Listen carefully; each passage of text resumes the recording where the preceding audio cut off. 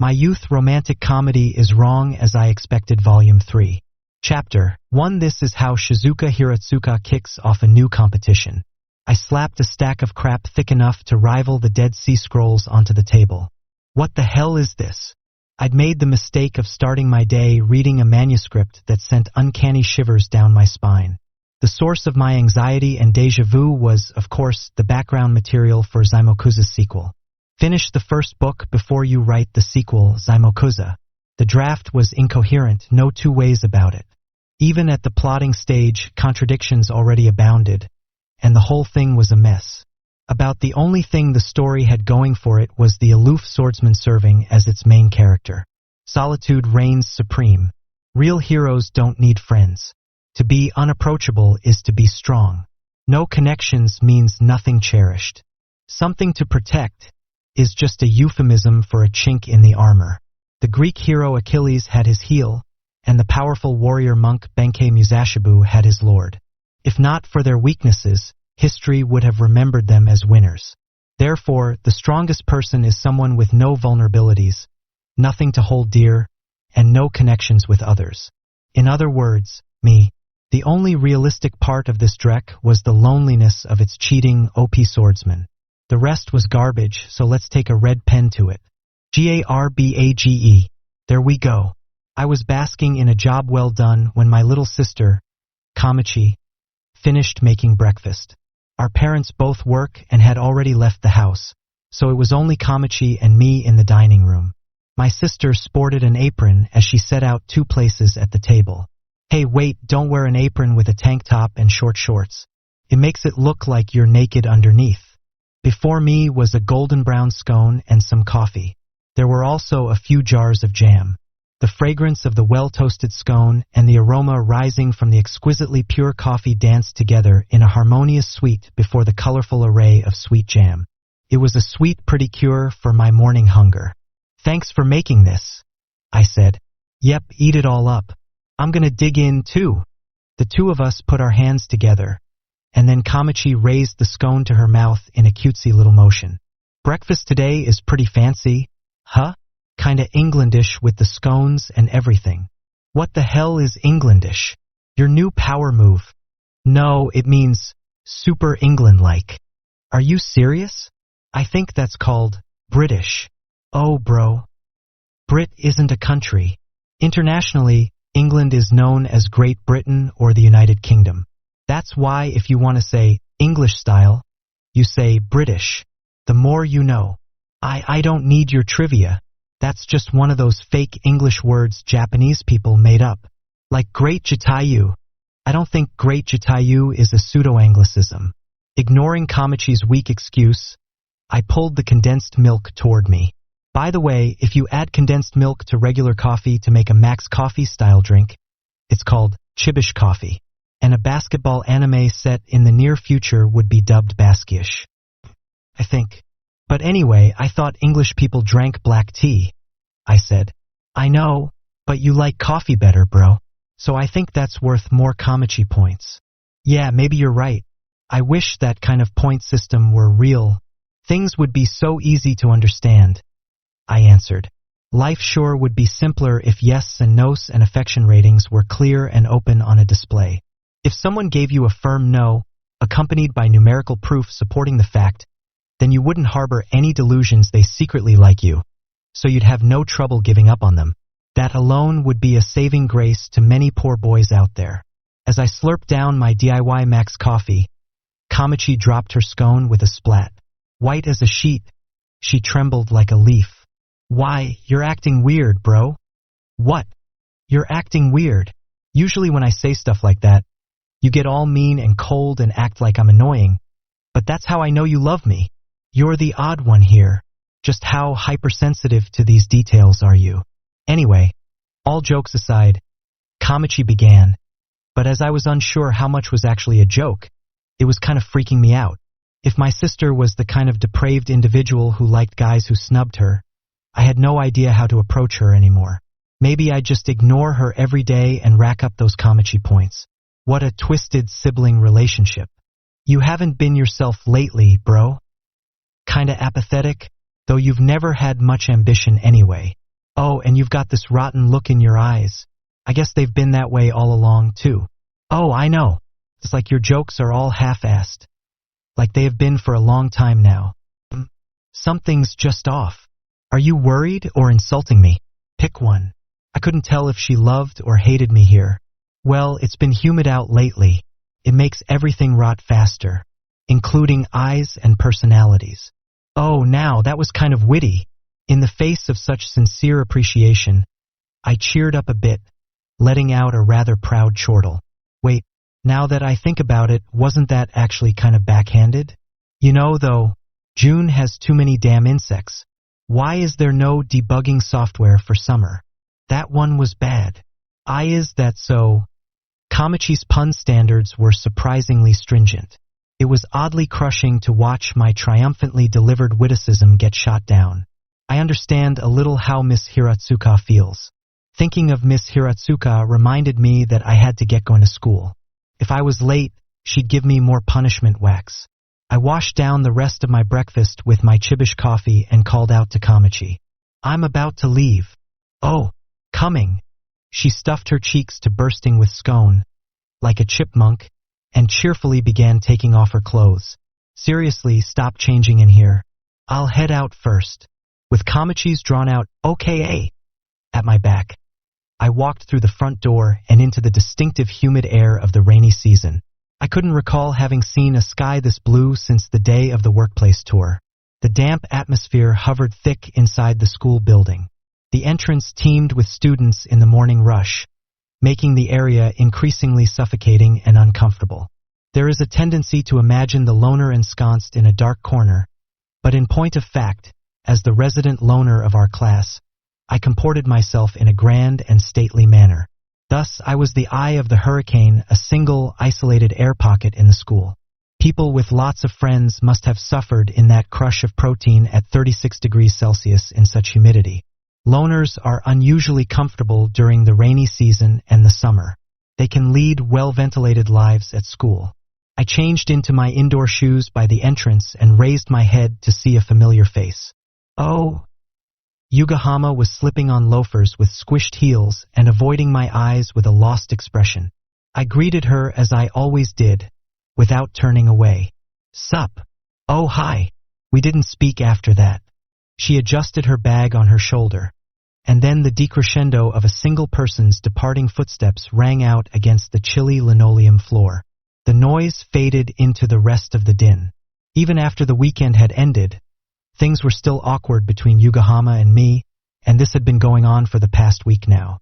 Before I knew it, it was Friday again. She didn't give me that obnoxious greeting in the morning or accompany me to the classroom, and I returned to my old, peaceful life. Okay, nice. I'd managed to completely reset our relationship. A loner, by nature, burdens no one with their existence. By avoiding entanglements with others, they cause no harm. We are extremely ecologically friendly, clean, and environmentally aware creatures. By returning our relationship to square one, I had reclaimed inner peace. Yugahama had been relieved of her debt to me, and now she could go back to her old normie life. I didn't think it was the wrong decision. No, I was right. I mean, she had no reason to feel obligated just because I saved her dog. It was mere chance, a total coincidence. Like finding a wallet on the ground and taking it to the police, or giving a senior citizen your seat on the train, that level of charity. Plus, it was the kind of thing you could secretly brag to yourself about afterward. Like, man, I just did such a good deed. Now I'm way different from all those shallow idiots out there. I'm a real man. There was no need for her to agonize over simple happenstance, and even less for her to feel liable for the fact that I started high school as an outsider, since that was inevitable anyway. That was why the matter was closed now. Our rapport had returned to its factory setting, and now we could both go back to normal. You can't reset your life, but you can reset relationships. Source me. I haven't been in contact with a single person from my middle school CLA. Wait, that's not resetting. That's deleting. The tedium of sixth period was over. I was a diligent student with integrity, so I didn't talk to anyone in class and passed the time in silence. By the way, sixth period was oral communication, so I was practically forced into an English conversation with the girl next to me. Right when we were supposed to start, though, she began fiddling with her phone. I thought the patrolling teacher would catch us, but thanks to my class skill obfuscation, I escaped detection. Not bad, Hachiman.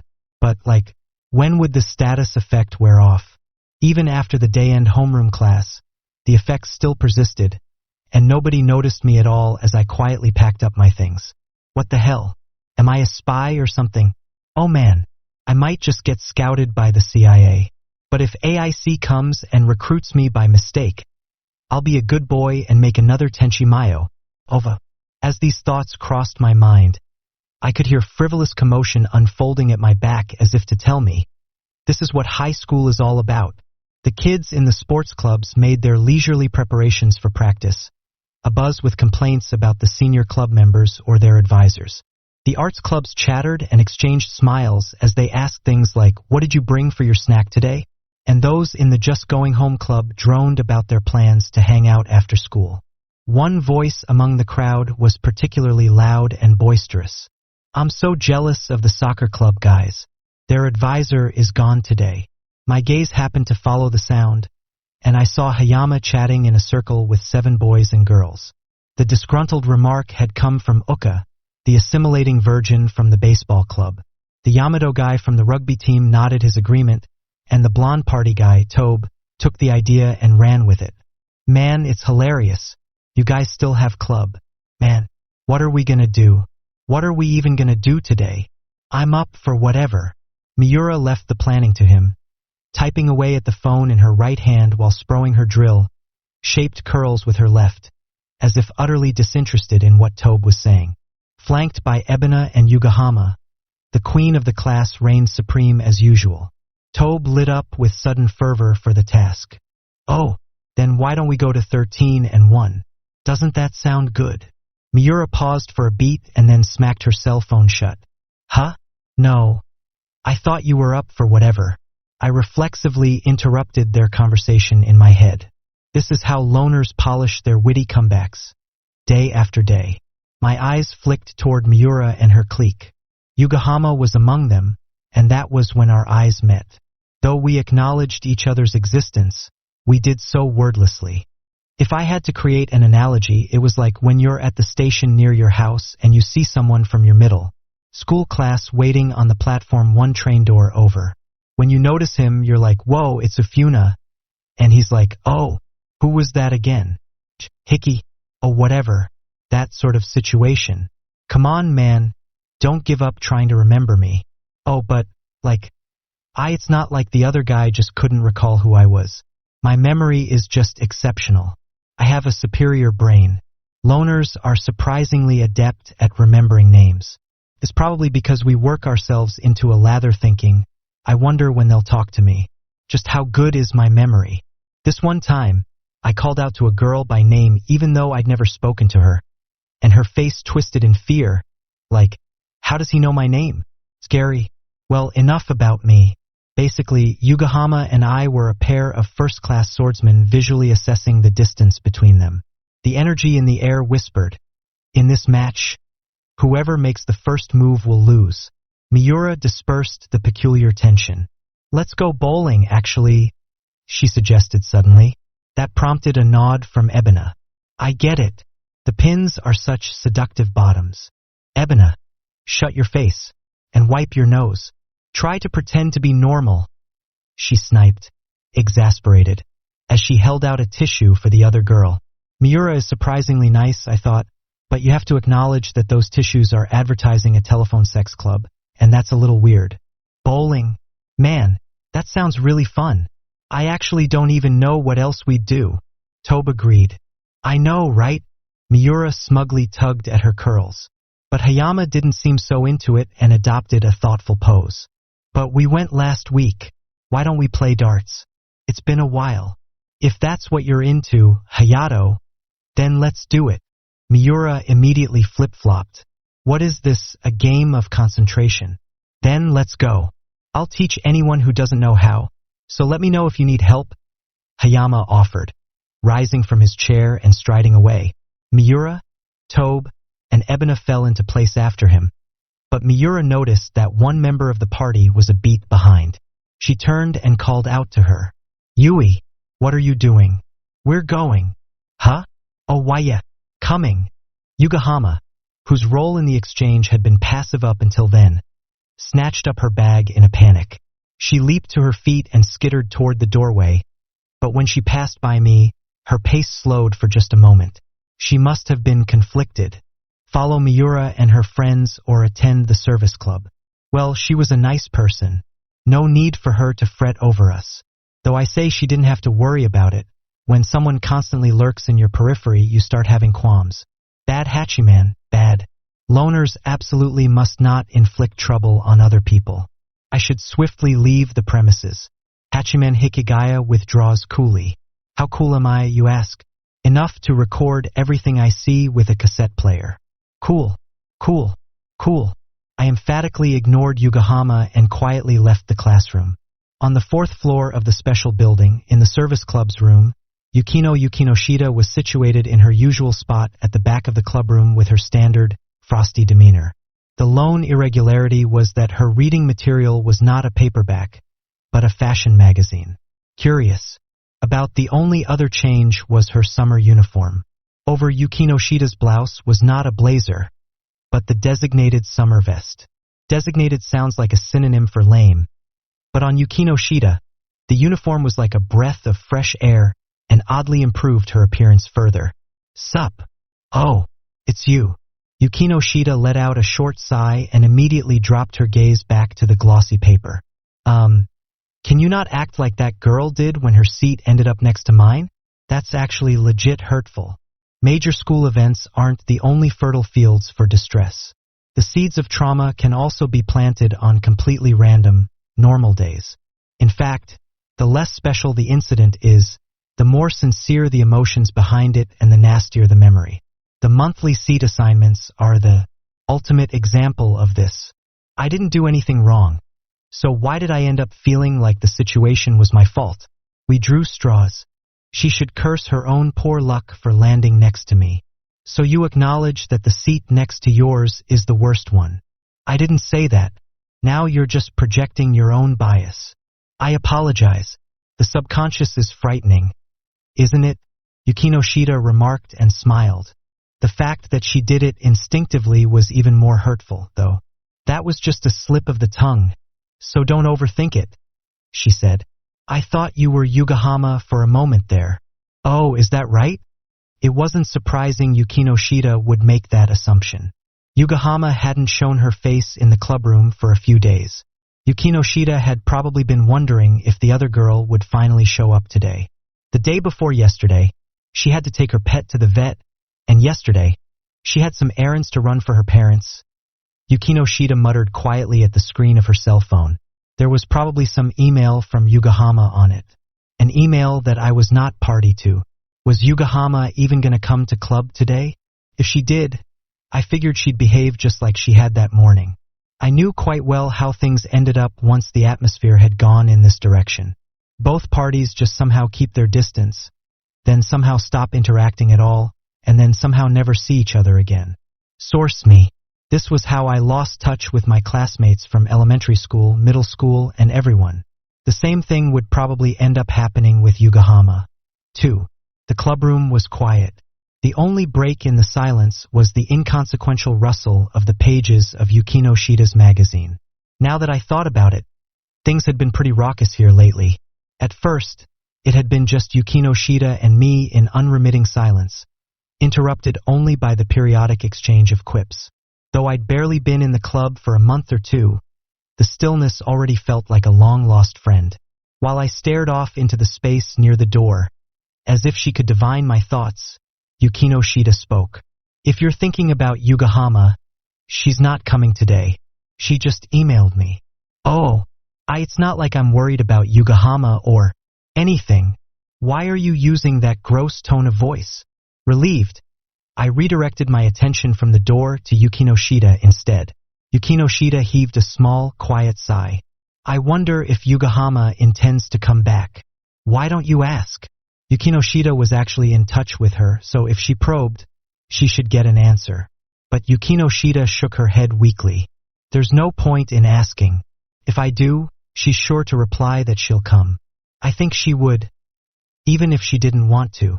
Yeah, I guess that was the kind of girl Yugahama was. She prioritized everything else over her own feelings. That's why she'd even talk to loners, and if Yukinoshita were to message her, she'd come back. But it was all just kindness and pity. Nothing more than an obligation to her. And that was more than enough for boys with low EXP to get the wrong idea like, wait, does she like me? And that was a problem. I really wished girls like her would send more obvious signals, seriously. There should just be an app that automatically converts emails from girls into stiff and formal Japanese. Then I could avoid getting my hopes up. Wait, that might really sell. As I fantasized about my get-rich-quick schemes, Yukinoshita sank into silence as she scrutinized me. The steadfast attention of such a flawless visage set my heart pounding, in fear. What is it? Did something happen between you and Yugahama? Nope, nothing, I replied, not missing a beat. I don't think Yugahama would avoid club over nothing. Did you have a fight? She pressed. No, I don't think so. I found myself at a loss for words, but I wasn't lying. More like, I just couldn't tell if it counted as a fight or not. We hadn't been close enough to clash in the first place. Loners are pacifists. We're not even non-resistance, we're non-contact. In world history terms, we're Ubergandhi. The only altercations with which I was familiar were those between brother and sister, and that was back when I was in elementary school. It always ended with Kamachi summoning my dad and draining my life points to 0. I tried dueling her when my dad wasn't around, but then my mom would appear on a trap card, and I'd end up losing anyway. I'd endure a lecture, and then we'd sit down at the table for dinner together, and the sibling spat would end amicably. As I silently reminisced, Yukinoshita opened her mouth once more as if she'd been waiting for the right moment. Yugahama is thoughtless and indiscreet. She brainlessly says whatever comes to mind. She presumptuously invades personal space. She always tries to avoid conflict with that awkward laugh, and she's kind of loud. It sounds like you're the one fighting with her. If Yugahama were to hear all that, she'd probably cry. Let me finish. She has many flaws, but she's not a bad girl. After such a long list of flaws, I doubted it was even a question of her being bad or not. But when I saw Yukinoshita lower her lashes, blushing as she ended the sentence in a barely audible mumble, I understood this was her highest praise. If Yugahama were to hear that, she'd probably cry with joy. Oh, I get that. It's not like we're fighting exactly. You have to be fairly close to someone for that level of conflict. So it was less a fight and more like a... I grasped for the words, scratching my head. Yukinoshita quietly put a hand to her chin and adopted a thoughtful pose. A quarrel? Yeah, sort of. But that's not quite right, I think. It's off the mark. But not that off, sorta. Then a war. Still no. And getting colder. A massacre? Did you hear what I just said? You're way off now. Why was she escalating the conflict? She thought eerily like Oda Nobunaga. Then, you're at cross purposes.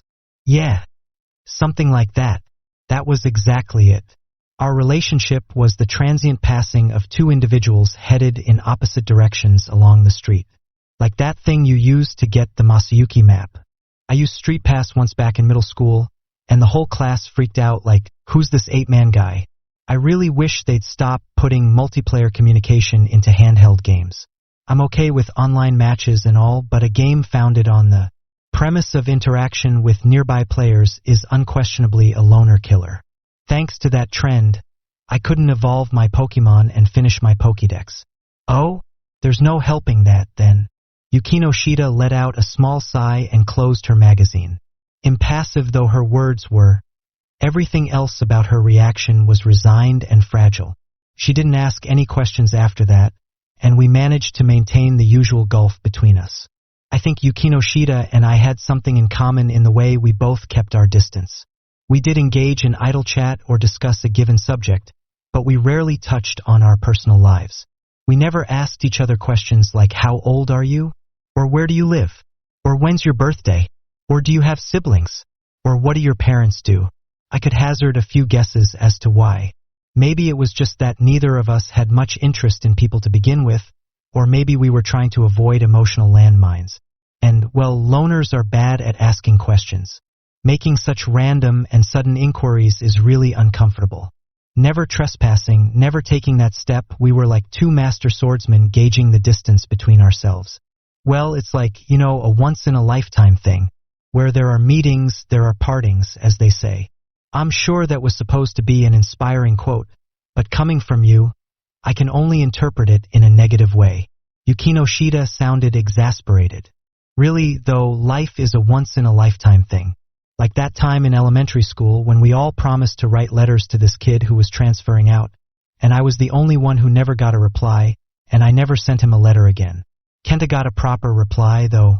A wise man does not court danger. All who come to him are refused, and all who leave him are free to go. I think that's the only way to circumvent those risks. But it's true that relationships are surprisingly fleeting phenomena. They break down readily for the most trivial reasons. Yukinoshita muttered, rather self-deprecatingly. Out of nowhere, the door rattled open. But people make connections for the most trivial reasons, too, Yukinoshita. It's not time to give up just yet. And who strode toward us, white coat fluttering behind her as she spouted her desultory declaration. But Miss Hiratsuka, who happened to be an expert on Hikigaya-centric offense. Miss Hiratsuka, could you knock? The teacher didn't seem to pay the slightest attention to Yukinoshita's exhortation as she scanned the clubroom. It's been a week since Yugahama stopped coming here. Huh? I thought by now you two would have been able to do something about it yourselves, but I couldn't have imagined your condition was this acute. I underestimated you. Miss Hiratsuka's tone verged on admiration. Miss Hiratsuka, did you need something? Oh yeah, Hikigaya, I told you before, didn't I?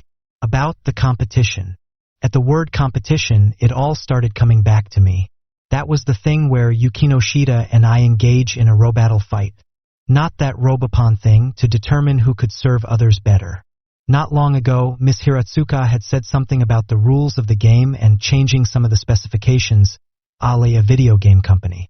I figured this time she was going to explain these revisions in more detail. I came to announce the new rules. Miss Hiratsuka crossed her arms and adopted an imposing stance. Yukinoshita and I both stood up a little straighter and tried to seem more attentive. The teacher looked from me to Yukinoshita and back again, building up the suspense. The measured, deliberate gesture only made me more anxious. It was so quiet I heard myself swallow. Then Miss Hiratsuka broke the silence flooding the room. You will fight each other to the death. That one's old. You don't even see that movie on Friday Roadshow anymore. Also, Roadshow does Laputa every year and it's getting to be too much. I have the DVD. You can stop now. Do Earth C, man, Earth C. I haven't bought that one. But, I guess high school kids these days don't know these movies. As I ruminated, I looked at Yukinoshita to see she'd fixed Miss Hiratsuka with her frigid disdain. She was regarding the teacher the way one might a piece of roadside trash. Unfaltering under that withering contempt, if nothing else. Miss Hiratsuka cleared her throat, blatantly disregarding my remark. Ahem. Anyway, simply put, this means I'm applying Battle Royale rules. Three-way brawls are a staple of long-running action manga. Basically, it's like the Kagaya arc in Yaiba. There's another blast from the past. This is a three-way fight, so you're allowed to cooperate, of course. You have to learn not only how to oppose each other, but also how to work in tandem. It's true. Ganging up to destroy someone who initially caused you trouble is a staple of battle royales. Then that means Hikigaya will always be fighting at a disadvantage. Yeah. I didn't even bother fabricating any protests or counterarguments. I just accepted my fate. It was clear this would end up being 2-on-1 with me as the one. But in contrast to my enlightened attitude, Miss Hiratsuka let slip a bold smile. Relax. This time we'll go out and win over new members. Oh, but you'll be doing the recruiting, of course. In other words, you can get more friends by yourselves. Gotta catch 'em all. Go for all 151. Miss Hiratsuka brimmed with confidence as she said this, but her suggested number revealed her true age. There's almost 500 these days, She said, get more friends like it's so easy, though. Be that as it may, those rules still put Hikigaya at a disadvantage. He's not suited for recruitment, either, said Yukinoshita. I don't want to hear that from you. Well, you've already snagged yourself one person, pointed out Miss Hiratsuka.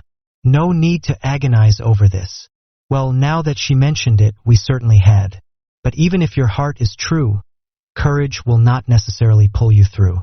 And you teach me, Miss Hiratsuka, so I'll teach you that in reality, though things had supposedly gone so well with Yugahama, she was nowhere to be seen. Perhaps Miss Hiratsuka realized that, because her expression clouded over. But it seems that Yugahama isn't coming anymore. This is a good chance for you. It's another reason I think you should go out and find some new members to compensate for the one who's gone. Yukinoshita raised her head in surprise. Please wait. Yugahama hasn't necessarily quit. If she's not attending, it amounts to the same thing. I don't need a ghost club. Miss Hiratsuka's laid-back mien disappeared in favor of a powerfully chilling glare. You kids haven't had some kind of misunderstanding, have you? She asked. But it was less of a question than a reprimand. Though the sentence was interrogatory in form, she was implicitly accusing us of wrongdoing. When Yukinoshita and I fell silent, unable to reply, she turned it up a notch. This isn't a club for you and your friends to goof off in. If you want to go act like teenagers, then do it elsewhere. Your assignment as service club members is personal development, not taking it easy and lying to yourselves. Yukinoshita pressed her lips together and silently looked away. The service club is not for playing around.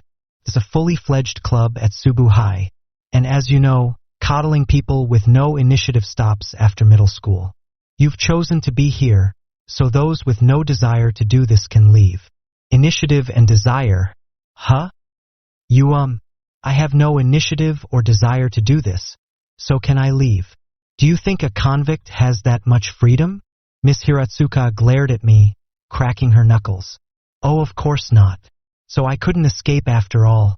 When she was done casually threatening me, Miss Hiratsuka turned back to Yukinoshita. While the girl was expressionless, her attitude made it clear she had various unspoken grievances. The teacher smiled at her as if at something of a loss. But thanks to Yugahama, I found out that an increase in members leads to an increase in activity. I suppose this means another member would balance this club out a little. So, you two have to come up with one more person with initiative and determination to fill up that empty spot by Monday. Someone with initiative and determination by Monday? You have so many orders for us. Is this all just leading up to us being eaten by a wildcat? I asked. You like Kenji Miyazawa, huh? Remarked Yukinoshita. Made sense. We're first and third place in Japanese after all. But if the deadline was Monday, that gave us only 4 days, including today and the due date. I thought having to come up with someone with enthusiasm for service club activities and a drive for self-improvement was a rather unreasonable demand. Who the hell does Miss Hiratsuka think she is? Princess Kagaya. Oh, maybe that's why she can't get married. Eventually, her family is gonna come pick her up, too. This is tyranny.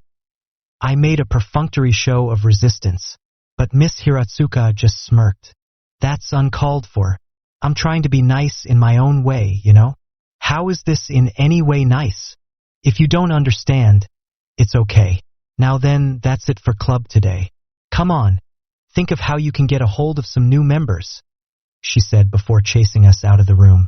She tossed us, bags and all, into the hall and closed the door with a snap, locking it and then quickly striding away.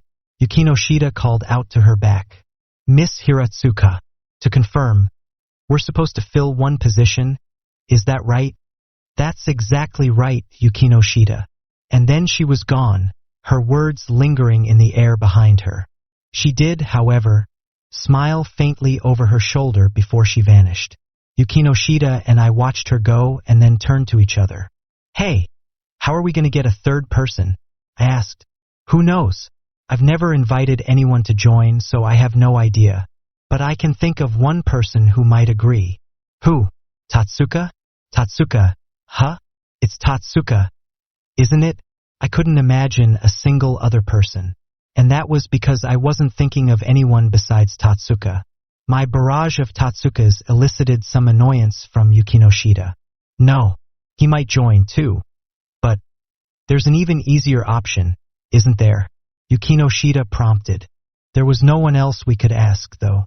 Raking a fine-toothed comb through every possibility, the most I could come up with was Hayama, the rare true normie. Well, Hayama might help us if we asked, but he probably wouldn't fulfill the initiative and desire requirements. I couldn't think of anyone else at all. Huh? Zaimokuza?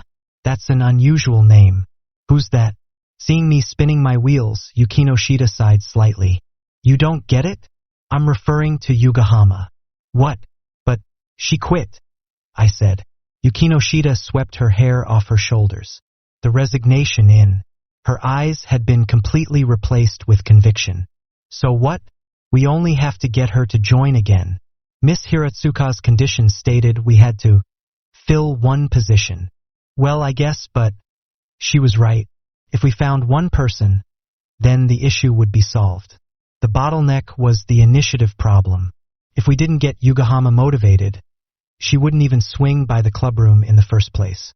Perhaps Yukinoshita herself realized this, as she softly put her hand to her chin in thought.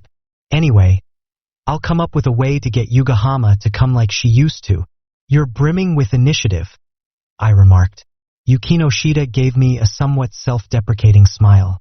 I know. I've only just noticed this recently. But in these last 2 months, I've grown fond of her in my own way. My mouth definitely fell open there. I couldn't believe Yukinoshita would say something like that. Maybe my silence flustered Yukinoshita, if the red tint on her cheeks was any indication. What? You're looking at me strangely. Oh, nothing. And I wasn't looking at you funny. Yes, you were. No, I wasn't. Correction. Present tense, you still look strange. See you, Yukinoshita said, and she walked away.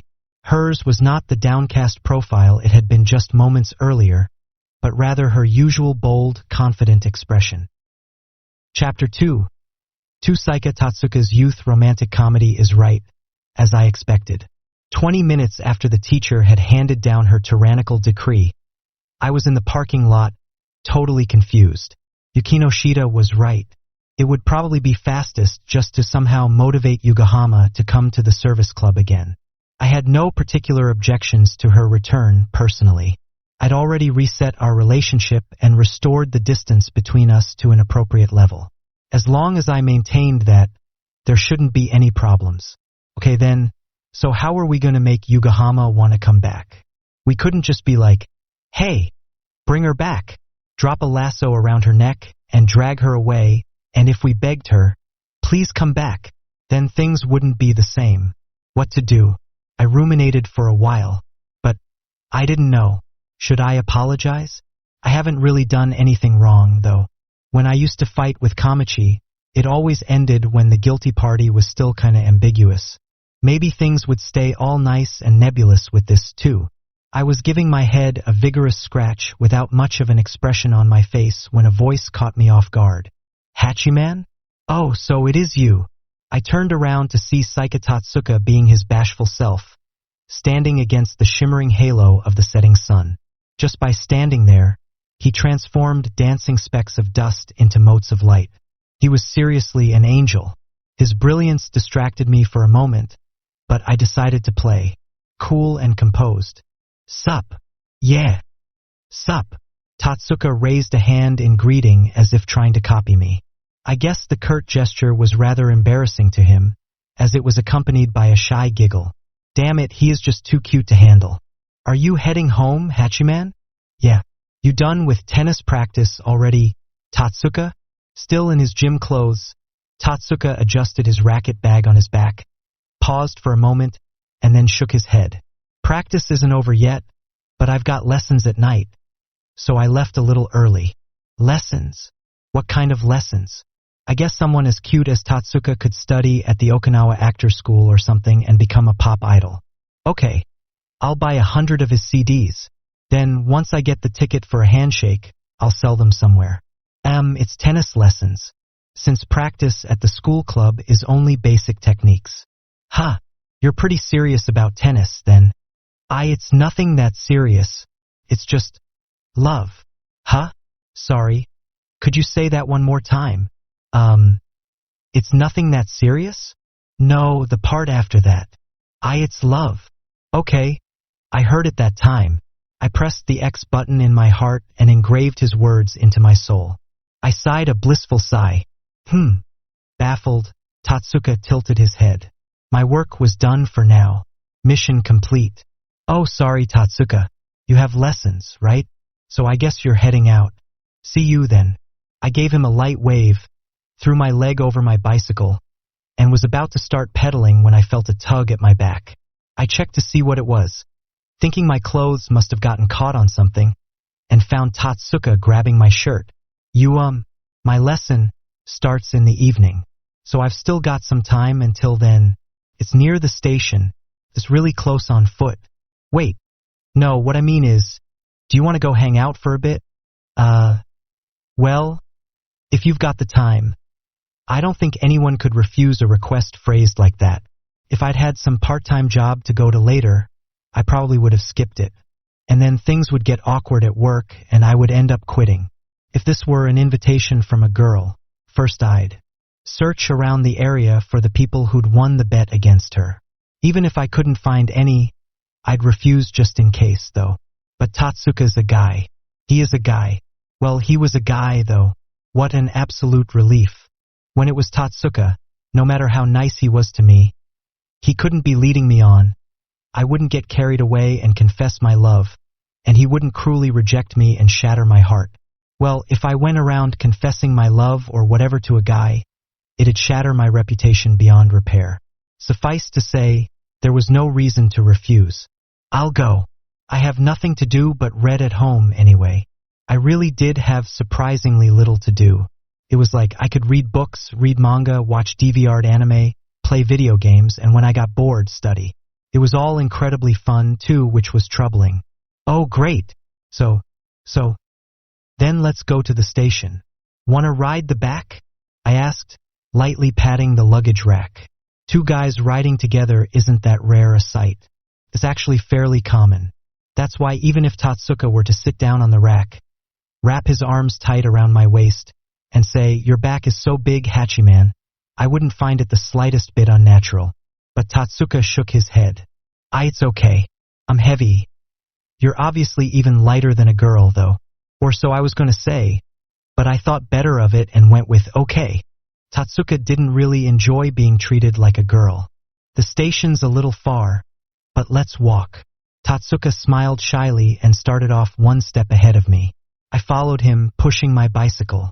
As we walked, he occasionally turned back to look up at me. He'd take 5 steps and glance, 8 steps and then glance again. Come on, you don't have to worry like that. I'm behind you. We rounded the corner by the park near Sais in silence and ascended the ramp to the pedestrian overpass bridge. We kept furtively sneaking peeks at each other like a middle school couple on a date, and I could never find the right moment to speak. It was a bittersweet journey. I felt like I would die from heart palpitations.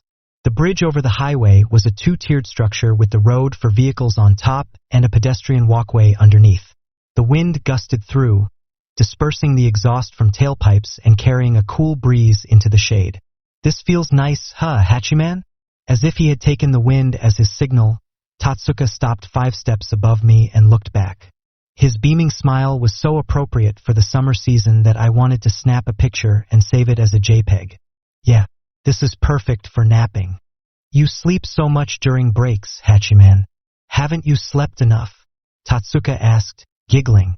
It's not about fatigue, though. I just don't have anyone to talk to or anything to do during breaks, so I figure I'll just sleep. That's all. They have a custom of napping in Spain called siestas, you know. They rest in the middle of the day to relieve sleepiness and exhaustion, increasing efficiency during the afternoon. Apparently, businesses just schedule it in like it's a normal thing. Wow. So you've put a lot of thought into why you're napping, huh? Well, I guess. Of course, I hadn't at all, and I just rattled off something that sounded like I had. I couldn't believe he bought it so easily. It threw me off a bit. I couldn't quite tell if Tatsuka trusted me or if he was just gullible. Probably the latter. I was worried one day a bad man would come along and con him. I had to protect Tatsuka. The pedestrian bridge led out right near the station. We proceeded straight down the road at our usual pace. Right about when the station came into view, Tatsuka's pace slackened. He seemed undecided as to which way to go. "So where are we going?" I asked. Somewhere we can decompress for a little while. Are you stressed?" I wondered why I suddenly felt so guilty. Oh yeah, there was that little incident around the time we first got the family cat. We gave him too much attention and he started getting bald spots. Maybe that was why our cat still didn't like me. Pets and other cute companions get stressed out if you're over-attentive. I'd have to be more careful with Tatsuka. It's not for me. I don't really know, I replied. But maybe karaoke or an arcade or something. Which would you rather do? Tatsuka asked, unable to choose. I considered for a moment. Karaoke and arcades are both pretty good for letting off steam. It's nice to silently input a string of songs alone and break into a light sweat as you sing your heart out.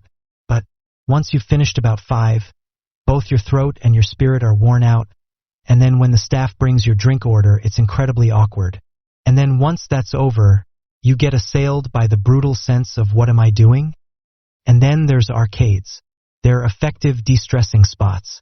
Well, except for how the regulars monopolize the fighting games, and if some peasant dares to join, the more experienced players just obliterate them. The quiz games are kind of fun. Recently, online play has become the default, so you can even do nationwide tournaments. It's really nice to mutter to yourself, "Heh, ignorant fools," as you rise through the rankings, and then you lose yourself in a game of Shanghai and try to conquer the Great Wall of China. And before you know it, 3 hours have passed, and you've wasted your time in the best way possible. That same "what am I doing?" feeling afterward is marvelous. Problem is, whichever path you choose, you wind up asking yourself, what am I doing? In a dilemma reminiscent of Dutch cooking show, I was compelled to make a final decision, karaoke or the arcade. But this was Chiba, so as you would expect, there was a solution for times like these. Well, if we go to Mu Continent, they have both, I suggested. I guess you could call the Mu a sort of general amusement facility. Besides karaoke and arcade games, they also had bowling, billiards, and even a bar. But since it was always full of people, there were some skeevy types too, so you had to watch out for yourself. Okay, let's go to the Mu, then, Tatsuka replied. Thus invited, I pushed my bicycle through the station roundabout and parked it in the Mu bicycle racks. We took the elevator to the top and decided to wander around the arcade first. The moment we set foot in the hall, we were instantly inundated with the sounds of the new world unfurling before us. Flashing lights, rising tobacco smoke, and laughter that refused to disappear into the din. In front of us was the crane game corner. I saw a couple screeching and squealing to each other as they manipulated the claw, and I instantly wanted to leave. Damn it, where's a delinquent when you need one? Please come beat these guys up. And after that, all of you please get arrested and tear each other apart. The guy was apparently having a hard time, because he convinced the staff to move the stuffed animal he was aiming for. Lately, I hear they'll even catch it for you. Kids these days have it so easy. Tatsuka and I slipped by them and headed to the video game corner. Oh wow! Tatsuka gushed. I was used to this landscape, but apparently it was new for him. In front of us were the fighting games, in the back were the table machines for puzzle games and mahjong, and in between them were the shooters. To the right was the arcade for collectible card games. Among all these options, the card machines seemed to have the biggest crowd. The fighting games and mahjong were somewhere in the middle, and the quiz machines were sparsely populated. The ones you had to watch out for were the shooters and the puzzle games. Sometimes some ghost-like guy would materialize out of the ether and hammer out some crazy high score and draw a loose crowd of onlookers. What do you usually play, Hachiman? Me?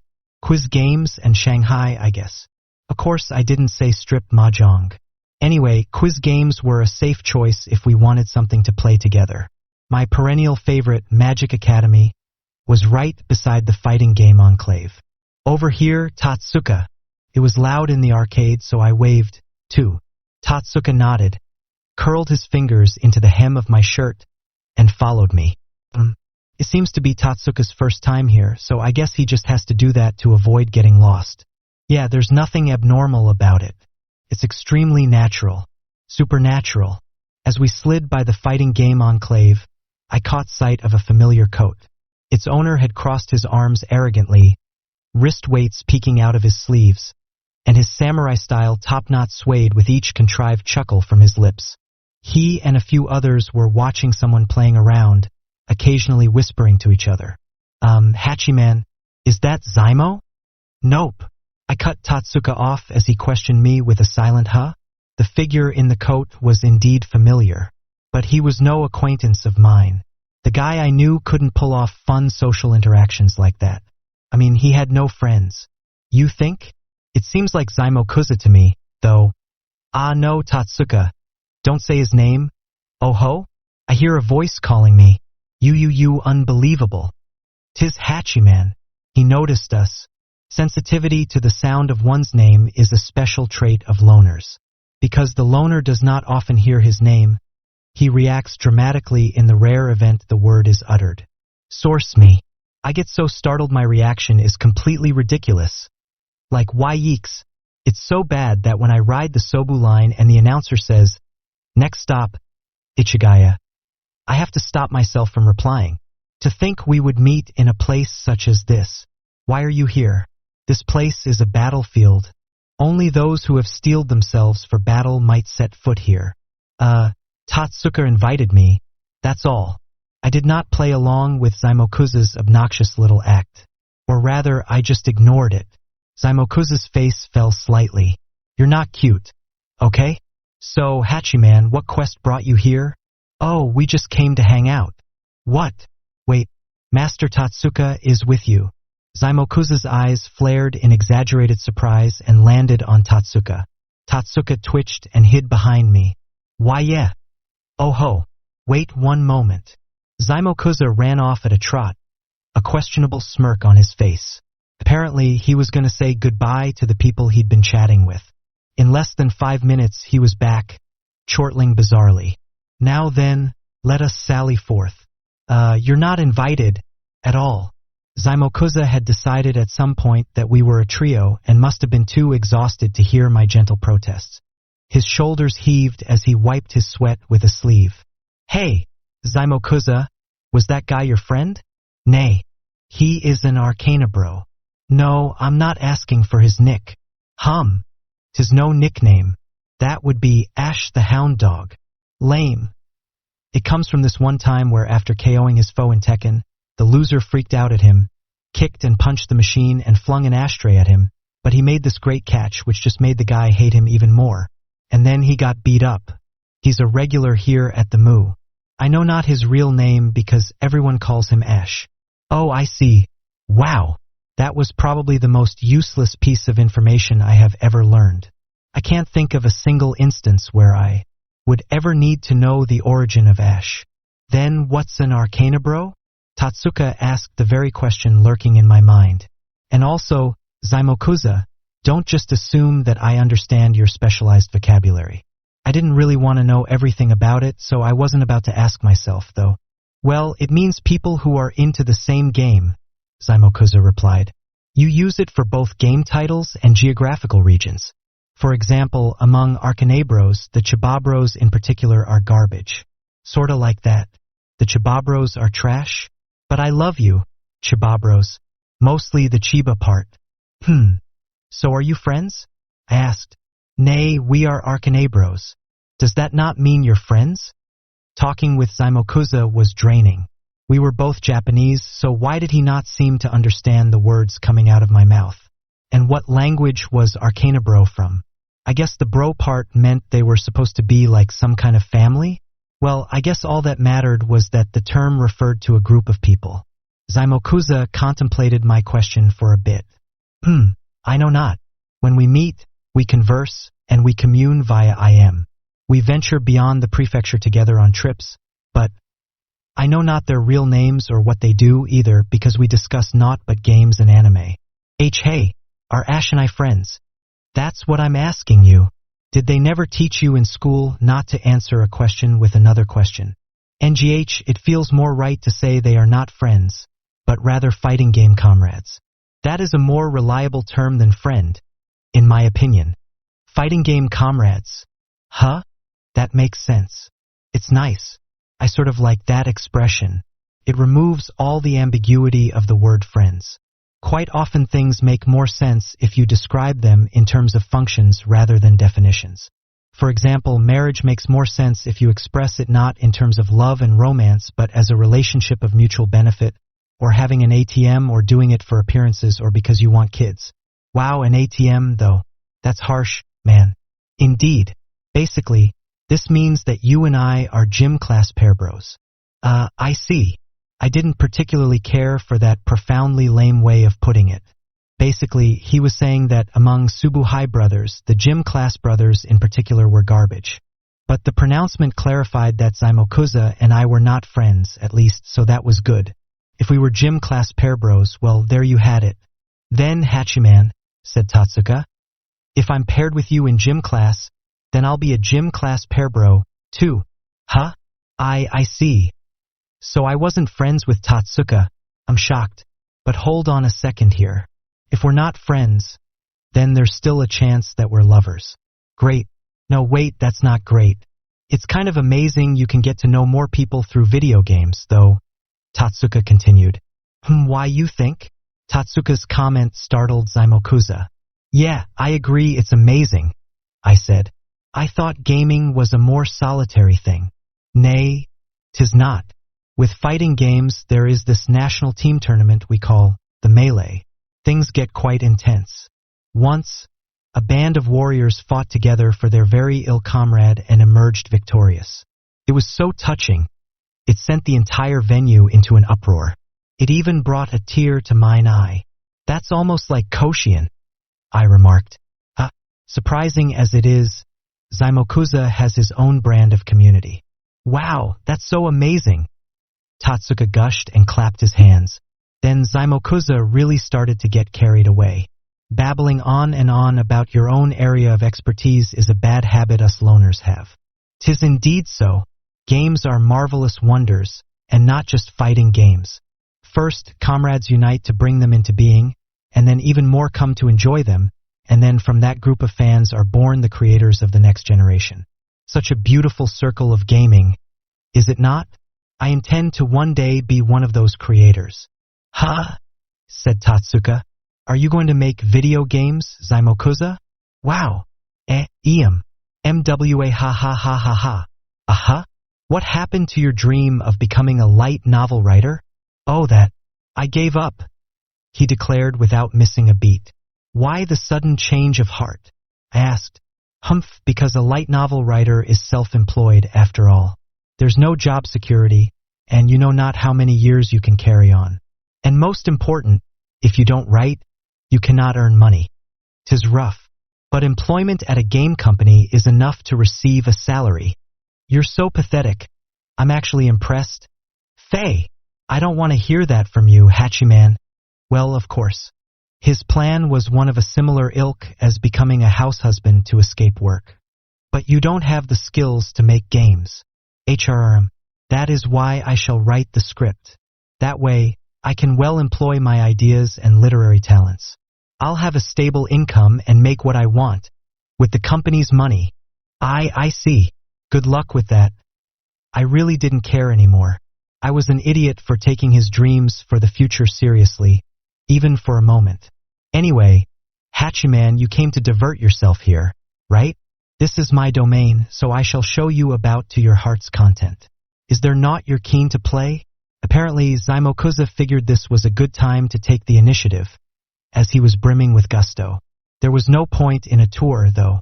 A quick look around was enough to see what was available, so the gesture was laughably unnecessary. Oh, I want to do the Purikura. Tatsuka, who had been scanning the arcade like me, was pointing to the little photo booths in the far back on the left. Do you want to take some pictures over there, Hachiman? Why? I mean, there's a sign that says the area is only for girls and couples. The photo booth corner was a no boys allowed area. Only groups of girls or couples were allowed in. What discrimination? A modern-day apartheid. The UN needs to rectify this post-haste. So there we were, a group of 3 boys. We fulfilled exactly none of the requirements. Why yeah, but we could sneak in. Or, is that really bad? Well, not exactly. If he was going to ask me like that, refusing might be harder than smuggling ourselves in. MWA ha ha ha ha. Worry not, Hachiman. I told you this is my territory. You shall pass if you are with me. What? You can do that? Wow, you're amazing. I guess you're an old hand at this. So I'll just let you handle everything. Apparently, his regular haunting of this arcade had borne fruit. It was kind of cool that the staff all recognized him. I'd expected nothing less of the great Zaimokuza. Leave it to me and follow my lead, Zaimokuza declared, and with him at the vanguard, we proceeded toward the Pirikura corner. His grand and stately carriage overflowed with confidence, alleviating us of any lingering unease. He advanced with a dignity that warranted the term majestic. I'd expected nothing less of the great Zaimokuza. We neared the counter in front of the photo booths. Hey, what are you kids doing? You can't go in with an all-boys group. NGRK. Sorry. As the 9-to-1 odds had predicted, the oddly casual arcade staff member blocked us decisively. I'd expected nothing less of the great Zaimokuza. I knew it. Ahaha, oh well. This outcome had been quite foreseeable, and so, not particularly surprised, Tatsuka and I exchanged a glance. But a moment later, a miracle occurred. Sorry about that. It's okay, go on through. The arcade guy indifferently prodded Zaimokuza away from the booths and opened up the way for us. Zaimokuza was as docile as a cat picked up by the scruff of his neck as he was dragged away. I wonder why. Tatsuka blinked his big eyes in confusion, but the reason for our admittance was unquestionably his appearance. Who knows? Anyway, we're in, so let's go. Why yeah. Though Tatsuka didn't look quite convinced, he followed me in. Inside the photo booth area was a wide variety of machines. Frankly, every last one of them was covered in sparkles and hearts, and words like beauty, flower, butterfly, or style, and radiating a vibe like something out of Tokyo's red light district. The curtains and the bodies of the units hosted photos, too, like sample images or something. All the subjects looked like models, and they all had exactly the same face. Seriously scary stuff. Why do these teeny boppers all have the same facial structure? I can't tell them apart, except by their hair or clothing. Is this like real-life same-face syndrome, or what? Whoa, they all look like hoes. These images made even Miura seem modest and demure. Never mind Yokohama. I guess this was what they meant by a world unknown to you. Seriously scary stuff. Maybe this one? Are you okay with this one, Hachiman? Oh sure. Suddenly, they all seemed perfect. We entered the booth, and Tatsuka turned his full attention to reading the instructions. K. Choose a background. Yeah, looks like this will work, he said, and he pulled my hand, taking a few steps backward. Huh? What, is it starting? What do we do now? I can't see. Suddenly, the flash went off. Oh, so Tien Shinhan isn't the only one who can use solar flare. So both Goku and Pirikura can use it, too?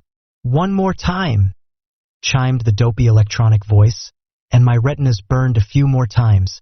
We're borrowing your move. Tien Shinhan. All done. Go outside the booth and decorate your photos. Decorating, huh? Said Tatsuka. I wonder what we should draw. We pulled back the booth curtains and went over to the drawing station. A countdown on the screen ticked down the time we had left for embellishments. Confirm that this is your picture. Okay. Tatsuka opened the photo and it popped up onto the screen. Whoa. Is that a ghost in the photo?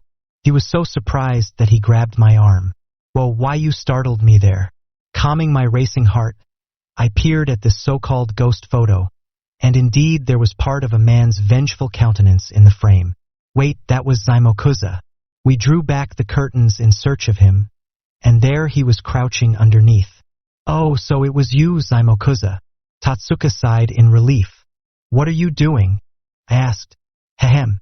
I infiltrated the premises on my hands and knees that I might not be noticed. And you seem so intimate with Master Tatsuka I thought I'd ruin your pictures by photobombing them. How do you like that? I have turned your beloved photos into nothing more than a disappointment. Hey, doesn't saying that about yourself make you feel sad? Heh, I overcame that paltry level of sadness back during the photo sales from the class field trip. Girls cried just because I was in their pictures. Whoa, he's got some serious emotional landmines. Oh, sorry, Zaimokuza. Oh, don't worry about it, Zaimokuza said, but he was quietly wiping tears from the corners of his eyes. It wasn't his fault, though. Blame whoever decided to sell the photos in the first place. That photo sale causes nothing but misery anyway. They should cancel the whole system. Sometimes when you secretly buy a photo of a girl you like, everyone finds out, and then they treat you like a creep. That's creepy even to me, Zaimokuza remarked. Hachiman, W will take lots of photos together from now on. Okay? I'll try to be with you as much as I can. Tatsuka swiftly swooped in to make me feel better. Is it that weird? I thought it was fairly normal for a middle schooler, though. Meanwhile, the drawing timer ran out, and the photos got printed. We look so pale, said Tatsuka. The filters really are impressive, I replied. They are. But seeing you sparkle like that is fearsome indeed, commented Zaimokuza. You're glittering so valiantly, and yet your eyes alone are polluted and foul. Well, the photo seemed to be a lesson in how excessive light would wash out a subject. The extreme flash turned even the photobombing Zaimokuza a fair white. Tatsuka in particular looked like a prettier girl than any actual female could dream of becoming. Okay, here you go. This is yours, Hachiman. Tatsuka deftly cut the photos apart and handed them to us. And for you too, Zaimokuza. Foi? I can have these. Yeah. The smile on Tatsuka's face sparkled even brighter than the photo booth flash. Zaimokuza's response was a teary one. Erhem, then I shall accept. He received the photos with the utmost care, gazing at them with pleasure. I looked at the glossy little papers in my hands as well. Apparently, Tatsuka had only barely squeaked in a few embellishments before the drawing time ran out, because only 3 of the photos had any writing on them. One of the photos read Gym Class Pairbros in Tatsuka's slightly rounded characters. I guess he liked that title. There was another one that said Best Friends. That description does not suit Hachiman and myself, though, said Zaimokuza. No, it doesn't, I agreed. Really? Tatsuka tilted his head quizzically. It seems like it would. Actually, I'm really more of a ribbon kind of guy, I said. Indeed. Kadocha is particularly superb, replied Zaimokuza. Yeah. The ending of the manga really gets you. What? The anime is clearly superior. Zaimokuza and I both clicked our tongues and exchanged fiery glares. What did you just say? I demanded. You heard me. While we were busy with our staring contest and preparing for imminent war, Tatsuka giggled. You really are best friends. Yeah, no. Bahumph. Agreed. Well, whatever. Tatsuka's got this really cute smile on his face right now, so I'll forgive you. Listen, I'm bringing the manga on Monday, so you'd better read it and then write me an apology. Then I shall bring the DVDs too, so prepare thyself to write a report on that. Zaimokuza turned away with a snort and slipped the tiny photo in his hand into his wallet. Ugh, if you hadn't caused such ado, Hachiman, we would have had the time to draw on the photos. We only got to do 2. You'd better choose volleyball for gym next month in atonement for your sins. If you don't, I'll end up alone. I don't want to do running, and I plan to pick volleyball anyway. Wait, 2. Was that right?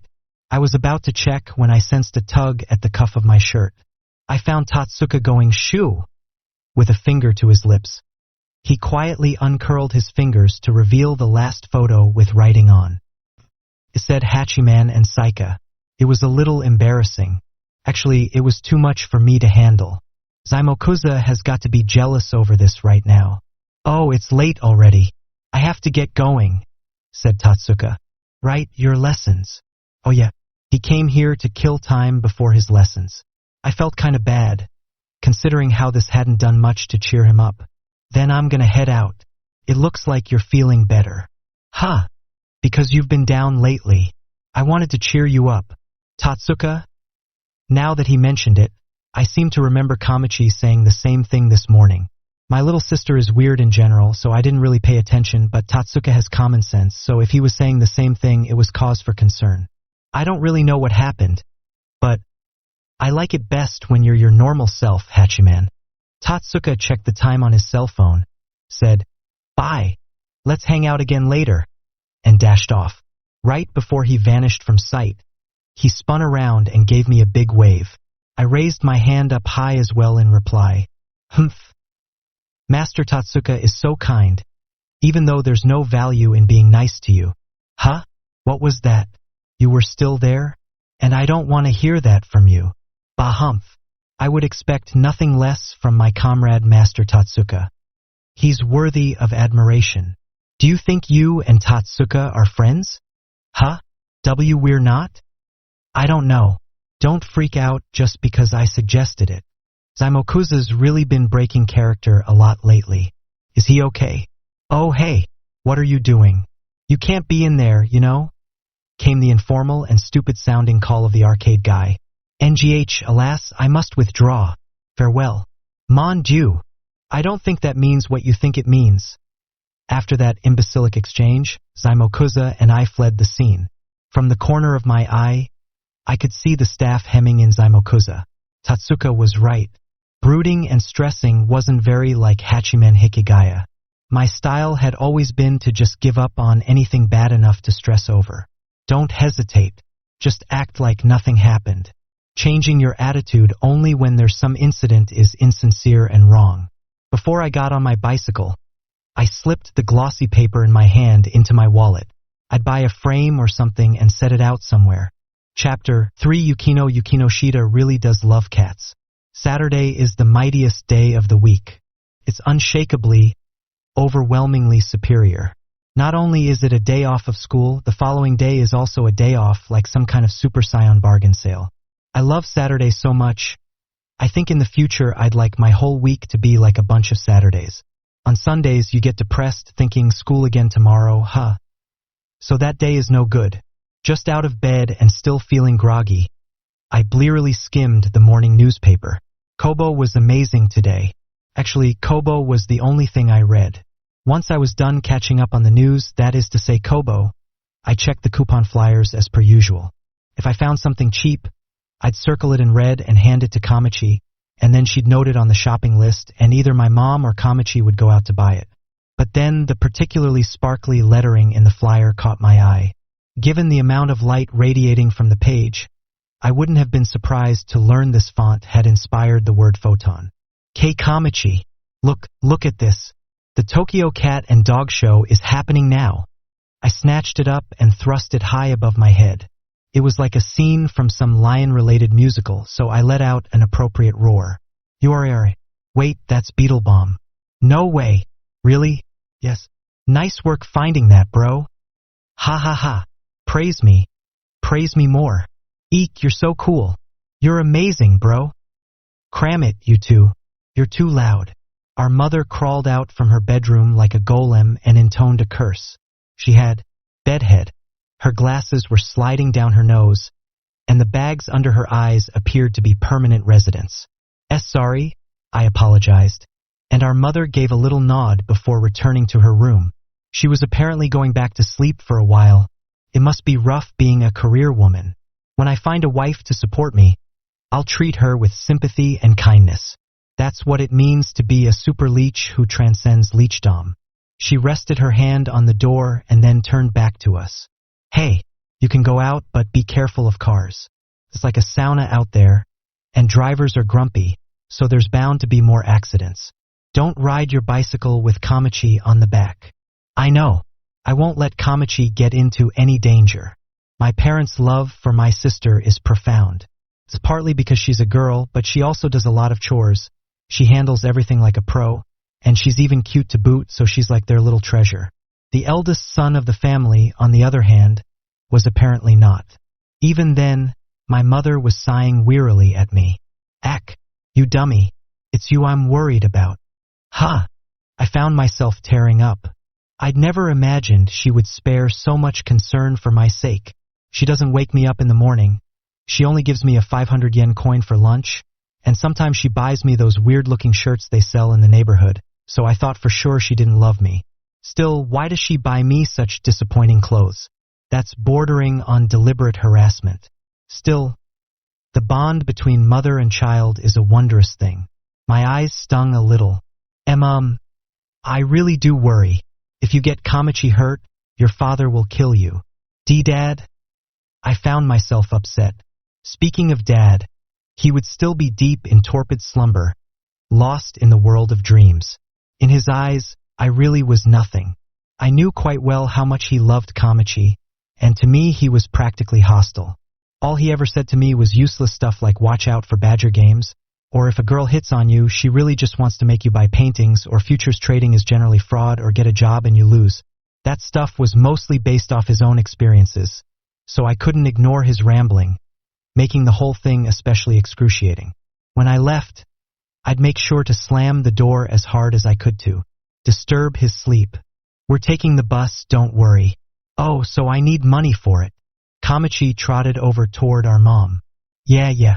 How much is a round trip again? Our mom asked. Kamachi began counting on her fingers. Hey, one way is 150 yen, and a round trip is 300 yen. What do you need to use your fingers for? It's 300 yen. I ended up replying before Kamachi finished her calculations. Our mother replied, okay, and pulled the change out of her wallet. Here you go then, 300 yen. Thanks, Kamachi chirped. Mom, I'm going too. I asked meekly, like I was Masuwa talking to his mother-in-law. Oh, you need some too? Reacting like she'd only just realized. Our mother took out some more coins. Oh, and I'm eating out for lunch, so I need money for food. Kamachi swooped in on the opportunity. Huh? I guess I have no choice then. As requested, our mother withdrew a couple of bills and handed them to her daughter. Whoa, nice work, Kamachi. But my normal lunch money is 500 yen, so why does she get 1,000 when she asks? Mom? Thanks. Let's go, bro. Yeah. Okay. See you later. Our mother sleepily sent us off and disappeared back into the bedroom. Good night, Mom. When I left the house, I rallied all the strength in my body and slammed the door with everything I had. May this thunder reach you. Good morning, Dad. From our house, it took about 15 minutes by bus to get to Makohari Mess for the Tokyo Cat and Dog Show. Even though it's called the Tokyo Cat and Dog Show, it's actually held in Chiba, so watch out for that. You're bound to screw up and end up at the Tokyo Big Sight. There was a modest horde at the venue, and some of them had brought their pets. It was packed, so Kamachi and I reached out to each other to hold hands. We weren't having a lovey-dovey date or anything. We'd just gone out a lot together since we were kids, so it was an old habit.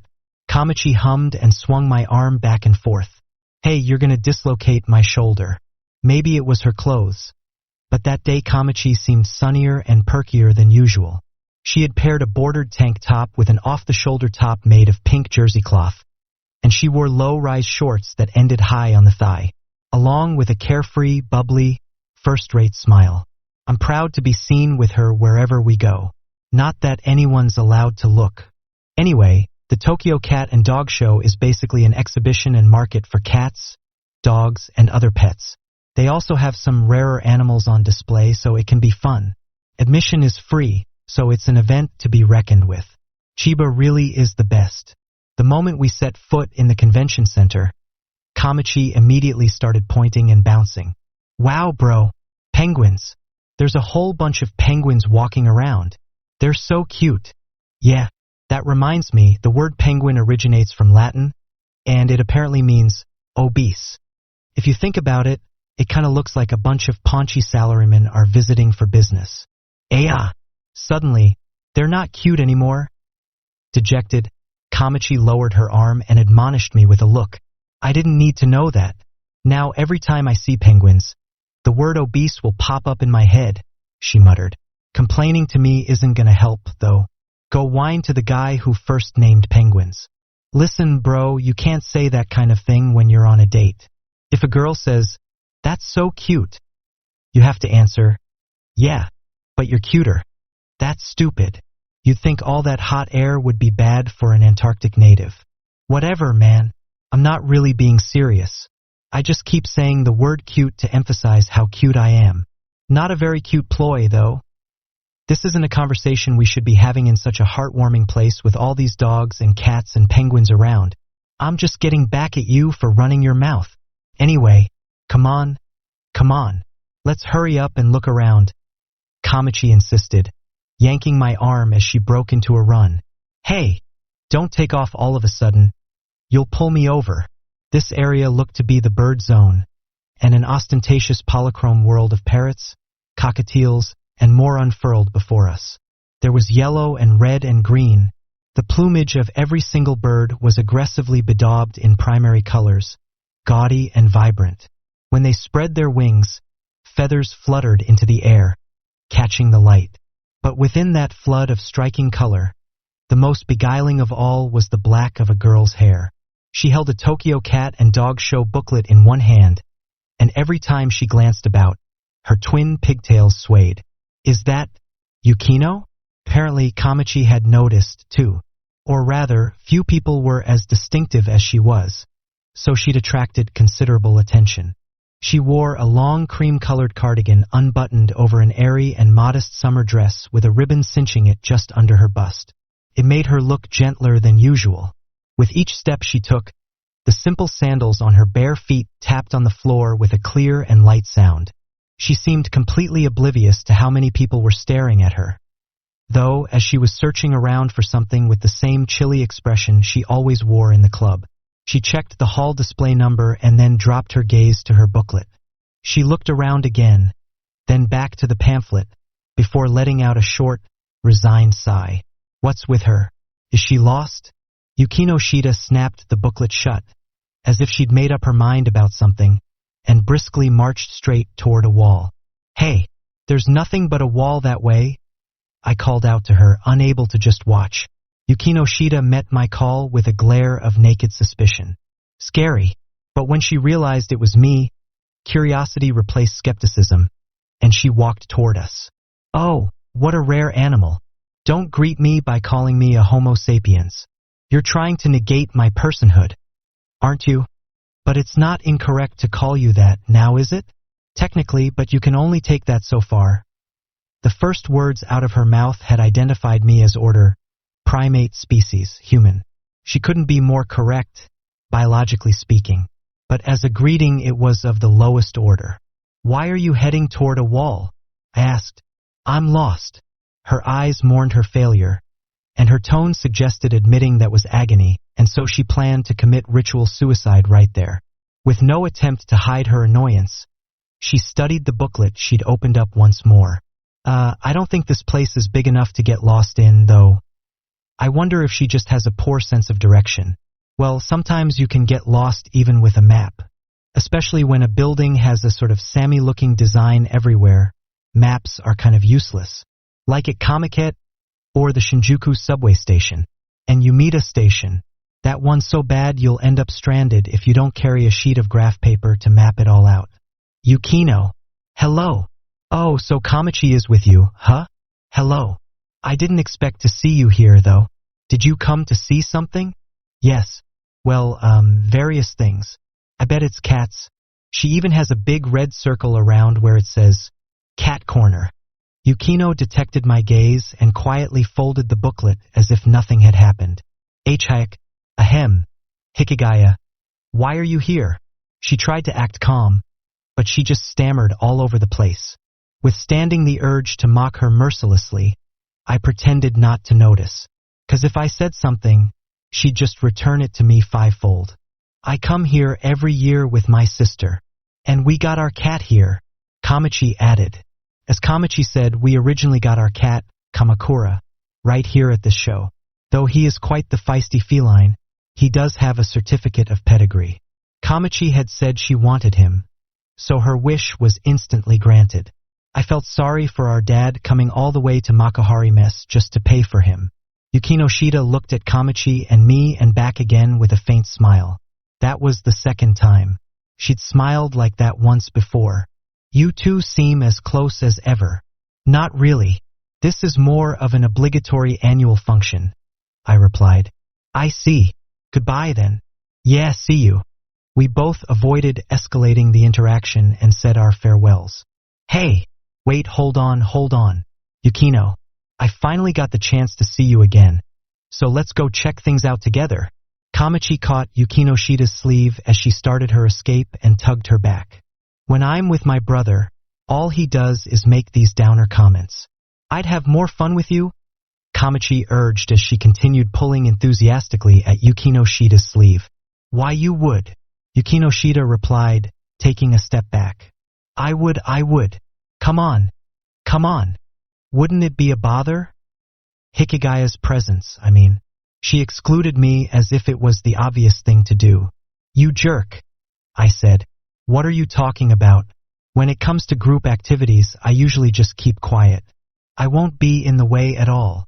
You give new meaning to the phrase blending in with your surroundings. It's an amazing talent, in a way. The expression on Yukino Shida's face was one of neither astonishment nor exasperation. Well, actually, when there's some quiet guy in the group doing his own inconspicuous thing, everyone acts super careful around him, though.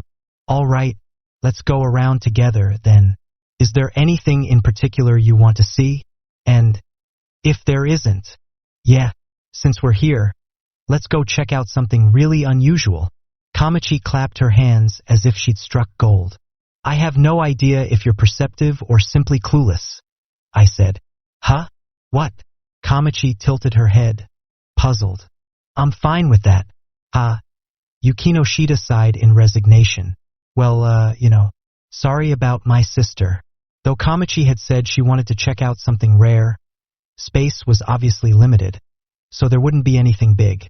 That being the case, the bird zone was the best equipped. It was probably because birds were relatively uncommon and didn't take up much space. We walked away from the colorful tropical-themed booth and emerged by a tremendously cool display. Beyond a dramatic metal railing were sharp beaks, sharp claws, and gallant silhouettes with sturdy wings and tails. Look, Kamachi, it's an eagle, a hawk, a falcon. Sweet, I want one. They're so cool.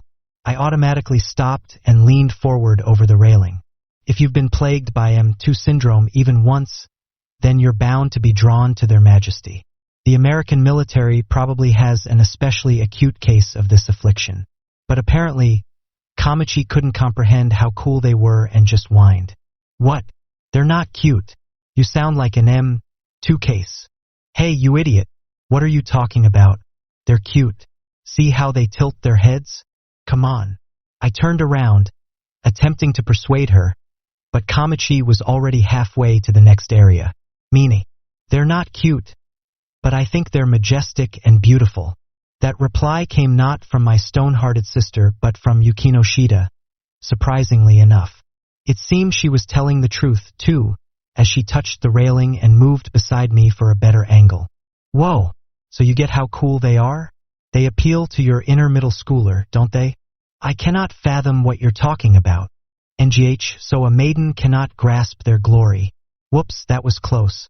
I almost turned into Zymokuza. M2 syndrome is a condition with no cure, an illness of the mind. Excess syllable, a poem from Hachiman's soul. By the way, the seasonal word there is M2 syndrome. This term evokes the verdant spring. We left the bird zone behind in favor of the small animal area. This section included pets like hamsters, rabbits, and ferrets. This sort of place was right up Kamachi's alley. In the petting corner, she fussed over the little critters, cooing and squeeing and eyeing with no indication she would ever leave. And then there was Yukino Shida. She did try scritching and fluffing them, but after a little bit, her head tilted to a bemused angle. Apparently, the texture wasn't quite what she'd sought. She's surprisingly picky about this stuff. By the way, when I approached the little bundles of fur, they all scurried away. I can't believe it. Even these guys hate me. Kamachi, let's move on. Eek, I could totally step on them. They're so cute. Huh? Oh, you can go on ahead. I'm gonna hang out here some more. Okay. That isn't a very cute reason to find something cute. Is she okay?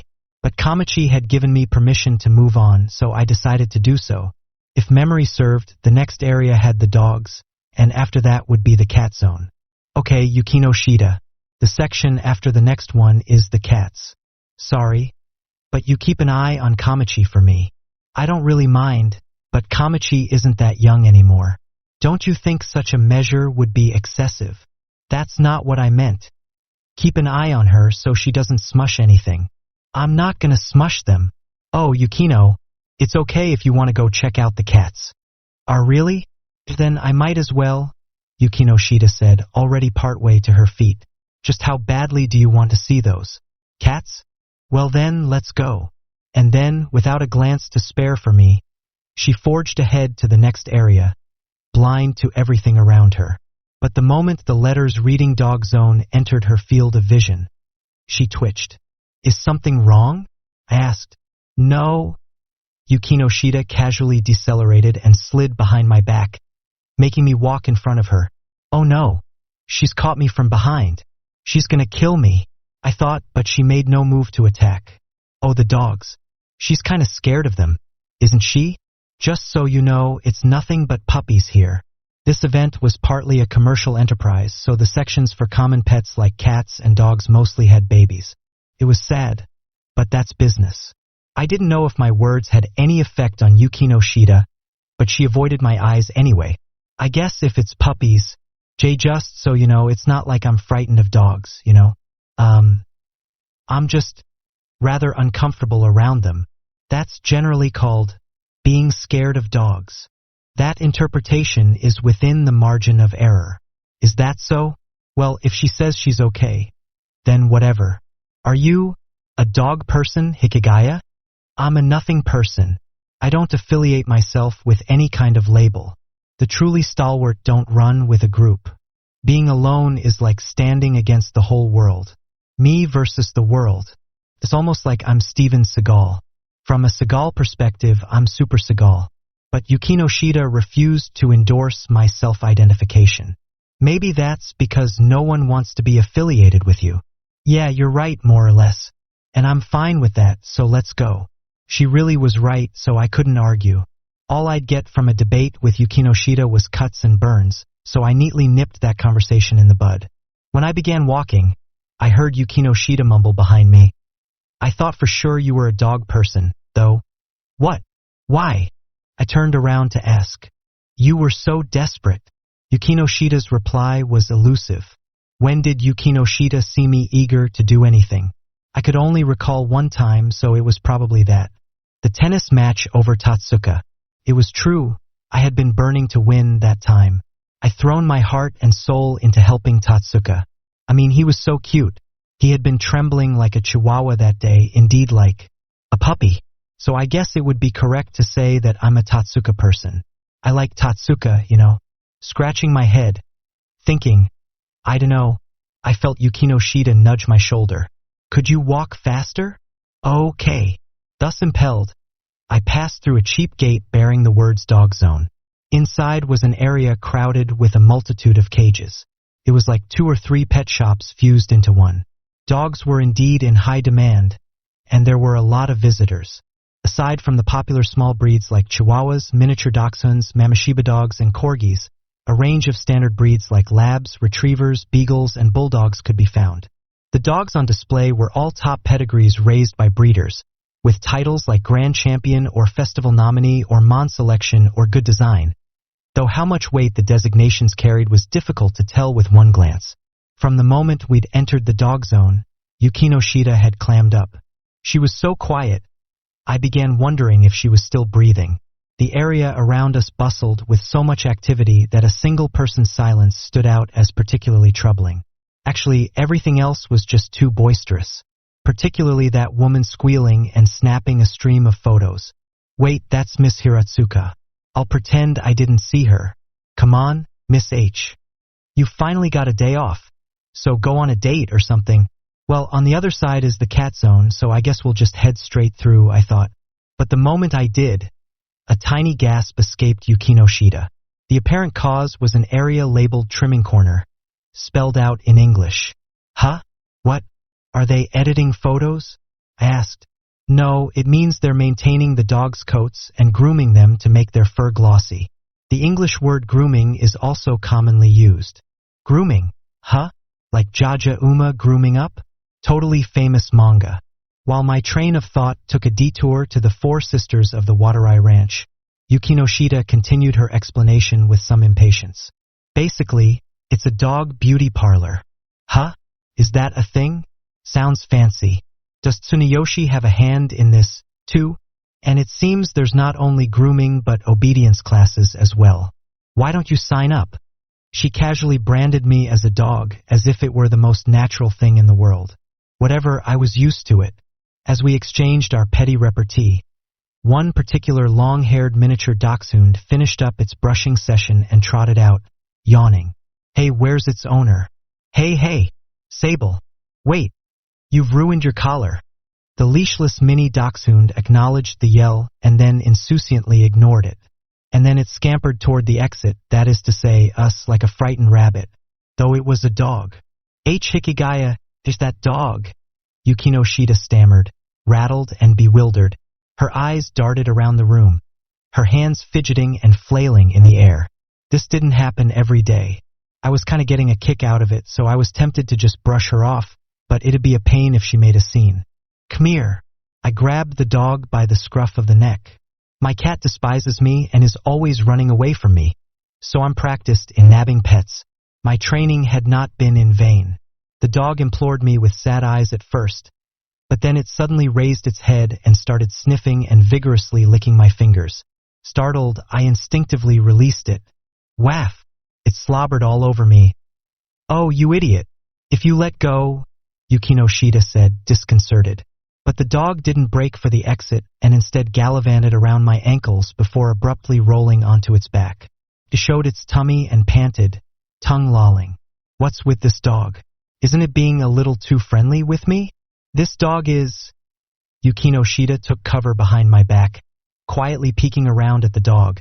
Come on, I don't think the animal is that scary. Sable. Sorry he's bothering you. The owner rushed over to us and scooped up the dog in a flash with a rapid-fire bow. The bun on the girl's head flopped a little. Oh, Yugahama, Yukinoshita said. Wha?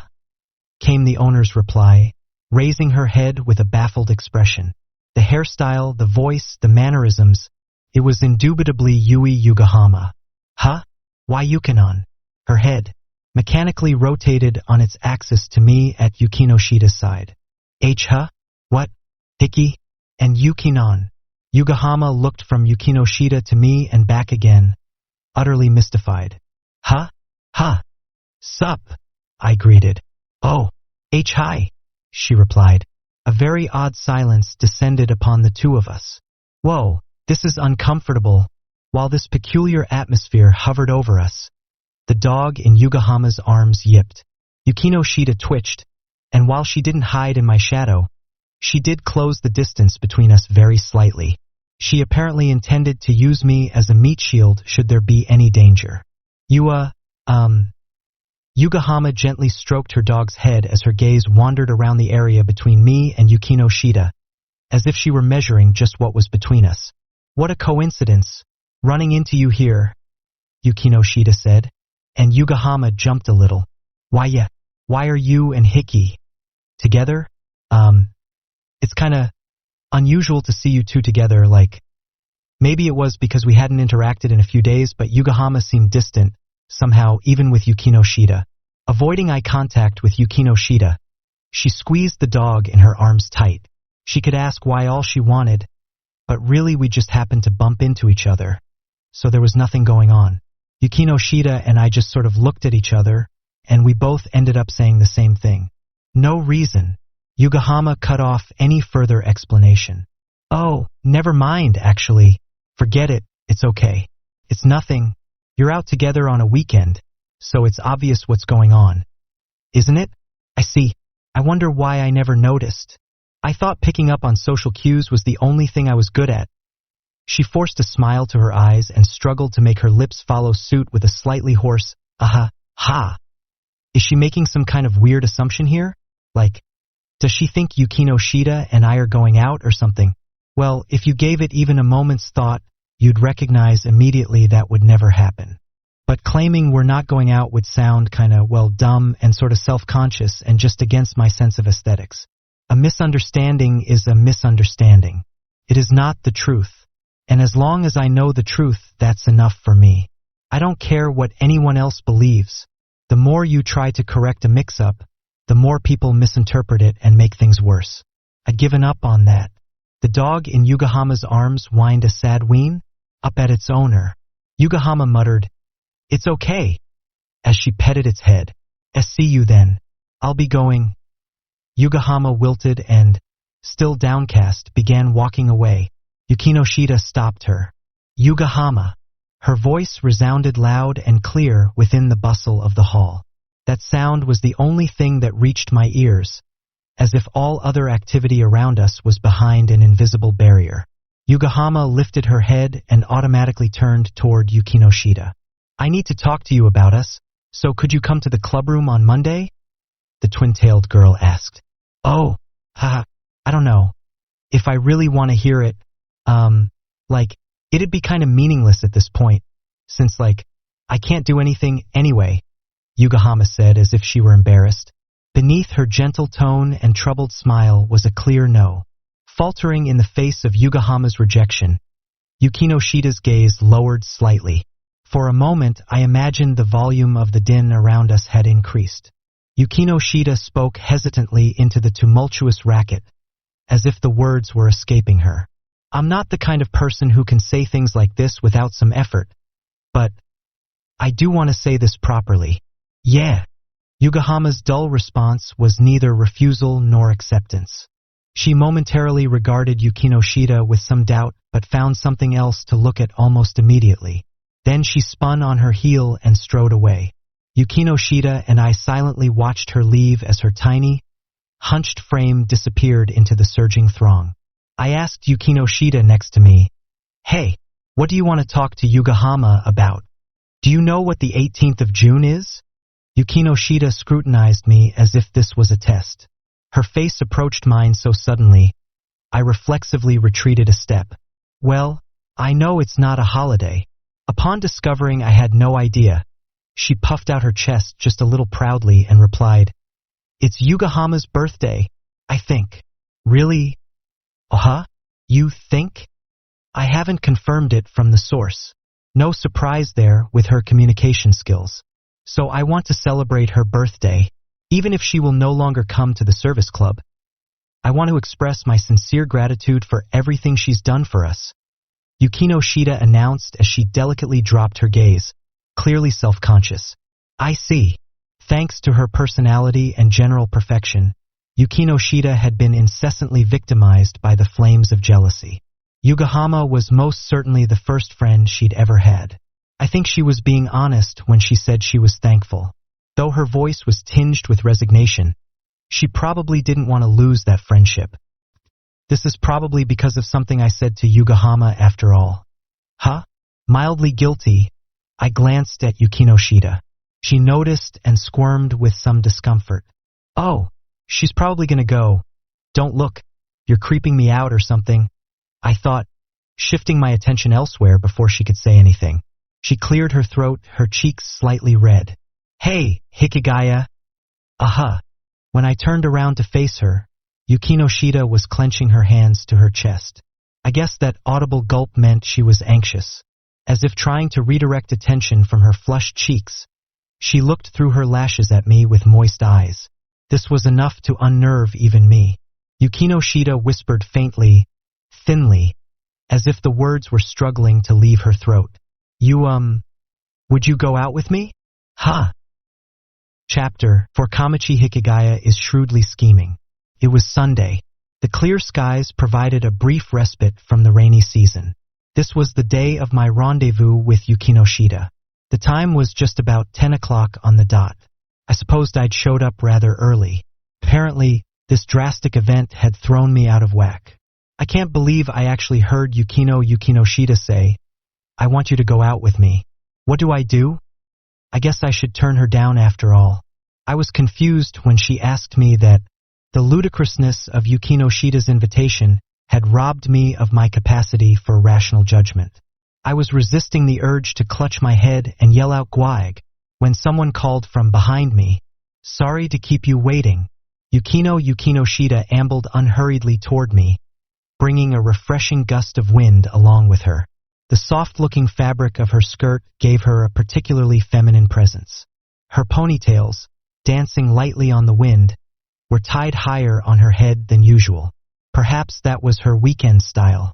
"I haven't been here that long." "I see. That's good. Well then, let's go." Adjusting the rattan weave purse on her shoulder, Yukinoshida scanned the area for someone else. "Kamachi just stopped by a convenience store." "Wait just a sec." "I see. I feel bad for making her accompany us on a weekend, though. We don't have much choice. If you and I were to get a birthday present for Yugahama by ourselves, we'd inevitably come up with something awful. Plus, Kamachi was happy to come, so it's no big deal." "Well, I hope you're right." And here's the big reveal. What the heck?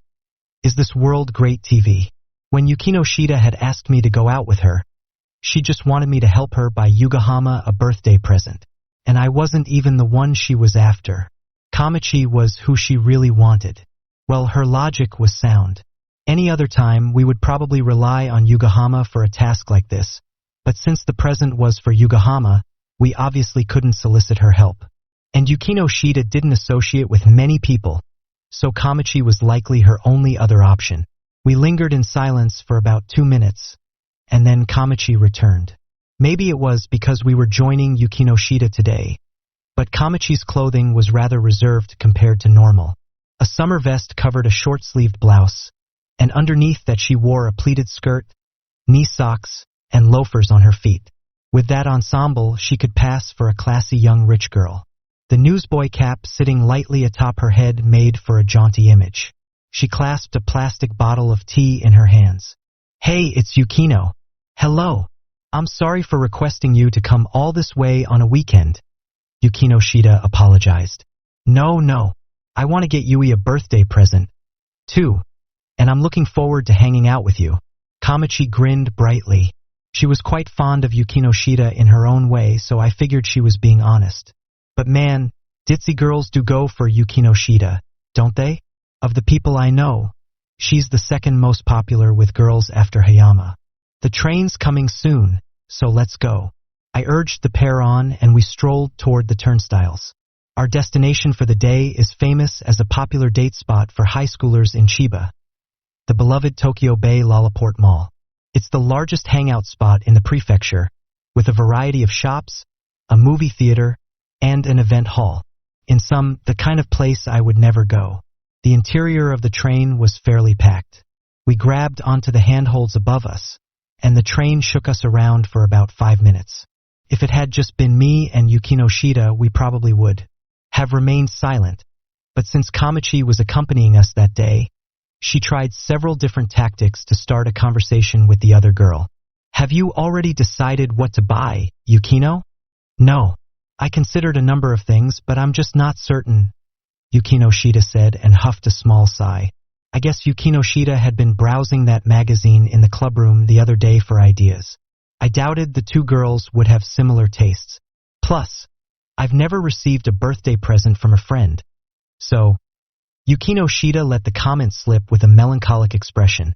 The remark turned Kamachi's expression slightly despondent as well, and silence fell.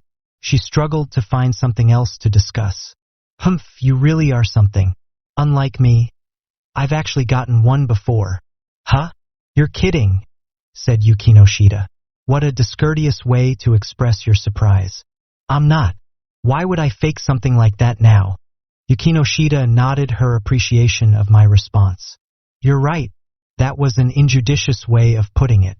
I apologize. I can't doubt you all the time. From now on, my faith in your pathetic nature will never falter." "Hey, if you think that's a compliment, you're sorely mistaken. So what was the present? Would you mind telling me? For my information?" she inquired. "Corn." Yukinoshida's big eyes blinked. "Huh?"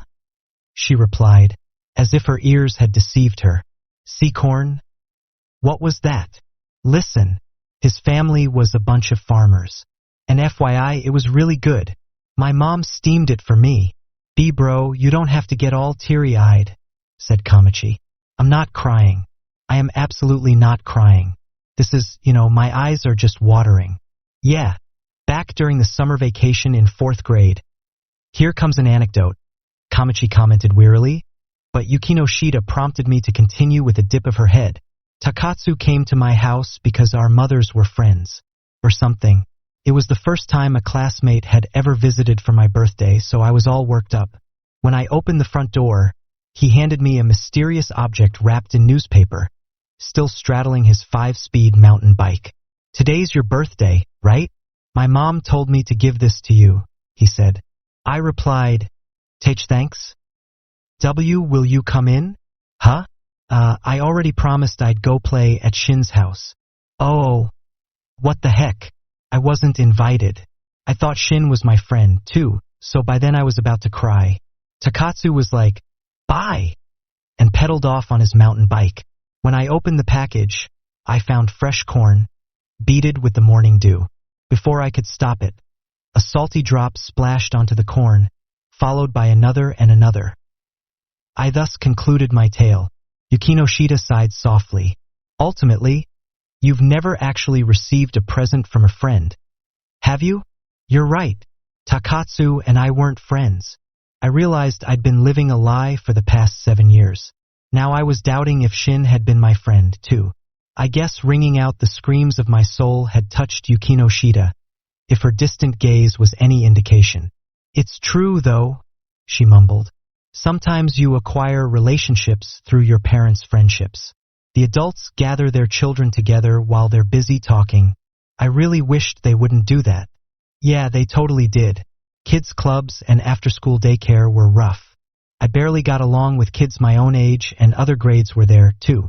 I whiled away the time reading alone. I did pick up quite a few good books thanks to that, though, so it all worked out in the end. Most of my memories are of reading, too. I've always enjoyed the literary arts, so it was time pleasantly spent. Whoa. I can't believe this good weather, Kamachi exclaimed, unable to take the suffocating gloom anymore. I suppose.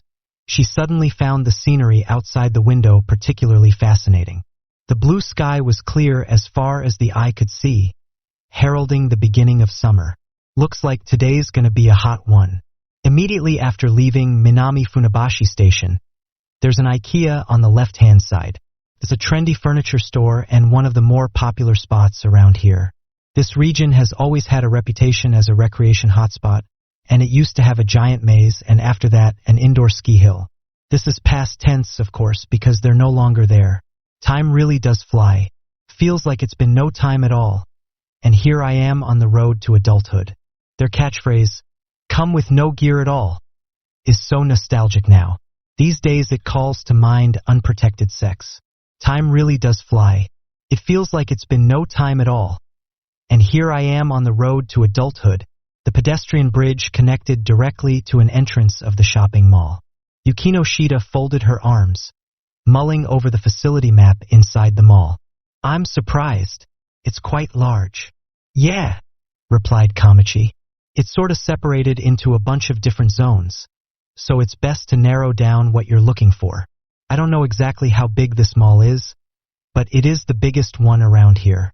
If you meander around aimlessly, you'll use up the whole day. If we were going to hang out here, we needed to formulate a concrete plan.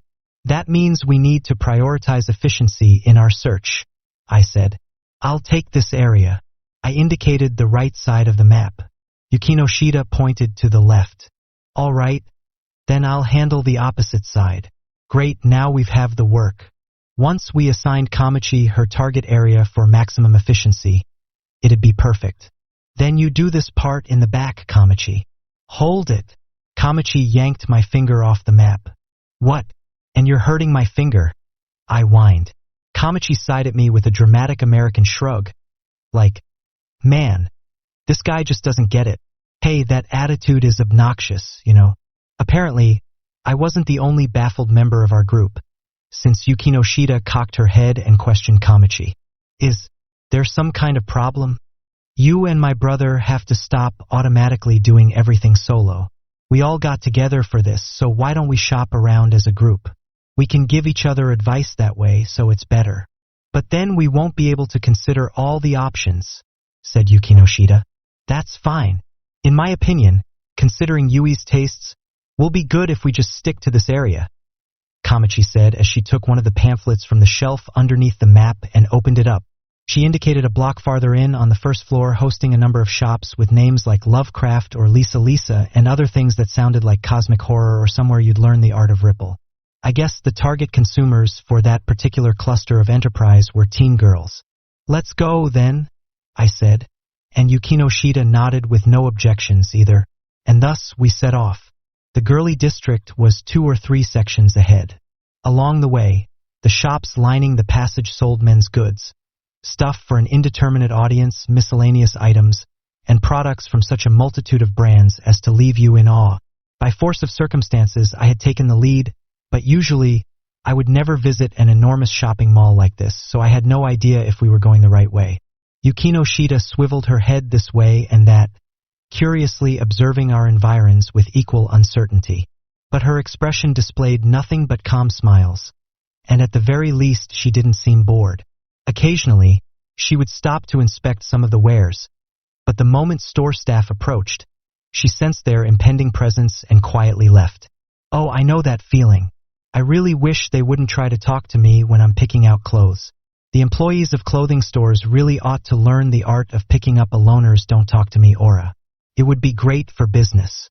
Eventually, we reached a fork where we could continue to either the right or left block. On each side was an up escalator. Remembering the map from earlier, I turned back to Kamachi and gestured to the right. Kamachi, we just keep going straight down that way, right? But Kamachi wasn't there. I searched for her everywhere but found nothing. What I did see was Yukinoshita solemnly squishing a weird stuffed panda with fiendish eyes, sharp claws, and glittering fangs. The plump panda bear was Ginny the Gru, a popular character from Tokyo Destinyland. Gru's bamboo hunt is such a popular attraction. You're bound to wait 2 or 3 hours to get in. Tokyo Destinyland is a popular and well-known place. Funny enough, it's both the pride of Chiba and a source of deep shame for bearing the name Tokyo despite its location in Chiba. I'm told that it was built in Maihama because that sounds like Miami Beach or something. This concludes the Chiba Prefecture lesson for today. Yukinoshita, I called. She returned the plush to the shelf without a word and coolly swept back her hair. What? She silently challenged. Well, nothing really. Considering her behavior during the recent incident with the cat, not teasing her about this would be the correct choice. Have you seen Kamachi? I think she ran off somewhere. Now that you mention it, no, I haven't. Why don't you try calling her? Yeah. I immediately did just that. I was greeted yet again by the unfamiliar jingle. Seriously, why did her cell phone sing? Though the call did go through, Kamachi didn't pick up. After I'd waited for a full 2 loops, I gave up and ended it. She's not picking up. While I had been busy contacting my sister, Yukinoshita's bags had increased by 1. Along with her initial rattan-weave purse, she was also grasping a kitschy primary-colored plastic bag. So she bought it. Huh? She must have noticed my mild shock, but she pretended not to as she stuffed her purchase into her purse. In an attempt to steer us back on track, she suggested, perhaps Kamachi found something that caught her attention. It is indeed tempting to pause for a glance when there's such a wealth of goods on display. Yeah, just like you. My gaze moved toward her purse. Yukinoshita suddenly cleared her throat. Anyway, Kamachi knows our destination, so we should just meet her there. There's no point in dawdling around here. Yeah, you're right. I sent a text to Kamachi saying, call me, you idiot. We're headed to that area you showed us and decided to move on.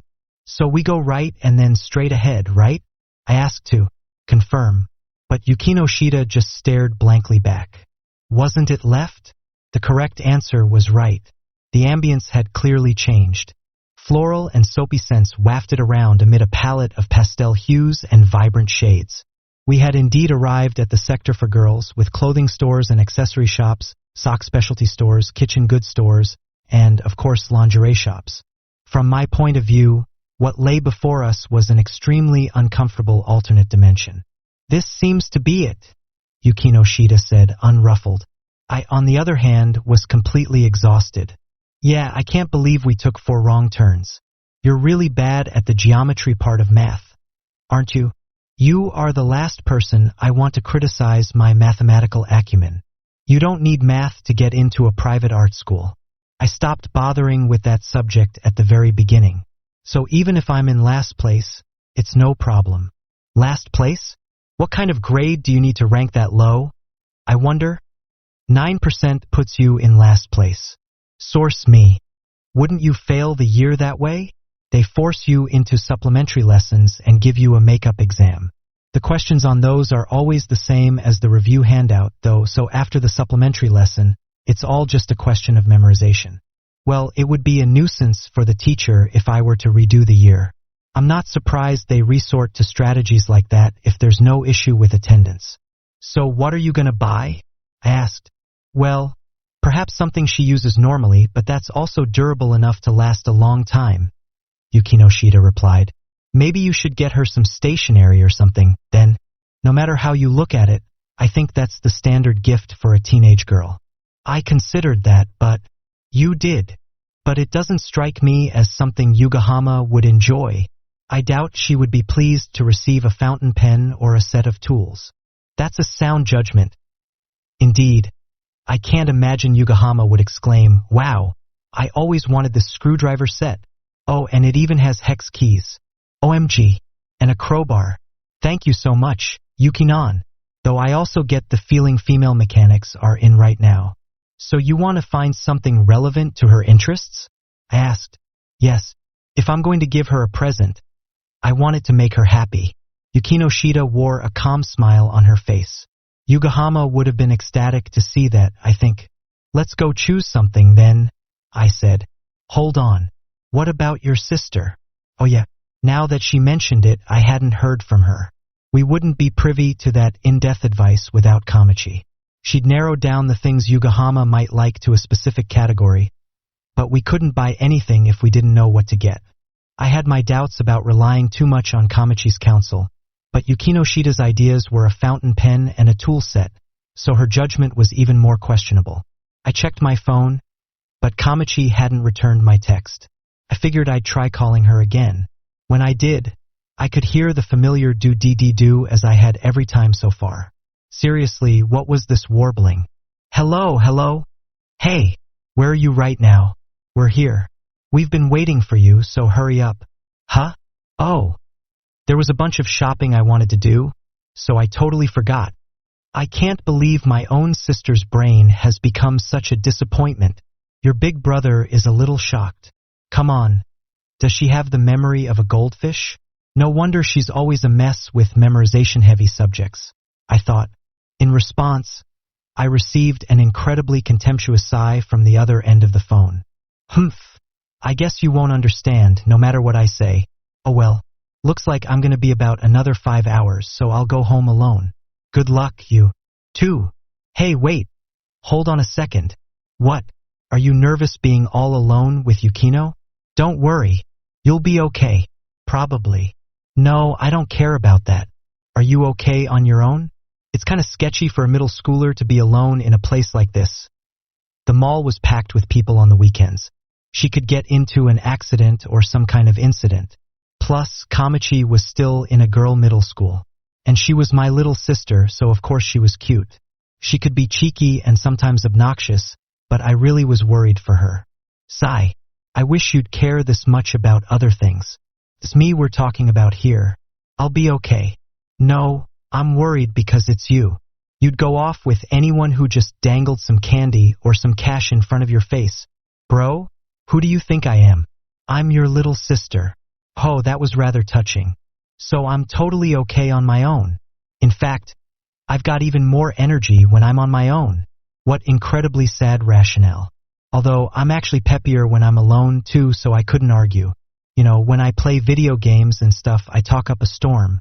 Ack, what's with that? Or oh ho, here we go. Or I love you, Rinko, etc. And then thanks to that, my mother asks me, Do you have a friend over? And I have to stammer, huh? I am on the phone. I can't play Love Plus at home anymore. I understand. Well, if anything happens, call me right away. Actually, call me even if nothing happens. I said, yeah. Okay. I'm hanging up now. Try your best, bro. And she hung up. All I heard after that was a mechanical beep, beep, beep. You don't need that much effort to buy a present, though. I put away my cell phone and faced Yukinoshita again. Apparently, Kamachi wants to do some shopping, so she's totally abandoned us. I see. Well, she did go to the trouble of coming out with us on a weekend, so I have no right to complain, Yukinoshita said, somewhat disheartened, before continuing as if trying to restore her motivation. But we did learn what kind of things Yugahama might like. So now let's just do what we can from here. Man, I'm super uneasy about this. Yukinoshita ignored my anxiety and moved toward a nearby clothing store. She went inside and took some of the items on display in hand, scrupulously inspecting them. I decided to follow Yukinoshita, but I knew I wouldn't last. First of all, the female customers greeted the man entering their store with caustic glares as if I were some breed of insect. And then the staff marshaled around me like they found me suspicious. They totally got into attack formation just to deal with me. WHY? There's other guys in the store besides me. Is this discrimination? Hey, this is discrimination, isn't it? But in truth, the other male customers looked kind of normie-ish. They had scarves around their necks even though it wasn't cold, and they were wearing vests like hunters. To judge the books by their covers, these guys were normies. What's that weird string on your pants? What do you use it for? Sir, may I help you find something? One of the clerks spoke to me, masking her suspicion with a pasted-on smile. Sorry. I apologized reflexively. My ambiguous apology must have made the staff even more wary, as another clerk showed up. Oh, crap. She's called reinforcements. It's just one red flag after another. My party is going to be wiped out. At this rate, if I stuck around, they were bound to summon more allies. But right when I decided to make an immediate escape, someone threw me a rope. Hikigaya, what are you doing? Trying on clothes? Can you not keep such activities to your own home? I don't do such activities at home either, and I haven't even done anything. When Yukinoshita and her condescension drew near, the clerk's suspicion waned. Impressive as usual, Yukinoshita. She was a pro when it came to pushing people away. Oh, so you came here with your girlfriend. Take your time, the clerk said as if she'd come to her own conclusions, and then she tried to leave. She's not my girlfriend? She's not? Then you really shouldn't be here. Her eyes went from neutral blue to attack red. I picked the wrong option. At this rate, I could only envision a police report and the ensuing bad ending in my future. Sigh. Hikigaya, let's go. Yukinoshita dragged me by the hand out of the crowd of clerks shuffling toward me. That alone halted their approach. Once we left the shop, my anxiety finally loosened its grip. Am I that suspicious? With that dull expression on my face, my eyes must have looked 1,000,000 times more rotten than they usually did. One could say this incident had only begot more rot. Even Yukinoshita spared some sympathy for me and didn't needle me at all for being fishy. It seems a male customer on his own is viewed with suspicion. From what I could see, all the boys in that store were with their girlfriends. I see. So it was a girls/couples-only zone, just like Purakura. In summation, there was nothing I could do here. I lacked the courage to brave that store again. I'll be over there then, I said, motioning to a bench a little ways away. Even though we were outside the store, the area was teeming with females. If I stayed here alone, I could easily imagine all the odd looks I would get. I get those just by sitting in the classroom at school. But if I stayed on a bench near the periphery, I most certainly shouldn't be reported to the police. As long as I didn't do anything to invite distrust, I'd be okay. I think I'd probably be okay. Maybe I'd be okay. Anyway, I figured I'd steel myself a little and started for the bench. Wait. Behind me, Yukinoshita approached at a brisk pace. Do you intend to leave this decision up to my tastes? she asked. I'm not proud of this, but my personal standards are incongruous with those of the average high school girl. So you're aware? Well, this was the girl whose first idea of a gift was a tool set. So, it would be helpful if you could give me a hand. Yukino Shida was staring at the ground, as if the request was incredibly difficult for her to make. Her lowered gaze flitted around restlessly. If she was asking me, she had to be pretty damn stumped. Just so you know, I'd never bought an actual present for a girl before. I have presented myself and been totally shut down, though. Well, I'd love to help you out, but I can't go into any stores, I replied. Yukino Shida sighed as if resigned. There's no avoiding it this time. Try not to stray too far from me. Huh? What? I stared at her, puzzled. Yukino Shida was mildly sullen. Must I be explicit in order for you understand? If all you're capable of is sucking in and expelling air, that air conditioner over there is far superior to you. It's true.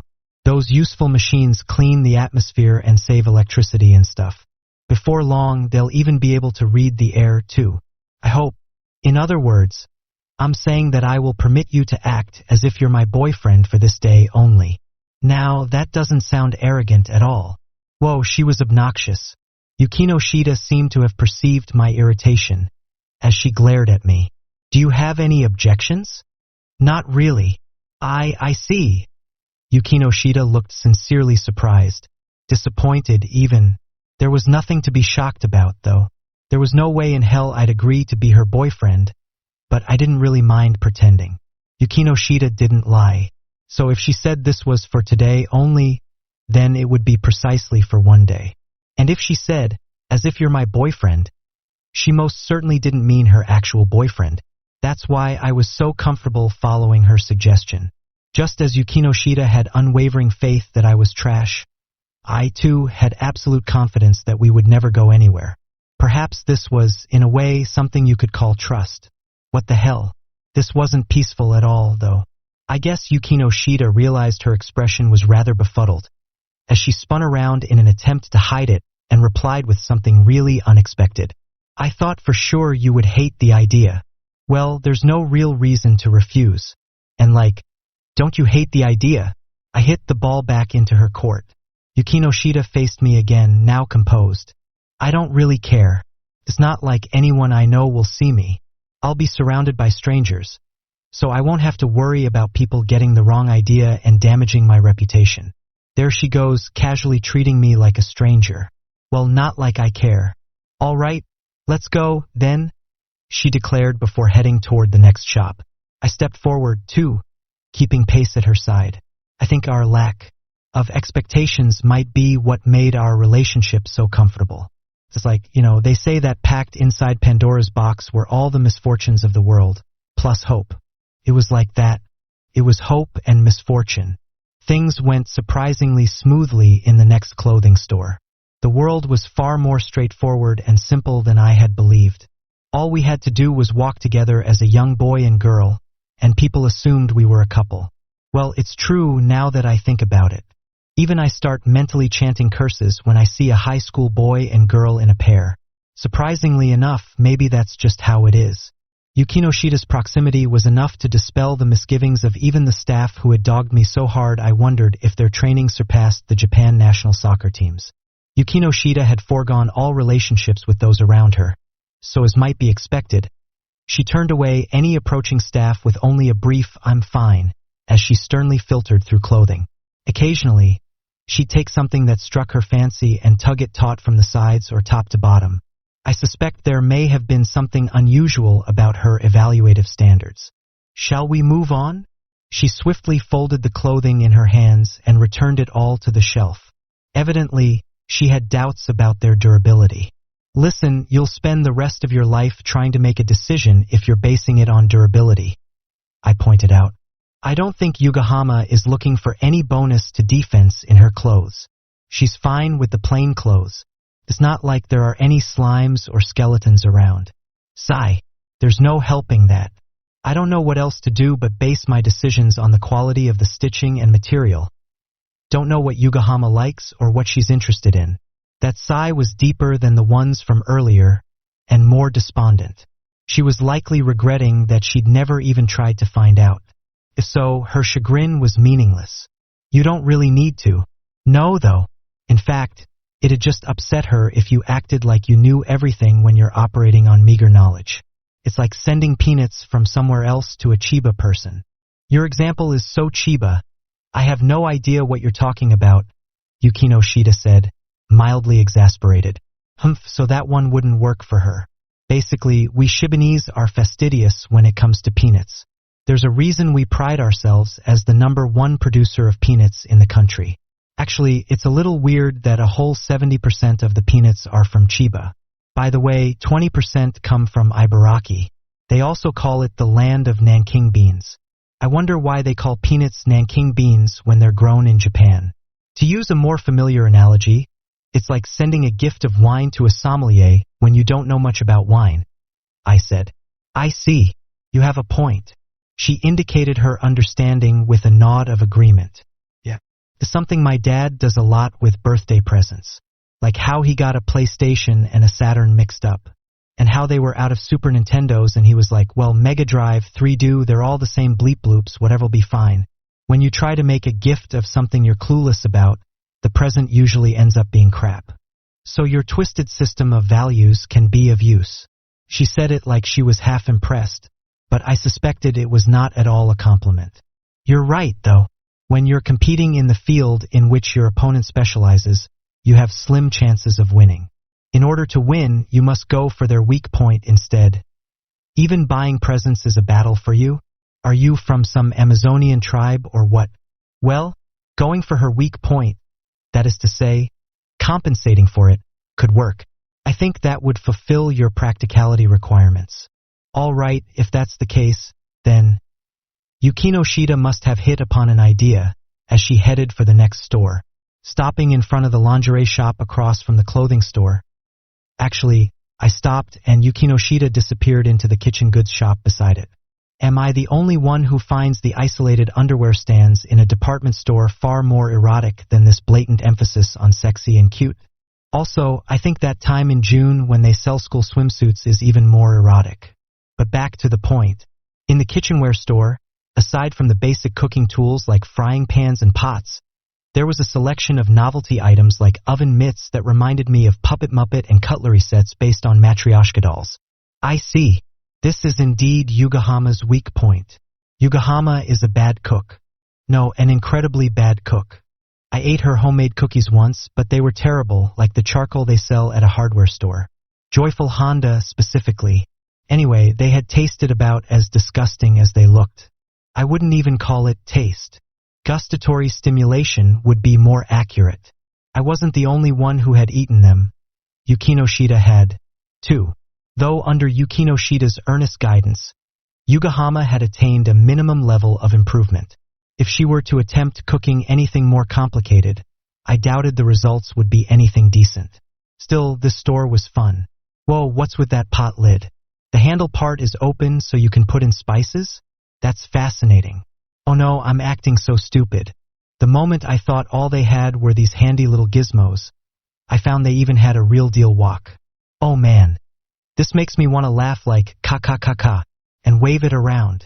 I get like this with DIY stores and 100-yen shops too, but just browsing the gadgets and tools made me excited. Hikigaya, over here. I went over when she called me and found Yukino Shida in an apron.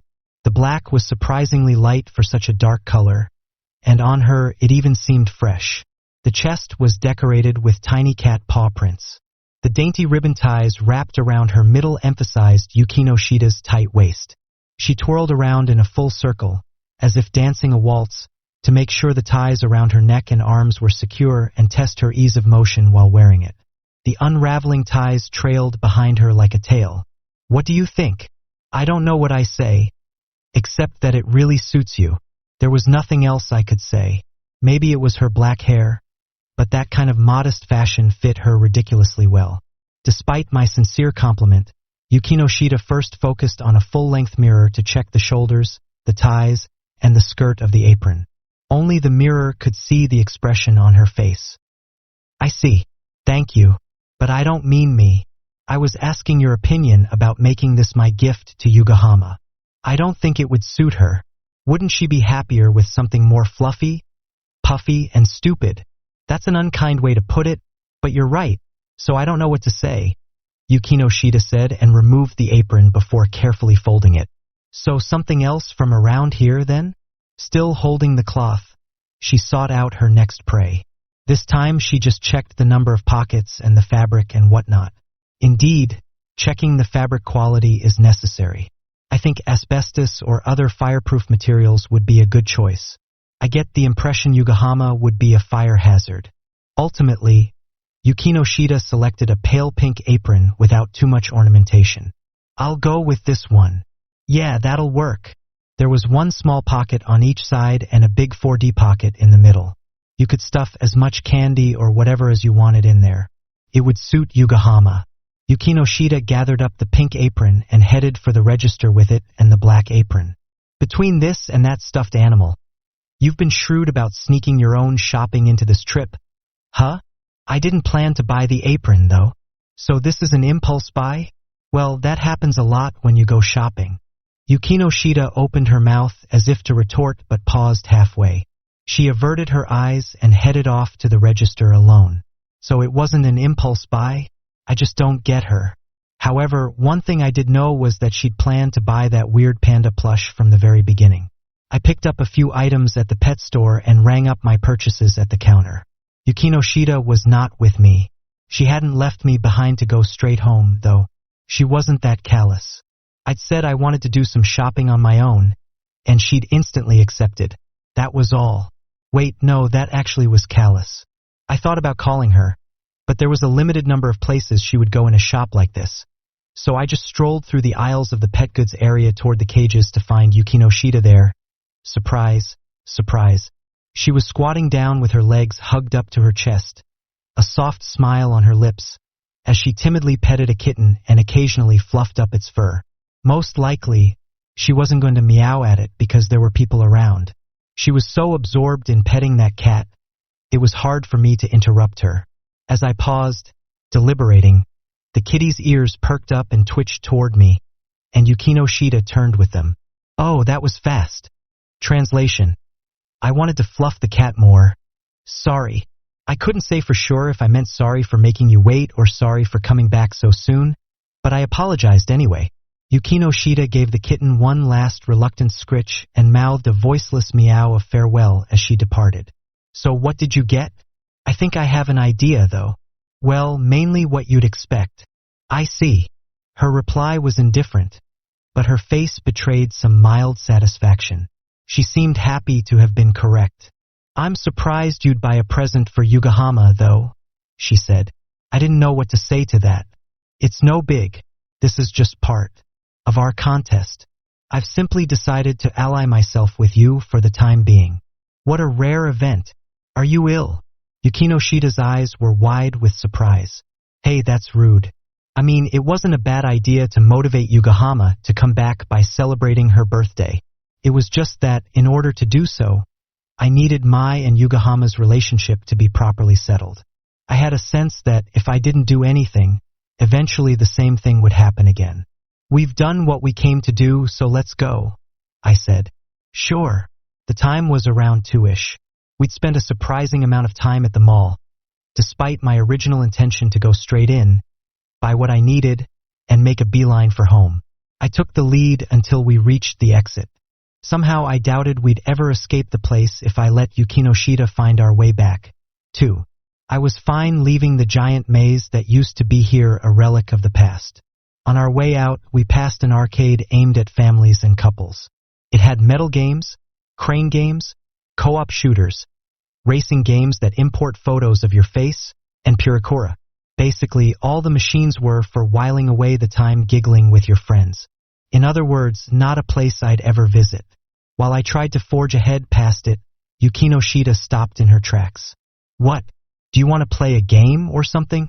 I have no interest in games, she said. But she was fixated on the crane machines. Actually, upon closer inspection, that wasn't true. Tracing her line of vision, she was eyeing a single unit, one full of familiar-looking stuffed animals. gloomy eyes that had witnessed the darkness of the world, claws that could surely slice through both bamboo and beast, and eerily whetted fangs that gleamed in the artificial light. Of course, it was Ginny the Grue.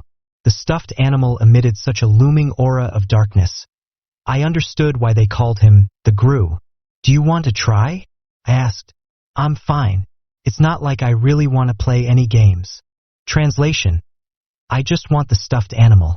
I was mentally interpreting Yukinoshida's statements so skillfully I started wondering if I'd eaten some of Doraemon's weird translation jelly. "Well, if you want it, why don't you just give it a try?" "I don't think you'll be able to, though." "That's quite an inflammatory thing to say. Do you think I'm incapable?" My remarks must have irked her. Yukinoshida's typical frigidity had returned. "No, I'm not trying to diss your skills or anything. This stuff is just hard if you don't have the practice. Kamachi has tried it over and over, but she's never succeeded."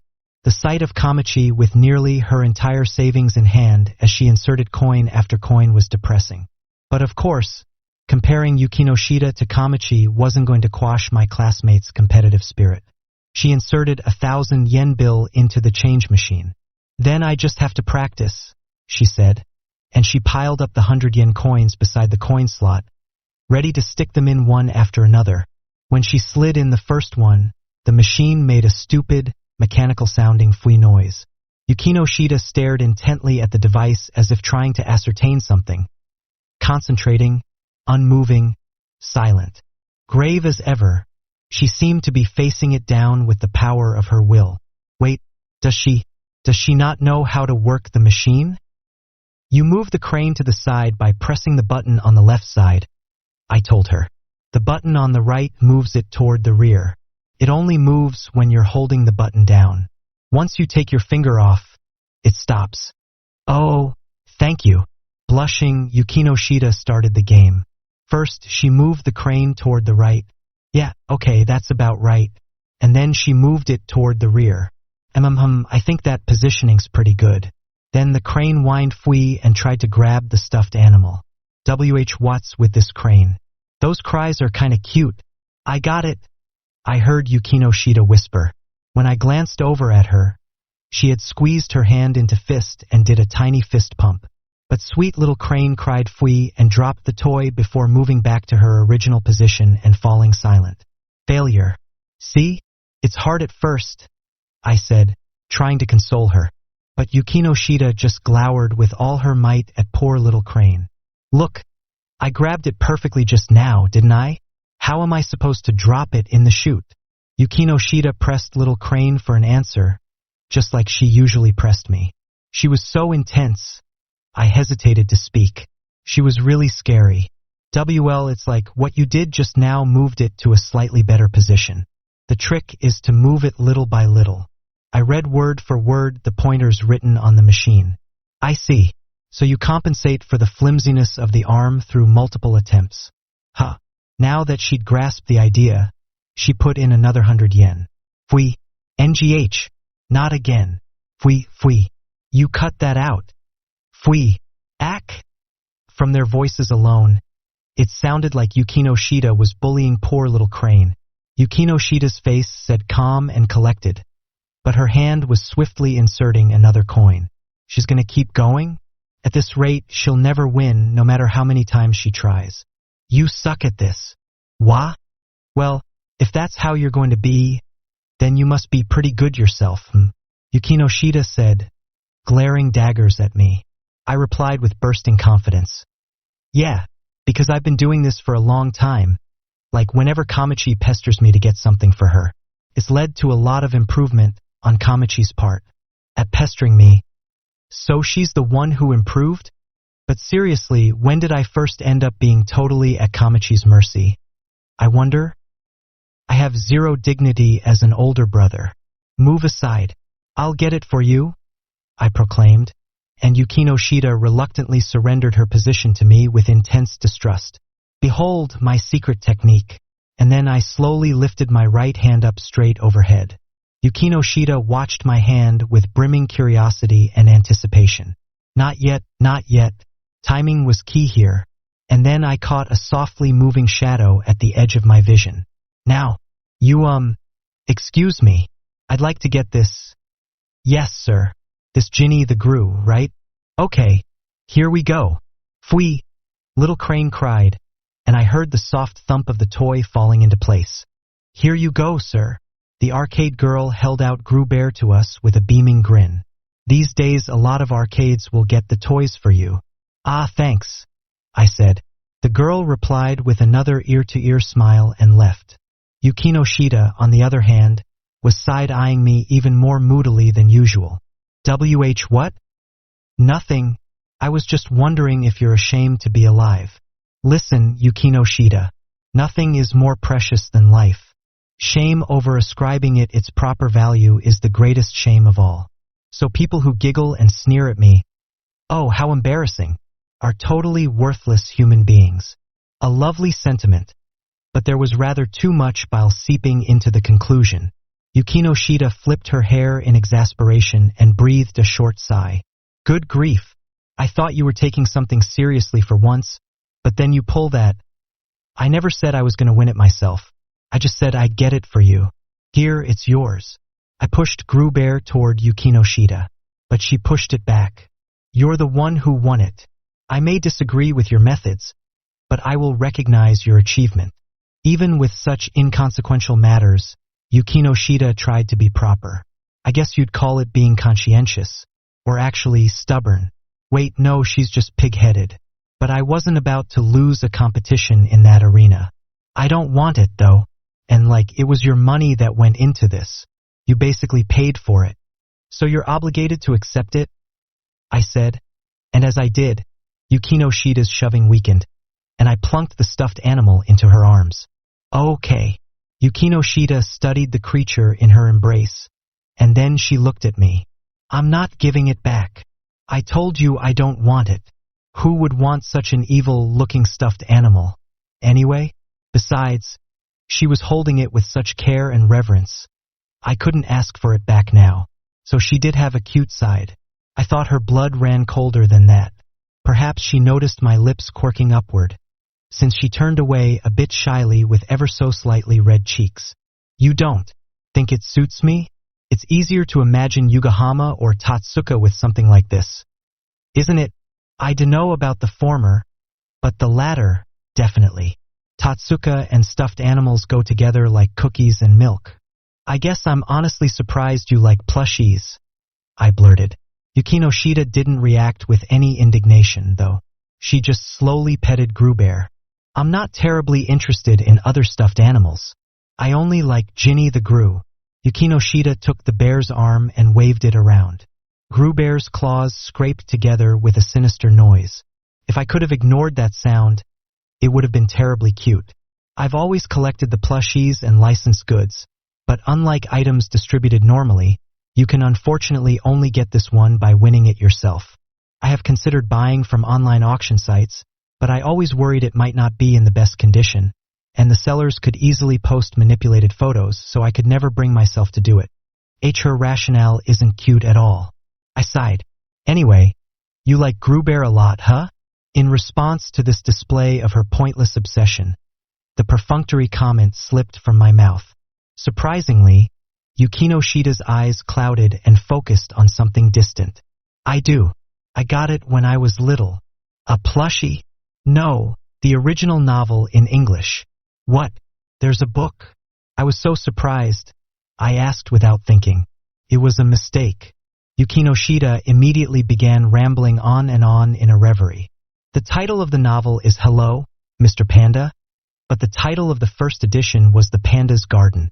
According to popular belief, when the American biologist Rand McIntosh moved to China with his family for his research, he began writing these stories for his son, who couldn't quite adapt to the new environment. Whoa there, Wikipedia, I teased, backing away. But Yukino Shida was totally oblivious and continued talking. The more famous Destiny version emphasizes the characters and features more cartoonish art, but the original novel is excellent as well. It's a skillfully written metaphor about the cultures of East and West that weaves it all into one coherent narrative. And most of all, you feel the messages of love aimed at his son in every word. Huh? That's what it was about? I thought it was just a whimsical tale about a panda who's like, I'd like to eat lots of bamboo 24/7, gets drunk off it, and goes all drunken fist. The Destiny version does play up that aspect of it. I can't deny that, but that's only one small portion of the original novel. You'll know if you read it yourself. The translation is more than serviceable, but I do recommend reading it in the original language. Yukino Shida must have enjoyed talking about it. Oh, but I know the feeling. I get like that when I'm talking about topics I like. Back in middle school, I weirded out a potential friend when I rambled on and on about some manga I liked for half an hour. Eventually, he was just like, "You're usually pretty quiet, Hikigaya, but you talk up a storm when it's about manga." It's kinda, But I believe it's beneficial to chatter about the things you like to your heart's content, no matter if it's bizarre or unacceptable to the general public. If I have to choose between abandoning something I love or abandoning people who don't even necessarily like me, it's not even a decision. But still, her recommendation to read the book in English was a little much. I would read a certain magical index, though. Wait, so you've been able to read English since you were little? Of course not. When I first received the book, I couldn't understand it, but that's what made me want to learn. I read it with my nose half in the dictionary. It was like a puzzle. I enjoyed every minute. Yukino Shida's eyes were wistful and soft, gazing upon a distant memory, and then she whispered softly, "It was a birthday present. Perhaps that's why I'm particularly attached to it." So, Yukino Shida bashfully buried her face in the stuffed animal, hiding her expression as her eyes turned toward me. Huh? Yukino-chan? Oh, it is you. A loud greeting cut her off. When I found the source of that familiar-sounding voice, I was dumbfounded. She was the spitting image of a certain someone I knew, with lustrous black hair, fine, translucent skin, and a fair and well-proportioned face. Her radiant, exceptional good looks accompanied an overall tidy image, and her convivial smile contributed a glamorous appeal. The woman before my eyes was a stunning beauty. She must have been hanging out with her friends, as she said, "Sorry, you guys go on without me?" to the shuffling group of men and women behind her and pressed her hands together in an apologetic gesture. I was assaulted by déjà vu. Not only that, but something about her was making me tortuously uncomfortable. Ugh, my sister.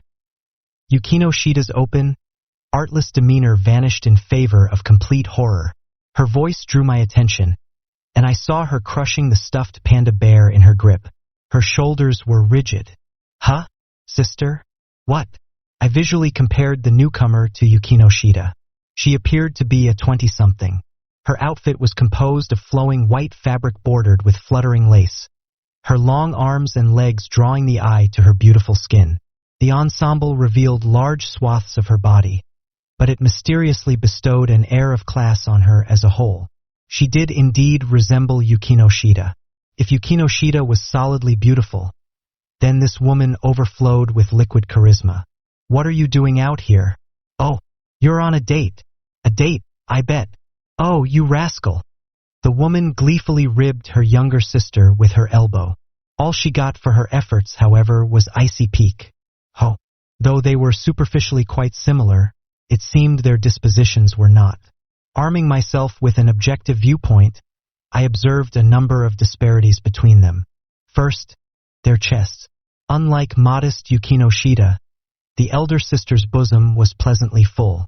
The juxtaposition of a slender figure with an ample rack was striking. I get it now.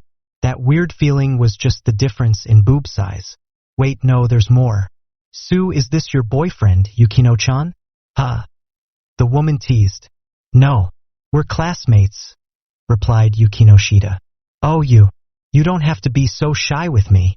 Whoa, Yukino Shida's glaring like hell at her sister, but her sister was all sunshine, utterly immune to such terrifying antipathy. I'm Yukino-chan's sister, Haruno. Be nice to her, Kay? Aha, I'm Hikigaya. She'd introduced herself to me, so I answered in kind. Apparently, the sister's name was Haruno Yukino Shida. Look, Kai is learning. Hikigaya, huh? Haruno pensively interposed herself between us for a moment and gave me a swift once-over from my toes to the top of my head. I shivered in the ensuing chill. I was locked in place. So, Hikigaya? Oh, it's so nice to meet you. But her beaming smile melted that feeling away. What the hell was that? Was I nervous because a pretty lady was looking at me? Haruno was as bright and warm as the sunlight kanji in her name suggested. Though she and Yukinoshita bore similar features, the two of them gave very different impressions. While Yukinoshita was a living glacier, Haruno's expression was ever-changing. I had never realized there were so many different ways you could smile. So even with the same parts, you can utilize them in different ways to create completely different images, I thought, impressed. Though I had figured out what distinguished them, the discomfort tickling my spine still would not go away. Perhaps the source was something else. I inspected Haruno suspiciously. She met my eyes for a brief second before immediately turning to Yukinoshita. Oh, that plushie. It's Ginny the Gru, isn't it? She gushed, reaching out to the toy. I really like this guy. Ah, he's so fluffy. I'm so jealous, Yuki. Don't touch it. Yukinoshita's acerbic reply left my ears numb. It wasn't particularly loud, but the finality of the rejection stung my ears. Perhaps Haruno felt it, too, as her eternal smile froze on her face. Whoa there. You startled me. Sorry. I gotcha, it's a present from your boyfriend. Huh? I was a little insensitive. I'm not her boyfriend, though, I said. Oh, you're mad, too, huh? You're not gonna get off easy if you make Yukino-chan cry. Haruno jabbed a chiding finger into my cheek, twisting it around painfully. Nope. Hey, that hurts. And you're too close. Back up. Back up. You smell nice. The proximity from which she interacted with people informed me of her social skills. If Haruno was willing to move in this close, she must be terrifyingly adroit. Are you done, Haruno? If you don't have any business in particular, we're leaving, said Yukinoshita. But Haruno showed no intention of listening and continued to prod me. Come on, out with it. When did you two start dating? Hey, seriously, could you please cut that out? I said, but her finger drill persisted, and before I knew it, Haruno was pinned up against me. Wait, they're touching me. Oh, now they're not. And they've made contact again. A flawless outboxing technique from Haruno's boobs. Is she Muhammad Ali? Haruno, that's enough. Yukinoshita's tone was so low the words were creeping along the ground. Not at all attempting to hide her irritation, she briskly brushed her hair behind her and pierced Haruno with a dagger of disdain. Oh, sorry, Yukino-chan. I guess I got a little carried away. Haruno apologized with a weak smile. It was like the setup with an innocent older sister and a touchy younger sister. And then she quietly whispered into my ear. Seriously, too close. Sorry, she's a sensitive girl. So take good care of her. Okay, Hikigaya. Right then, that unsettling feeling reached its peak. I reflexively jerked my head away from her. Haruno tilted her entire upper body to the right in surprise, squinting at me in a silent whoo. It was so adorable all the men nearby noticed, just for an instant. Did I do something to make you upset? If I did, I'm sorry, she said, poking out her pink tongue. Her posture ignited a protective urge in me that swelled into a flood of guilt. I had to come up with some excuse for my behavior. Oh, not really. It's just, my ears are sensitive, so... Hikigaya, don't announce your fetishes to a woman you just met. You'll have no leg to stand on if you get sued. Yukinoshita was gently pressing her forehead as if pained. As for Haruno, she was back to the old genial smile. Hikigaya, you're so funny. My excuse must have tickled Haruno's funny bone or something. I don't know. But she burst into laughter and started whacking me on the back. I'm not kidding. Back off. Oh yeah, Hikigaya. If you'd like, do you want to come have some tea with me? As Yukino-chan's older sister, I need to know if you're good enough for her. Haruno puffed out her chest in a pose and casually winked at me. Drop it already. I told you we're just in the same class. The severe remark struck with the stinging cold of an Arctic blizzard. It was a brusque rejection of Haruno's teasing. Yukino Shida's ultimate shutdown. But Haruno just smirked and brushed it aside. But this is the first time I've ever seen you out with anyone. Of course I'd assume he's your boyfriend. I was just happy for you. She giggled as if she found the whole situation funny. You're only young once, so you've got to enjoy it, you know? Oh, but don't get carried away. Okay? Haruno placed her left hand on her hip and leaned forward to wag her right pointer finger in a good-humored warning. Then she drew near to Yukino Shida's ear, quietly whispering, "Because mother is still angry about you living on your own." The moment she heard the word mother, Yukino Shida tensed up. A curtain of silence descended upon the stage. I even entertained the illusion that the ruckus of the arcade around us had receded like the tide. Pausing for a beat, Yukino Shida embraced the stuffed panda as if confirming it was still there. "That's not really any of your business." As she spoke, she looked not straight ahead but at the ground. Yukino Shida, who always stood tall and looked you right in the eye. Yukino Shida, who never yielded to anyone or lowered her gaze. Ever. From where I was standing, this was a shocking phenomenon. Though Yukino Shida could get a little morose sometimes, I had never ever seen her bend her knee to anyone. Suddenly, Haruno's lips formed into a pleasant expression that didn't reach her eyes. "Oh, I suppose so. That's none of my business, is it?" she said, and she practically jumped away from her sister. "As long as you're aware, that's enough. I guess I should keep my nose out of it." Sorry. Haruno flashed her teeth with a chuckle as if that would smooth things over and return the conversation to me. "Hikigaya, if you do end up with Yuki, make sure to have tea together. See you later, then." With one last cheerful grin, she did a little wave goodbye in front of her chest and scurried off, as if her sunny disposition had manifested in an aura around her. I could hardly take my eyes off her until she was entirely out of view. Then both Yukino Shida and I started walking again, neither of us in particular taking the lead. "Your sister really is something," I remarked. Yukino Shida nodded. "Everyone who meets her says that. I'll bet. I get why. Yes, her physique is perfect. She's academically peerless. She's intelligent and athletic, and she's kind and caring to boot. I doubt anyone exists who is as perfect as she is. Everyone sings her praises." "Huh? You're not much different. Is that your version of bragging?" I said. Yukino Shida looked up at me, flabbergasted. "What? When I say she's really something, I mean more like, how can I put this? She's wearing a mask like a fortified armor shell." A fortified armor shell? Or, no, maybe a mobile suit. Anyway, that was the source of the misgivings Haruno Yukino Shida had given me. Perhaps it would be more accurate to say she was ensconced in such an aura. "Your sister acts like some lonely virgin's ideal woman. She's friendly and unreserved about approaching you. She's always smiling, and she tried to talk to me normally. Also, she's a little too physical and soft to the touch.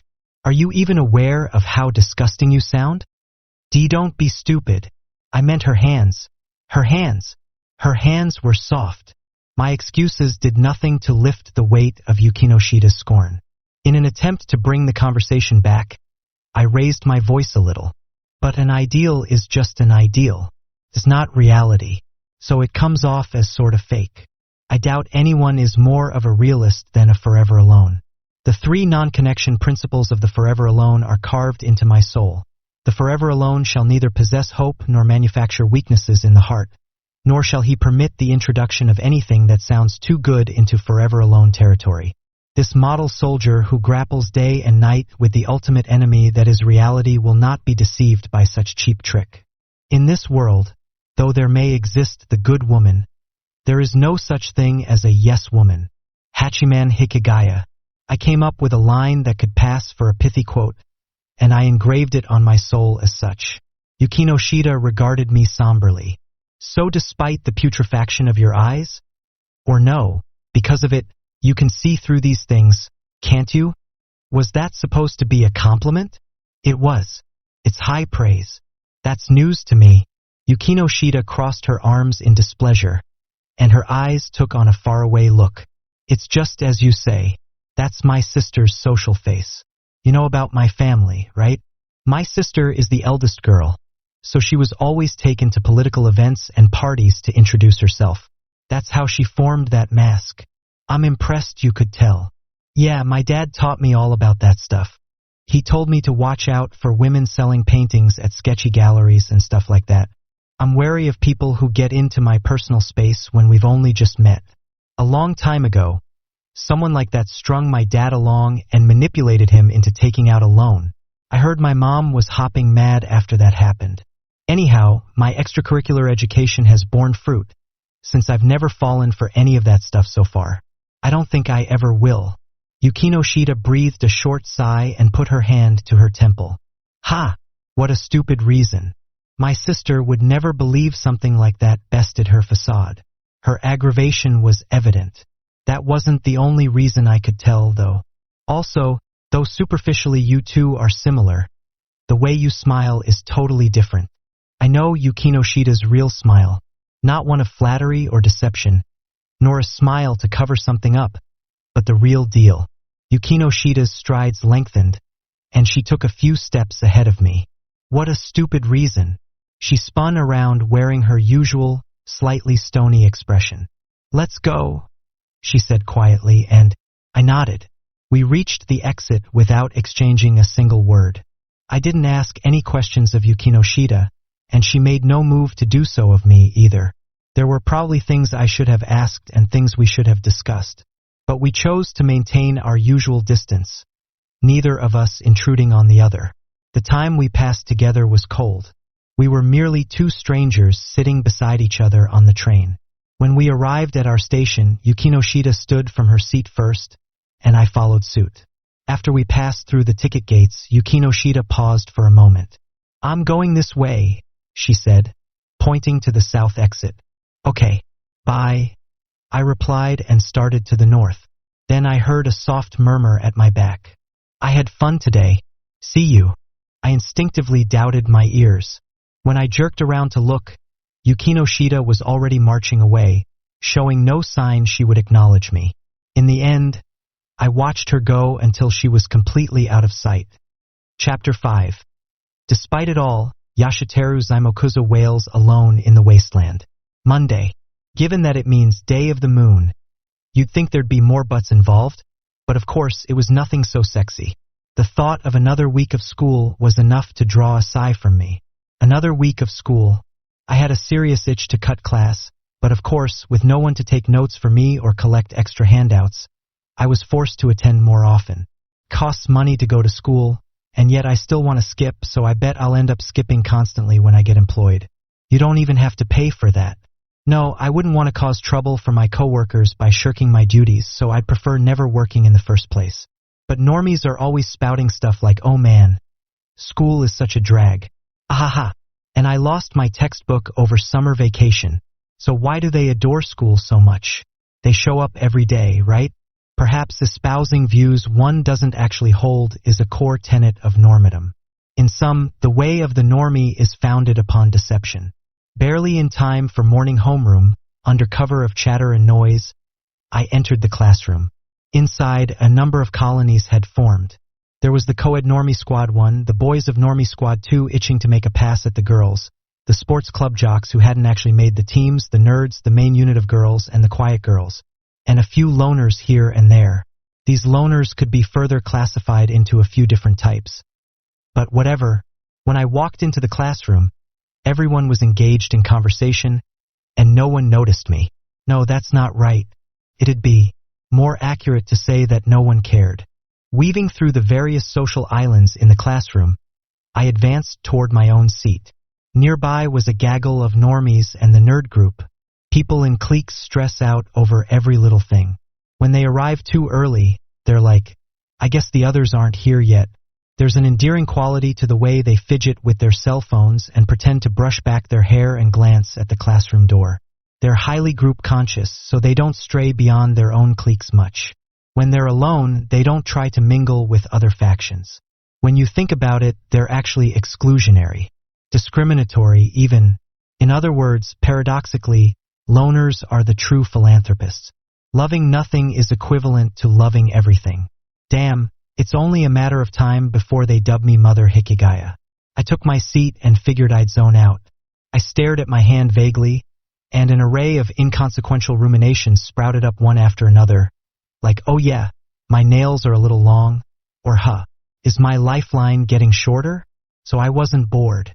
I'm an old hand at wasting time. What a worthless skill. I employed several of these useless skills, and before I knew it, class was over and school was done for the day. I worried I might have honed that skill a little too well and unlocked my stand power. I briskly packed my things and rose to my feet. The girl in the seat beside me hadn't spoken a word to me today, either. Maybe the reason English education in Japan doesn't work is because they force you into pairs for compulsory conversation. When I arrived at the service club, Yugahama, who had left the classroom before me, was already there, though not inside the room. She was taking deep breaths in front of the door. What are you doing? Hiya. Oh, Hickey. You, well, I dunno. There's just kind of a weird vibe in there. She averted her eyes awkwardly. Both of us were silent. We both silently looked down, avoiding each other's eyes. Then I noticed the door of the clubroom was slightly ajar. When I peeked in through the crack, I saw Yukinoshita in her same old spot, reading like she always was. I guess Yugahama was hesitant to go inside. That was no surprise. She hadn't attended in a week. Be it school or a part-time job, if you suddenly ditch, it's hard to face everyone when you return. I've experienced that 3 times because I skipped work on a whim. Each time I felt so awkward that I never went again. Actually, if you include the jobs where I never attended once, I guess it was 5 times. Thus, I was sympathetic to Yugahama's reservations. Come on, we're going in. That was also why I half-dragged her in with me. I made sure to open the door as loudly as possible to draw attention to us. The noise likely irritated Yukinoshita, as her head jerked up. Yugahama? Hey Yukinon? Yugahama raised a hand weakly and replied with strained cheer. Yukinoshita returned to her book as if nothing had happened. Don't just stand there. Come in. Club's begun already. Her downward gaze appeared to be an attempt to hide her face, but her cheeks were red enough that even I could tell. Also, what was with the way she said that? Are you a mom ushering in your runaway kid who's come slinking home? Why yeah, Yugahama replied and took her customary seat beside Yukinoshita. But she pulled the chair out farther than usual, leaving a person's width space between her and the other girl. I settled into my normal position diagonally across from Yukinoshita. Yugahama would usually be fiddling with her cell phone, but today she was seated on the edge of her chair, her hands resting stiffly on her knees. Most likely, she was trying so hard to tune out Yukinoshita's presence that she ended up extra conscious of her, as she was frozen stock-still. This was not a comfortable, languid quiet. This silence was tense. I was hyper-aware of the sound of my own squirming. Even the smallest ahem reverberated in the room, and I couldn't ignore the sluggish ticking of the clock counting off the seconds. Nobody said a word, but all 3 of us had perked up our ears so as not to miss any ostensible attempt to break the ice. When someone sighed, we immediately zeroed in on that person. What a long silence, I thought. I checked my wristwatch, but not even 3 minutes had passed. What the hell? Is this the hyperbolic time chamber? It was so bad I could feel the increased gravity and atmospheric pressure weighing down on me. I watched the second hand of the clock go tick-tock, and once it had completed its circle, I heard a soft voice. Yugahama. Yukinoshita snapped the book in her hands shut, sucked in a breath so deep her shoulders rose, and then slowly exhaled again. She quietly faced the other girl and opened her mouth as if about to say something, but nothing came out. Yugahama's body was turned toward Yukinoshita, but her eyes remained glued to the floor instead of making contact. You wanted to talk about you and Hickey, right? Yes, I wanted to talk to you about our future, Yukinoshita began. Yugahama interrupted her. Look, you don't have to worry about me at all. It's true I was surprised or a little startled, I guess, but you don't have to go out of your way for me, you know? In fact, this is a good thing, so I think we should celebrate and enjoy it. So you caught on? I just wanted to celebrate it properly. Besides, I'm grateful to you. Oh no, I haven't done anything worth any thanks. I haven't done anything. It's very like you to lack self-awareness about such matters. Still, I am thankful. Besides, one doesn't celebrate these things because of some act on the part of the recipient. I just want to do it. Why yeah. I suspected they weren't having the same conversation. It was like they were putting keywords first and filling in the blanks in their own heads. Yugahama was equivocating to avoid confrontation, and Yukino Shida was communicating in implications to disguise her shyness, creating a mismatched conversation that was all mood and no substance. Yukino Shida was bashful and crimson-cheeked as she expressed the gratitude she usually never voiced. And every time Yugahama saw the other girl's face, her own expression darkened a shade, occasionally covered with a forced smile. Her narrowed eyes were moist. Yukino Shida started to say something and then fell silent. A tiny window of time passed. Searching for words, timid, fearful, hesitant, or tentative would all have been apt descriptors for Yukino Shida right then. Objectively timed, the silence probably wouldn't have amounted to 10 seconds, but the heavy stillness lasted too long for her to continue. The three of us gazed pointedly away from one another in the hopes this weird moment would pass. Yugama spoke as if she'd made up her mind about something, and that was when it happened. A panicked banging on the door rang through the quiet clubroom. Yukino Shida softly closed her book, faced the door, and called out, "Come in!" But there was no response from the other side of the door. All that reached our ears was a sound like a horse snorting. Fusharu. Yukino Shida and I looked at each other, and she nodded. Apparently that meant for me to go investigate. Go look yourself.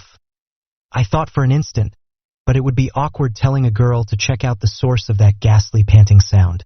I advanced toward the door, each step closing the distance between me and the mysterious respiration. There were only two sounds remaining in the quiet room: my footsteps and the panting. When I arrived at the portal, I gulped audibly. The thought of nothing but a single wooden panel separating us from that nameless presence stirred my apprehension. I put a hand to the door and timidly slid it open. A large, black shadow popped through the gap and reached out to wrench the door wide. Wah! Hachiman! Oh, Zaimokuza! And hey, don't call me that. Our enigmatic visitor was in fact Yashiteru Zaimokuza. Even though we were halfway into June, he was clad in a black trench coat. Gasping in the heat, shoulders heaving, he entered and grasped my shoulder. Listen, Hachiman, these guys are so mean, Zaimokuza continued, heedless to my request not to call me that. He clearly didn't care. What a dick. He was grating on my nerves, so I elected to shove him back out. Sorry, Zaimokuza. The service club maxes out at 3. Right, John? Why are you looking at me? Yukino Shida's expression was half bemusement and half pique. But never mind that right now. Hey, wait, Hachiman, said Zaimokuza. This is no time for jokes. If Hachiman is not to your liking, I can settle for Ninja Hakitori. Lend me your ear. The biggest joke in the school is telling me not to mess around. This was a bombshell. HNGH, this is my chance. Exploiting my momentary distraction, Zaimokuza skated into the room, but the slide was the only acceptable part of his entrance. He swooshed well enough, but his trench coat was filthy. Fahem, no sign of the enemy. Huh? It seems my infiltration was a success, he said, making a show of scanning the area. The whole role-play must have left his mind immediately thereafter, though as he yanked out a nearby chair totally normally. If you're gonna do it, stick with it until the end. Now then, men, he announced. Today, I am calling on you for counsel on a certain matter. I don't really want to hear about it, though, I told him. All of us eyed him skeptically. Yukino Shida seemed particularly uninterested in any further engagement, as she had returned to reading. Man, you sure switch gears quickly. But Zaimokuza grinned broadly and lifted one hand, stopping me. Every last one of his little idiosyncrasies was so irritating. Come, hear my tale to its bitter end. The other day, I informed you of my aspirations to be a games writer, right? Yeah, now that he mentioned it, that did sound familiar. Didn't you want to write novels or something? Yugahama tilted her head. NGH, indeed I did. 'Tis too long a yarn to spin here, but basically, a light novel author lacks a stable income, so I relinquished the dream. I figured it'd be better to be a full-time, formal employee after all. That was a short story. It took you 2 sentences, I remarked. And it's not like I care. But stop directing everything you say toward me. Zaimokuza was as terrible as ever at talking to girls. He'd never taken his eyes off me this entire time. The vibe in the room was relaxed. No, actually, maybe a more accurate descriptor would be completely apathetic. Zaimokuza was the lone island of enthusiasm in a rising sea of ennui. HMPH. So about my career ambitions. If this is just another plot or setting outline, I'm not looking at it, I said. Pahem. Such was not the purpose of my journey here. There have arisen in my life those who would interfere with my ambitions. I think they're probably jealous of my talent. What did you just say? I was indignant. No, one could even call the sentiment genuine ire. He says he has talent. I was inches from flying into a rage and punching him in the face. Hachiman, do you know of the UG Club? Huh? The UG what? Oh, the word wasn't familiar, so I answered his question with another question. Yukino Shida, who was still reading, replied as she turned a page. It's a new club that was established this year. The acronym stands for United Gamers. It seems their focus is to study games entertainment in general. Oh, so it's basically a games society. Yes, this school doesn't allow the more casual clubs like this, and so their hobby is treated as an official club. But when you consider the actual scope and nature of what they do, it's probably clearer to call it a society, I suppose. I didn't know we had something like that at our school. So what about this UG club? Yugahama asked, pronouncing the acronym a little oddly. Zaimokuza paused again briefly before responding. Oh yeah, I was at the arcade yesterday, and unlike at school, I can converse with people at the arcade. So I was speaking of my dream to write for games to my fighting game buddies. Such a graceful way of putting it.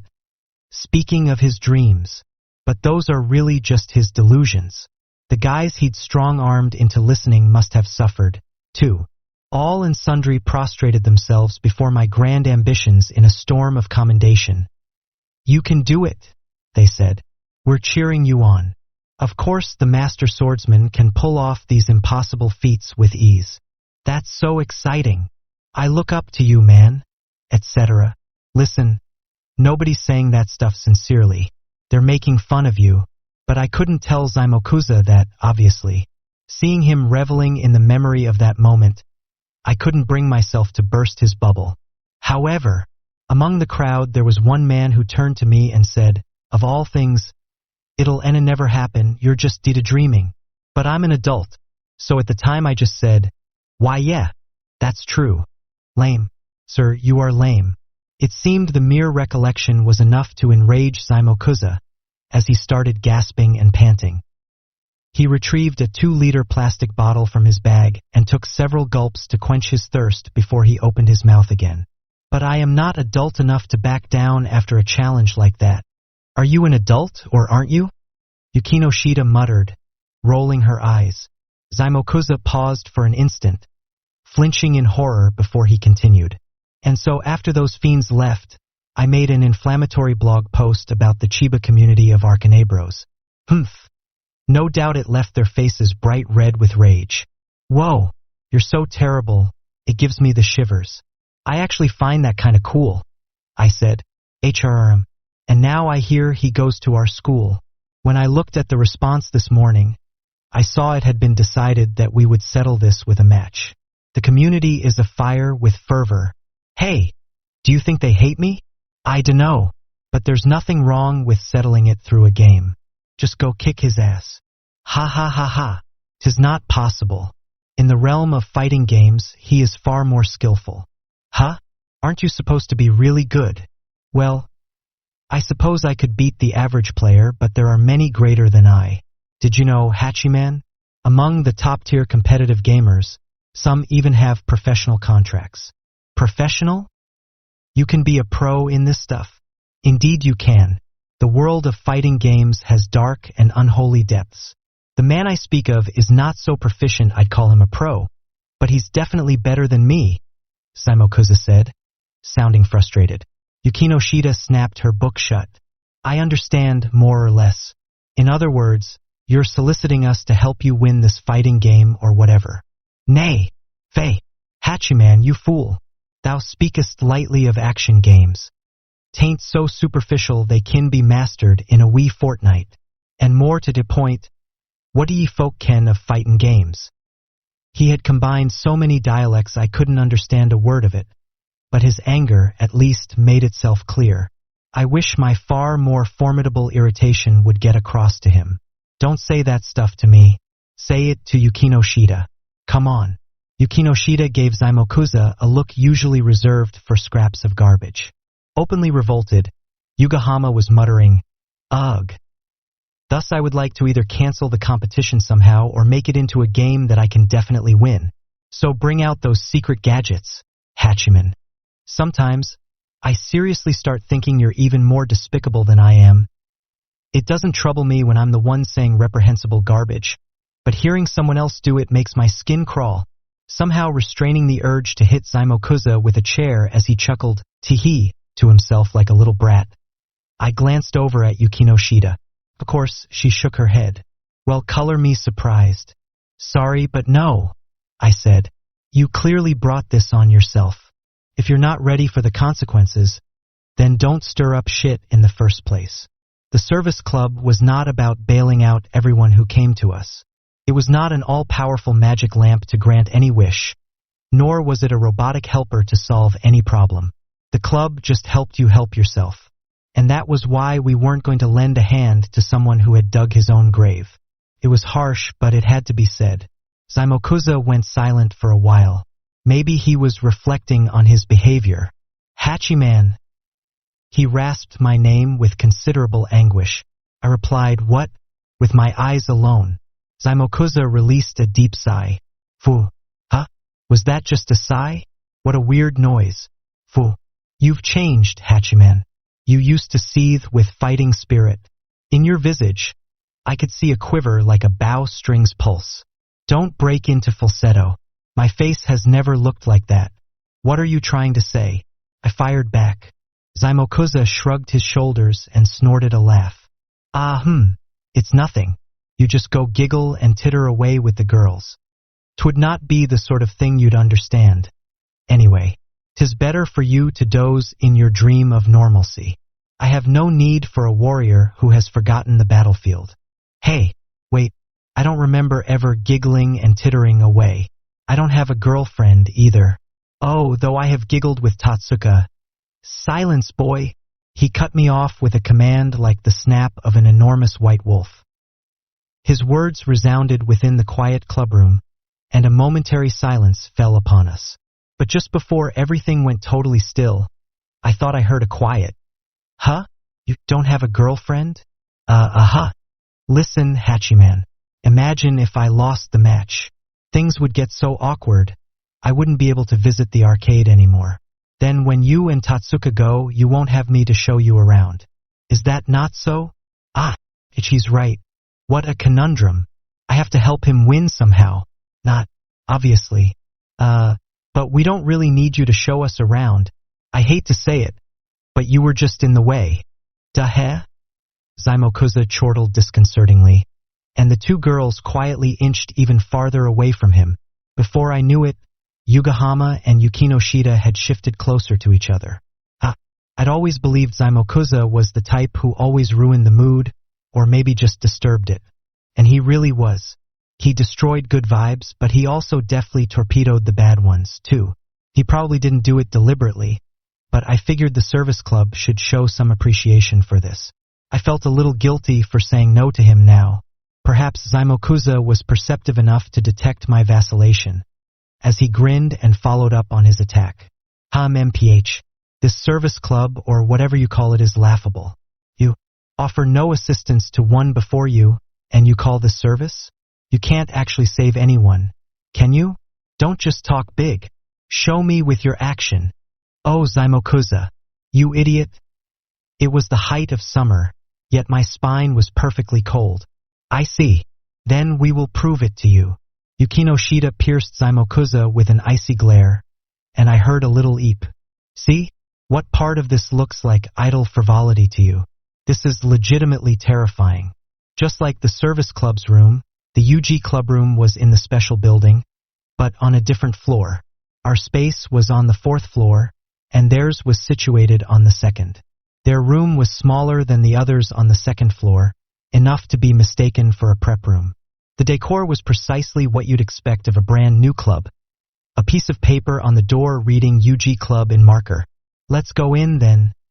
By some twist of fate, we'd all come down here. I looked back at Zaimokuza, Yukinoshita, and Yugahama. Zaimokuza answered with a pretentious Yukinoshita offered neither a response nor any kind of expression, and Yugahama stood a little ways away with visible unease. Are you coming in? I asked her just in case.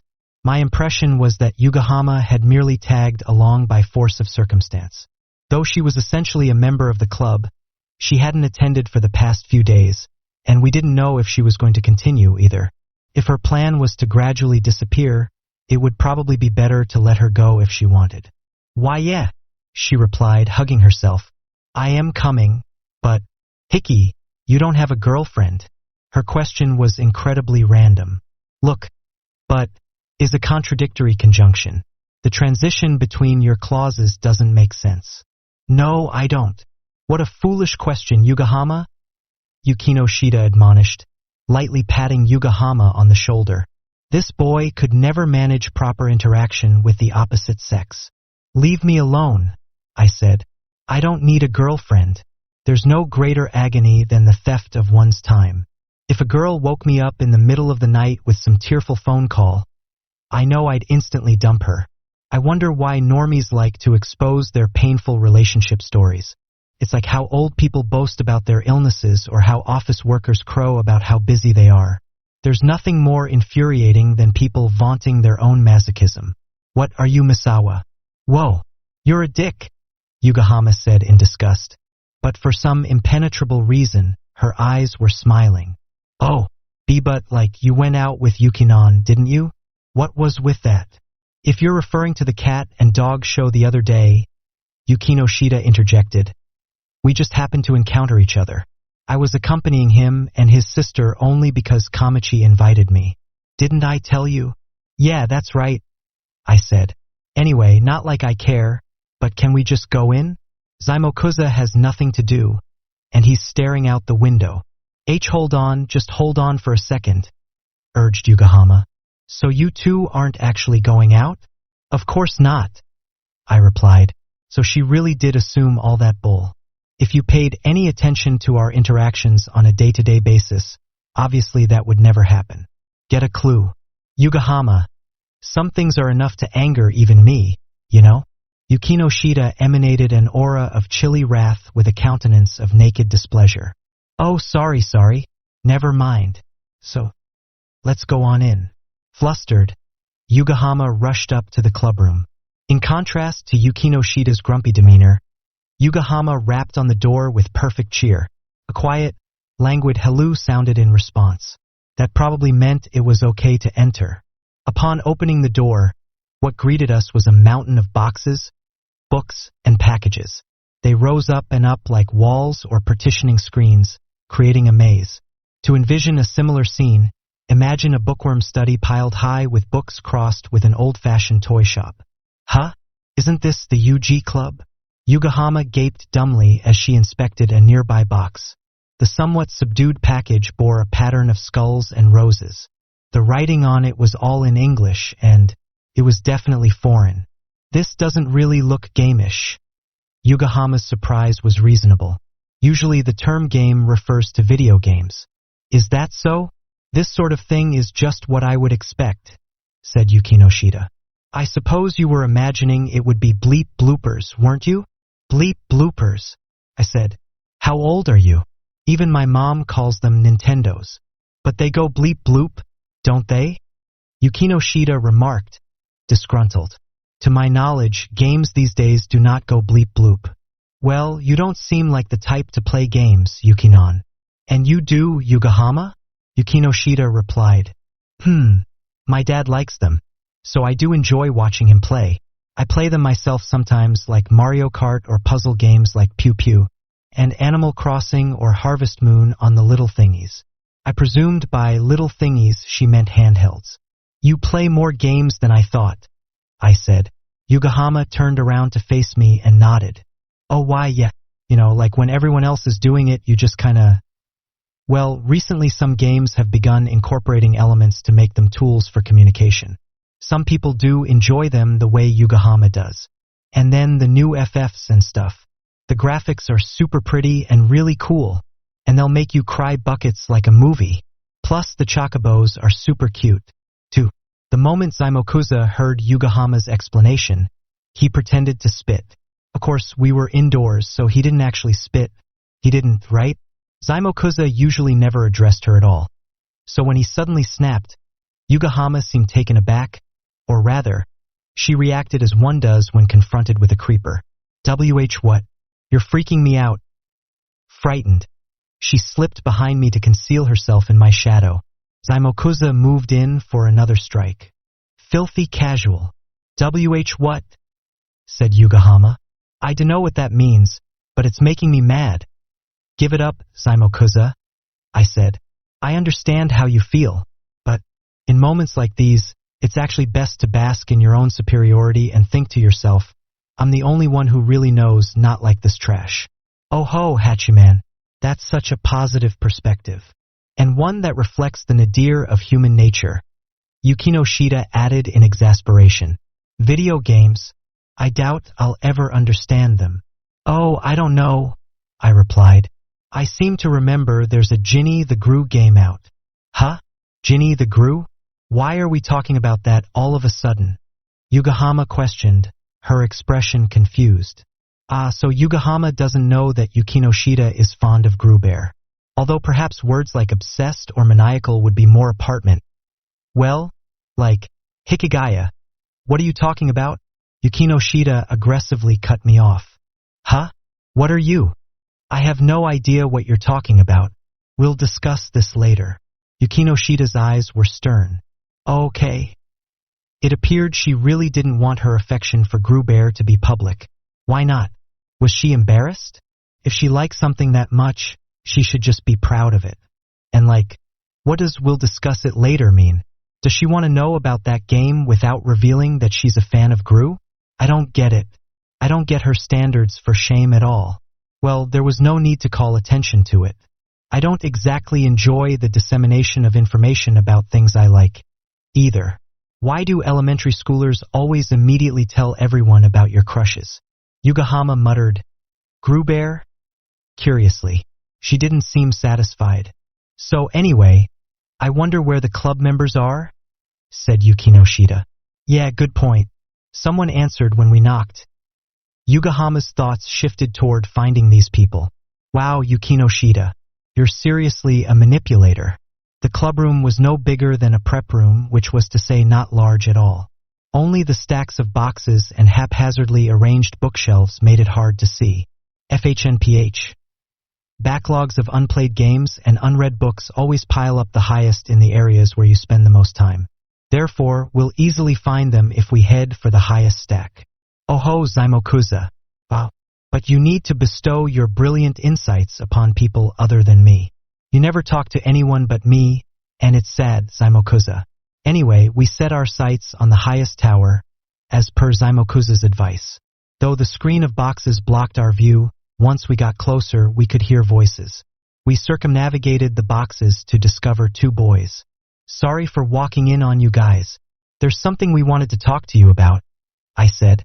The two boys, presumably of the UG club, looked at each other and nodded, then turned back to examine me. Well, this was the first time they'd ever seen me. If an unknown visitor darkens your door out of the blue, I suppose you would look at him like that.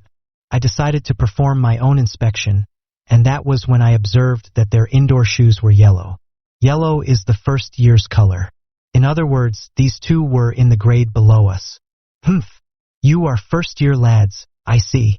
The moment Zaimokuza realized these two were younger than him, His manner swiftly turned pompous. I had no trouble with his readiness to change his attitude. I despise the oppression of social hierarchies and seniority-based systems, unless I'm the beneficiary. So I hopped up on my high horse along with Zaimokuza. It was just, a negotiation strategy to assume the psychologically superior position. It wasn't at all because I'm a jerk or anything. So I heard you kids have been giving Zaimokuza here some cheek. Huh? I said. Go ahead. Trash. Talk him some more. Huh? Hachiman? Zaimokuza implored me silently, but it wasn't the least bit cute. I mean, even if you are older, you're way below them on the social ladder. Stop fooling around and get to the point. Yukinoshita gave me a cold glare. When the first years saw, they whispered to each other surreptitiously. Isn't that Yukinoshita from second year? I think so. Whoa, for real? Was Yukinoshita famous? Well, she was good looking after all. She also had her distinctive aura of mystery. Was nothing extraordinary for her to have admirers in other grades. When I was in middle school, I knew the names of cute older girls, too. That was the extent of my knowledge, though. All right, you two have business with this guy, don't you? But before I could beckon him over, the guy in question shoved his way to the front. FWA ha ha ha ha ha. 'Tis been a long time. You talked big yesterday, but now the time for regrets is past. I shall now teach you a lesson, as both your elder in life and your elder in school. Firmly highlighting the elder part, Zaimokuza aggressively presented himself. The UG Club pair, however, received him with all the warmth of a refrigerator. Hey, is this the guy you were talking with before? Whoa, this is painful. I know, right? He's so bad it's hard to believe. They snickered in a condescending and exceedingly stereotypical manner. In the end, Zaimokuza was the one shaken up. Hachiman? Did I just do something weird? Relax. This isn't the only time you've been weird. Zaimokuza had almost entirely broken character. I pushed him back with a firm pat on the shoulder. We're the service club. We're basically like counselors. Zaimokuza said he had a dispute with you, so we came here to resolve it. So, who's the one he fought with? I asked indifferently. One of the boys timidly raised his hand. Oh, that's me. I'm Hitano, a first year. And this is Sagami, also a first year. The one who had introduced himself as Hitano was skinny, and a little on the hunched side. He sported glasses with no frames and sharp corners, perhaps a reflection of his sharp mind and sharp ideas. His friend, also slender, looked like a pasty middle schooler. His glasses were a little more rounded, inspiring the next generation. To be honest, I didn't have any particular desire to remember their names, so I decided to distinguish them by their glasses. I heard you're going to have a competition with Zaimokuza, but you're good at fighting games, right? If you guys settle your score that way, it'll be obvious before the match what the outcome will be. So why not try another kind of competition? This proposal was absurd, if I do say so myself. It was like approaching a soccer player and suggesting, let's play baseball instead. This kid was not going to voluntarily relinquish his advantage. Of course, he indicated that he was not on board with the idea. His lack of head nodding indicated a polite refusal. At least make it another game or something. You have so many? I said, gesturing toward the ramparts around us. Well, I guess. Okay. Then, though their responses were subdued, they oozed confidence. Clearly, they held some assurance in their ability to win. It seemed the name of United Gamers was not for show. But if we're switching games, we need to get something in return, Hitano said with mild reserve. Well, they had made one concession for us. It was only natural to put forth their own conditions to even the scales. I nodded and waited for them to continue. Okay, how about Zaimokuza groveling to you? If we lose, I'll personally take responsibility and force him to say, I'm eternally sorry for getting carried away. Or something, I suggested. I was sick of waiting, so that was good enough. Huh? Me? Zaimokuza dropped out of character again. You've got no right to refuse, though. Well, I guess that's fine. Mild-mannered as ever, the UG Club accepted those terms. Then I'll let you pick the game. Don't choose anything too complicated. A newbie can't do well in a game with a steep learning curve, and that'd make it no different from a fighting game. In fact, I think the reason fighting games have been going downhill for so long is because it's hard for new people to get into them. Even if you find one you'd like to try out at an arcade, the regulars like the Guilty Bros or fans of even older titles are usually occupying it, and you can't join in. And even if you do edge your way in, they'll immediately wreck you, making you swear off playing it anymore. In the future, they should designate a special area for casual gamers. Then, we'll take a game everyone already knows and tweak it a little. Ichiram, do as you will. What is the name of this game? Zaimokuza asked. The pair pushed their glasses up their noses. I'm thinking we'll play a game called Double Millionaire. The proposal sounded innocent enough, but their glasses flashed deviously. The cards slid against each other softly as he shuffled them. Millionaire is played with a standard deck of playing cards. It's also known as beggar or president. You know the rules, right? Hatano asked hesitantly. I nodded. Yukino Shida was the only one to tilt her head with an invisible question mark floating above it. I've never played it, though I have played poker. Okay, I'll explain the rules then. Sagami provided a brief summary. 1. You deal all the cards to the players equally. In reality, such egalitarian distribution isn't feasible, not even for cards.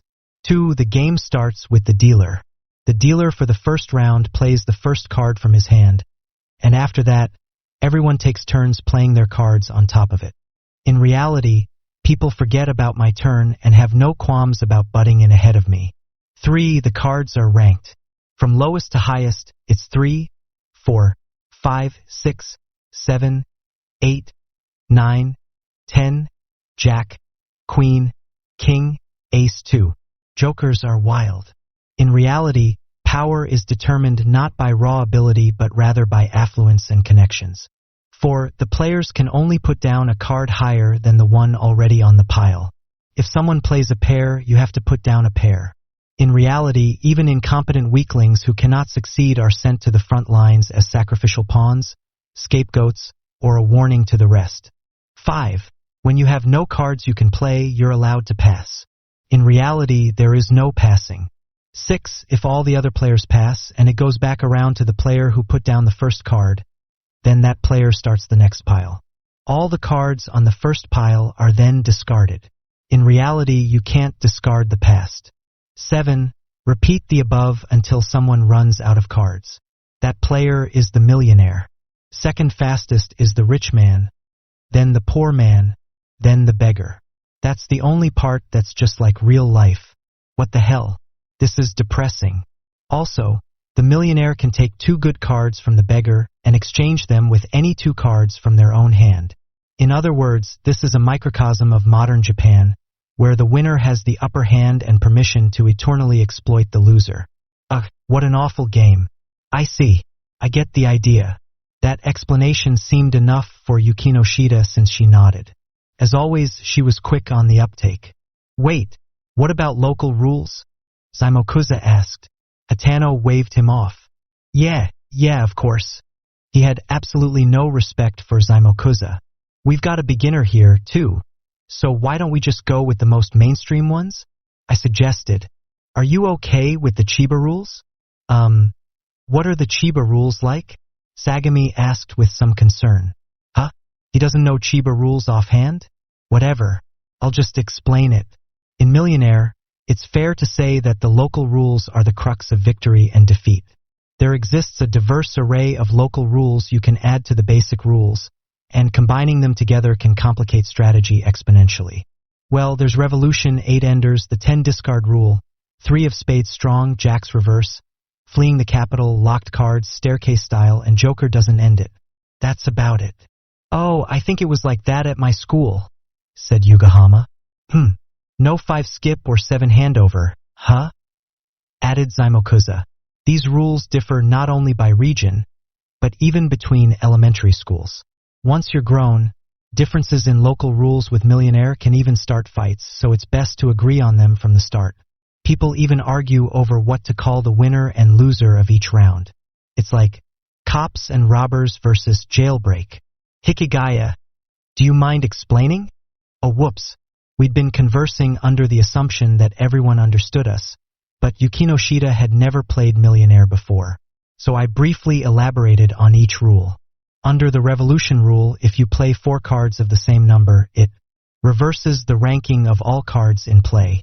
In 8 Enders, after playing an 8, you discard the whole pile and start a new one. For the 10 discard rule, when you play 10s, you can remove an additional number of cards from your hand equal to the number of 10s you put down. 3 of Spades strong means the 3 of Spades can beat a Joker, and Jack's reverse means that when you play a Jack, the ranking of the cards is reversed for everyone's next turn only. Yukinoshita nodded occasionally as I explained. Well, you can't truly grasp it if you don't do it yourself. Practice was probably the fastest way to pick it up. We agree to your suggested local rules. So you will accept our double millionaire rules. The pair's glasses flashed again. The air hung oddly heavy, and I quietly gulped. The next moment, both boys had broad smirks on their faces. The rules are the same as regular millionaire. The difference is that you play it in pairs. Pairs? I asked. So, in other words, you and a partner have to decide together? The UG Club pair shook their heads in perfect accord. No. You trade places and take turns putting down cards. You're not allowed to talk with your partner. That meant the game would require evaluating not only your opponents but also your partner. It was surprisingly strategic. In that case, though, the problem was selecting a partner. I glanced to my side. Heh, don't presume you can beat my deck.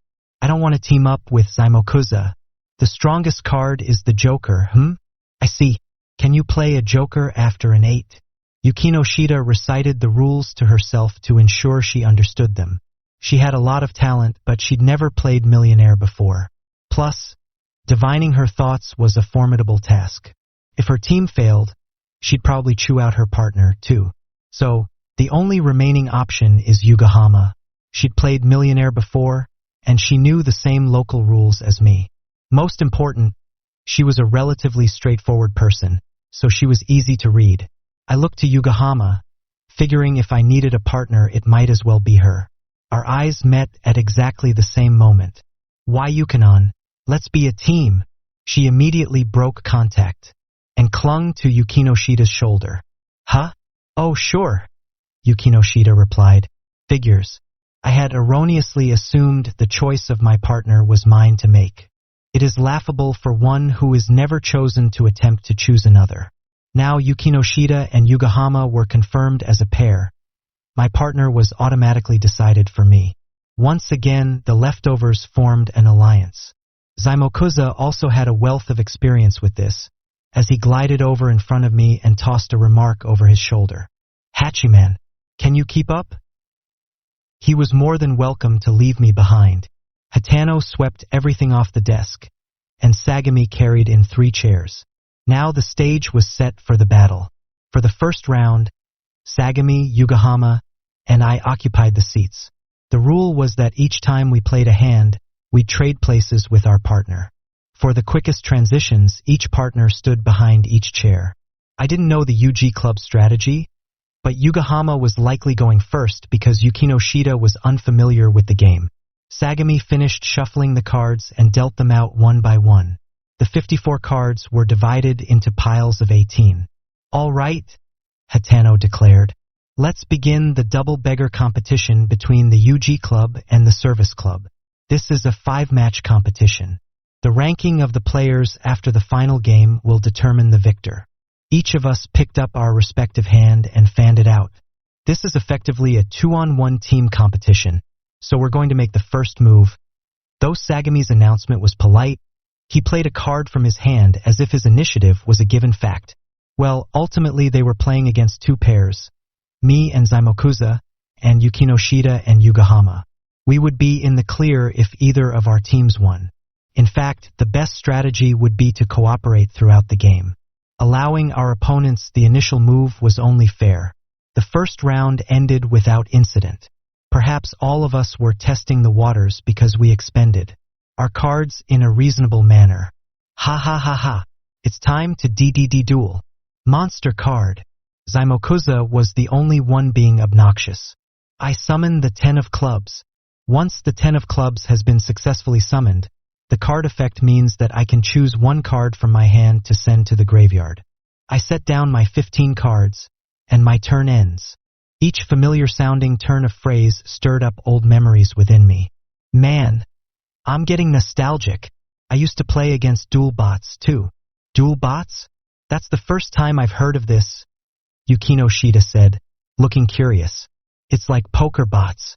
They're for people without friends. I don't think that's what poker bots are for, she replied. Oh, is that right? I thought for sure they were just for playing poker by yourself. I usually use 2 decks. I had tons of Miracle of the Zone and Magic cards and stuff, but I didn't have anyone to play with. Zaimokuza's enthusiasm abruptly dampened, and he handed me the cards. Matches are the bread and butter of collectible card games, so they're no fun without friends to challenge. Although thanks to the Game Boy version, I have a wealth of experience with computer opponents. Once Zaimokuza had finished being insufferable and shut his mouth, silence enfolded the room. The only sounds came from cards sliding out of hands and slapping onto the pile. We went around the circle a few times in this manner, and the competition continued without incident. Perhaps it was thanks to the 10 discard rule and playing triples, but everyone's cards decreased steadily. Eventually, Zaimokuza and I had 2 cards remaining, and Yukino Shida and Yugahama had 3. Remarkably, the UG Club still had 5 cards left. Despite Double Beggar being their idea, they didn't appear particularly adept. Their strategy revolved around getting rid of their weakest cards first with no additional stratagems. If this was how they were going to play, this would be an easy win. Yugahama played a 6 of spades, and then I played the 8 of hearts I'd been saving. Only one left now. Zaimokuza. I laid our last card face down on the desk and surrendered the seat to him. Zaimokuza plopped down with the declaration, "'Tis my turn." Yes, we noticed. Now it ends. Trump card. Open. Checkmate. He triumphantly put down our last card. Yukino Shida must have been saving a card, too, as she played the 2 of clubs. The UG Club passed, and she immediately handed her remaining 2 cards to Yugahama, who laid down a pair to end the round. Both teams were out, and the service club finished in 1st and 2nd place. FWA haha. That was pitiful. Did you enjoy tasting my power? Zaimokuza roared as if this triumph were entirely his accomplishment. It must be pretty mortifying to have a guy like him lording victory over you, I thought. But checking the UG Club's reactions, I saw their expressions were nonchalant. Oh dear, Hatano, we lost. Oh no. Yeah, Sagami. We were careless. Despite their words, they didn't seem cowed in the slightest. In fact, I could have sworn they were enjoying themselves. Huh? What are they up to? I peered at the UG Club pair. Something was fishy. They smirked.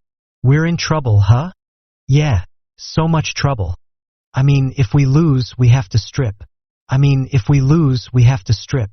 The pair spoke in unison and immediately shucked off their vests as if shedding their disguises. Sure, it looks cool, but that's pervert behavior, you know. What? What the hell is that rule? Yugahama smacked the desk in protest. But their smirks only broadened. Huh? Isn't it normal to take off your clothes if you lose? Yep. You have to strip if you lose with both mahjong and rock, paper, scissors, his buddy added. There's no strip rule for rock, paper, scissors. The loser only has to go buy the winner juice or something. They were right about mahjong, though. All right, time for round 2. Hey, hold on. Listen to me. Yugahama demanded a halt to the game. Ignoring her, Hatano swept up the cards and started shuffling. He swiftly dealt. Yukinon, let's go. Going along with this would just be stupid. Would it? Yukino Shida replied. I don't mind the rule, though. We only have to win. Besides, this is a competition. Of course, it entails risks. Huh. But I don't want to do this. I see no problem. While the variety of local rules in the game can be confusing, as long as the cards are ranked in a fixed order, there's no change in the fundamental strategy. If we can remember which cards have been played and predict which ones remain in our opponent's hands, I doubt we'll lose so easily. I've also discovered several methods of achieving victory in the final stages, so it's not difficult to predict what our opponents will do based on the number of remaining cards in play. And maybe you're right, but Yugahama groaned, teary-eyed. At this point, all she could do was rely on Yukinoshita. As long as the other girl was on board, Yugahama's hands were tied. Maybe I should try to put a stop to this. I doubt Yukinoshita would listen to me, though. Come, quickly. Let us begin battle now. While I hesitated over what to do, Zaimokuza sat down and accepted the cards from Hitano. All right, let's get started. Yukinoshita also picked up the cards spread before her on the desk, fanning them out in her hands in one sweep. Behind her, Yugahama looked glum. First, the card exchange, then. Hitano took 2 cards from his hand and passed them over to Zaimokuza. In Millionaire, from the second round on, the millionaire and the beggar must swap cards. The beggar takes the 2 strongest cards from his hand. The millionaire takes any 2 cards from his hand, and they exchange them. The cards we received were a joker and a 2 of hearts. Good cards. HRRM. Zaimokuza removed 2 cards and handed them over with great delight. They were a king of spades and a queen of clubs. What? Hold on, what are you doing? Why aren't you handing them bad cards? I demanded. He quietly closed his eyes and replied with dignity. 'Tis the mercy of a samurai. Why, you little, do you just want to see the girls naked? The UG Club guys accepted the cards from Zaimokuza and smirked. I see. They're playing against both guys and girls, so they established the strip rule to invite discord between us. What an advanced psychological tactic. These guys are idiots. I had thought the UG Club were just a couple of fools, but in the second round, their strategy turned so brilliant it was unrecognizable. Fearless of the risks, Hitano played aggressive hands like triples, and Sagami reliably reduced the cards in their hand with skillful use of the card effects. They employed such wildly different tactics each turn, it was impossible to predict what they would do next. In a steady march toward victory, they slowly rid themselves of cards. Before I knew it, they had only 2 left. The Yukinoshita/Yugahama pair and I doggedly held our own, eventually coming to a point where the girls had 2 cards and us boys had 4. Yugahama's right hand wavered. We were near the stage that would decide the victors and the losers, so she was probably contemplating how to win. I'll go with this. After some deliberation, she played the card she'd probably been saving as her trump card, the 2 of clubs. Fortunately, both of the jokers were in our hand, so the best strategy would be for us to complete the stack so Yukinoshita could play on a new pile and finish. Okay, at this rate, we'll have no problem, I thought. But then, an ambush came from an unforeseen direction. Whoops, my foot slipped. No sooner had Zaimokuza vigorously toppled against me than a card fluttered onto the table. It was a joker. Ha! Watch it, snowflake, or I'll kill you. Yugahama threatened as she leaped from her seat with a clatter. But Zaimokuza merely whistled to himself. You think that's gonna cover up anything? Zaimokuza triumphantly played the 3 of spades. Hitano casually put down an 8 and discarded the pile. Sagami took over, putting down his last card, the ace of spades, and went out first. At this point, either me and Zaimokuza or Yukinoshita and Yugahama would have to strip. There was an ace on the table. With some regret, Yukinoshita passed. My turn came around. Hachiman, I have entrusted our dreams to you. My shoulder felt warm where he was gripping it. When I looked at his face, he was wearing a calm smile like that of a warrior advancing to his death. Hey, he hasn't forgotten that if we lose, he'll have to grovel to them, has he? With Zaimokuza's passionate hopes weighing on my shoulders, I fanned out my cards. A 4 of spades and a joker. Hitano pumped a clenched fist as if he were silently yelling, "We're comrades, aren't we?" Sagami quietly lowered his eyes, pressing his hands together silently in prayer. I heard a tiny whisper of God from him. Had I ever before been entrusted with so many people's hopes? No, I had not. In that moment, I felt those unshakable bonds. My finger brushed the joker. Zaimokuza, awaiting my next action, let out a whoop of joy. That cry made Hitano and Sagami leap from their chairs. eager to burn this crucial moment into their retinas. I heard a quiet voice. Hachi-man, Hachi-man. It was a tiny, hardly audible little whisper, but before I knew it, it had swelled into a loud cheer. Just like the first-place runners returned to the stadium during an Olympic marathon, it was a passionate, stirring scene. But amid that fervor, Yukinoshita was blasting me with enough glacial ire to freeze me solid, and Yugahama was groaning.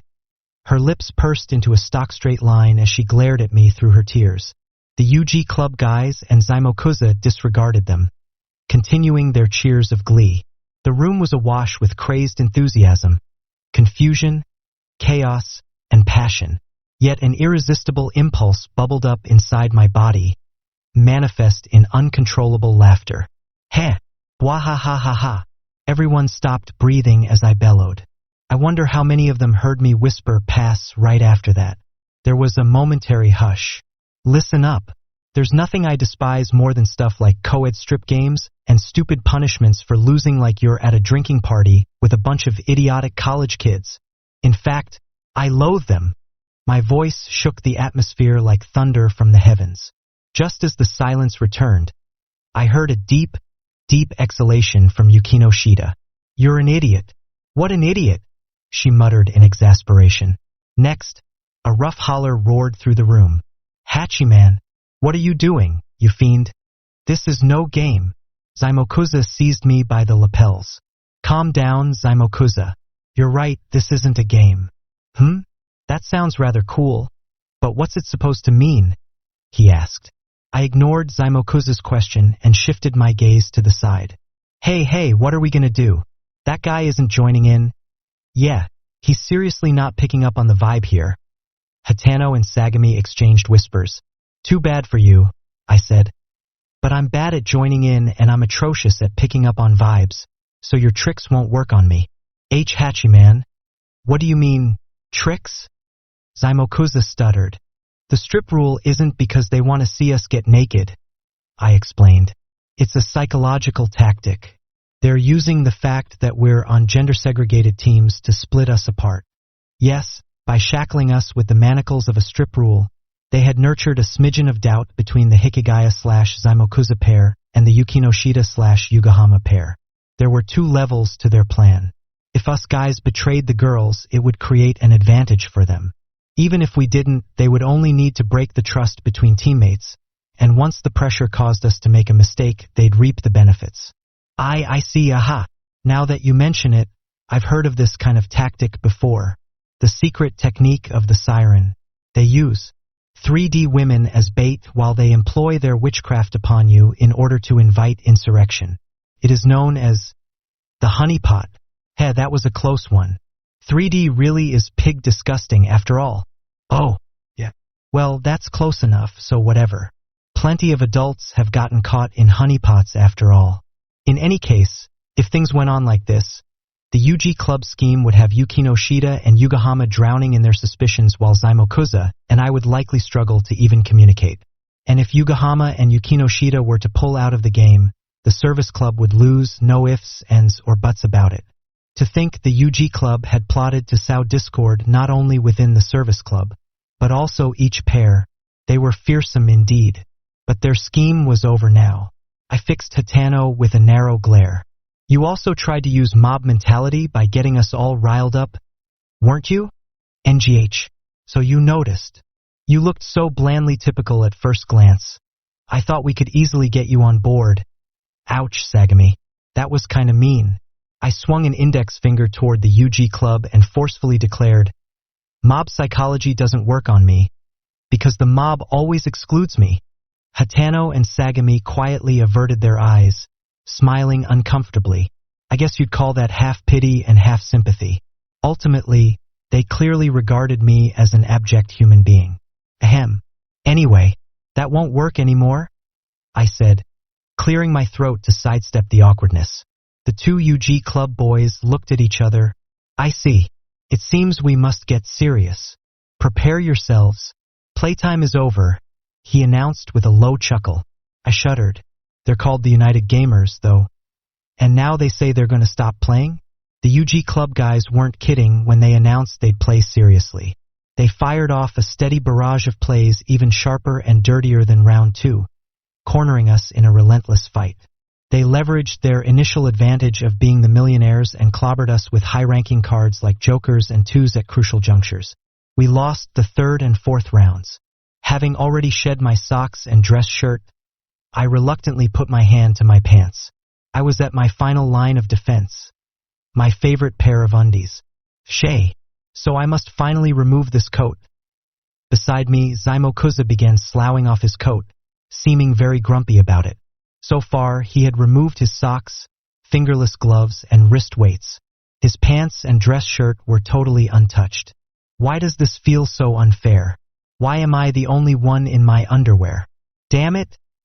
A little teary, I slid off my pants as modestly as I could. I suddenly sensed eyes on me, and when I searched for the source, I found Yugahama's. She looked despondent and apologetic. Hey, don't watch. Or are you interested? What?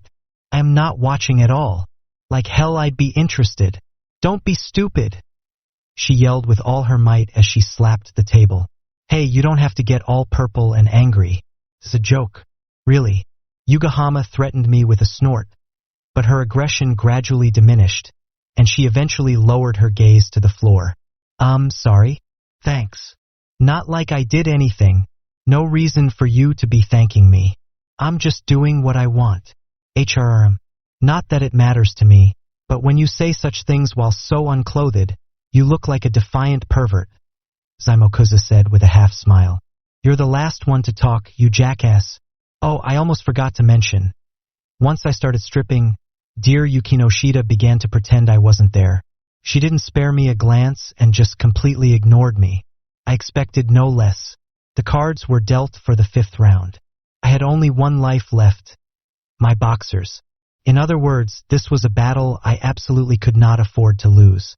This was not to be confused with the battles that characters on TV absolutely cannot afford to lose and, for some reason, do so surprisingly often. All right, we're gonna win this. My instincts were focusing, my body overflowing with determination. PFSSH, says the guy in his underwear trying to play it cool. Zaimokuza burst into laughter. When I surveyed the rest of the group, both the UG Club guys and Yugahama were desperately trying to restrain their laughter. Upon closer inspection, even Yukinoshita's shoulders were trembling. You guys are awful. Hey, Zaimokuza. Unsurprisingly, rage welled up within me. The corners of my mouth twitched. Apparently, Zaimokuza realized how angry I was, as he affectedly cleared his throat with a hom-hom. Calm down now, Hachiman. Games are something to be enjoyed. Relax.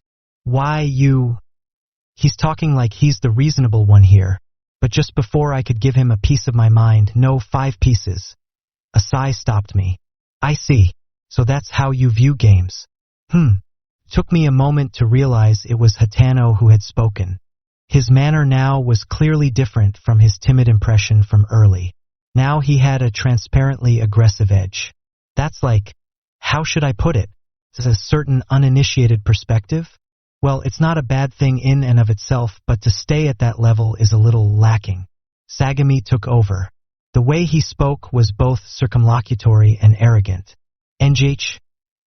Zaimokuza started to say something, but in the face of the pair's attitudes, he stopped. They both wore blatant contempt. Hatano snorted. Well, whatever. It's over now anyway. Let's begin the final match, his partner added. Why yeah, I agreed.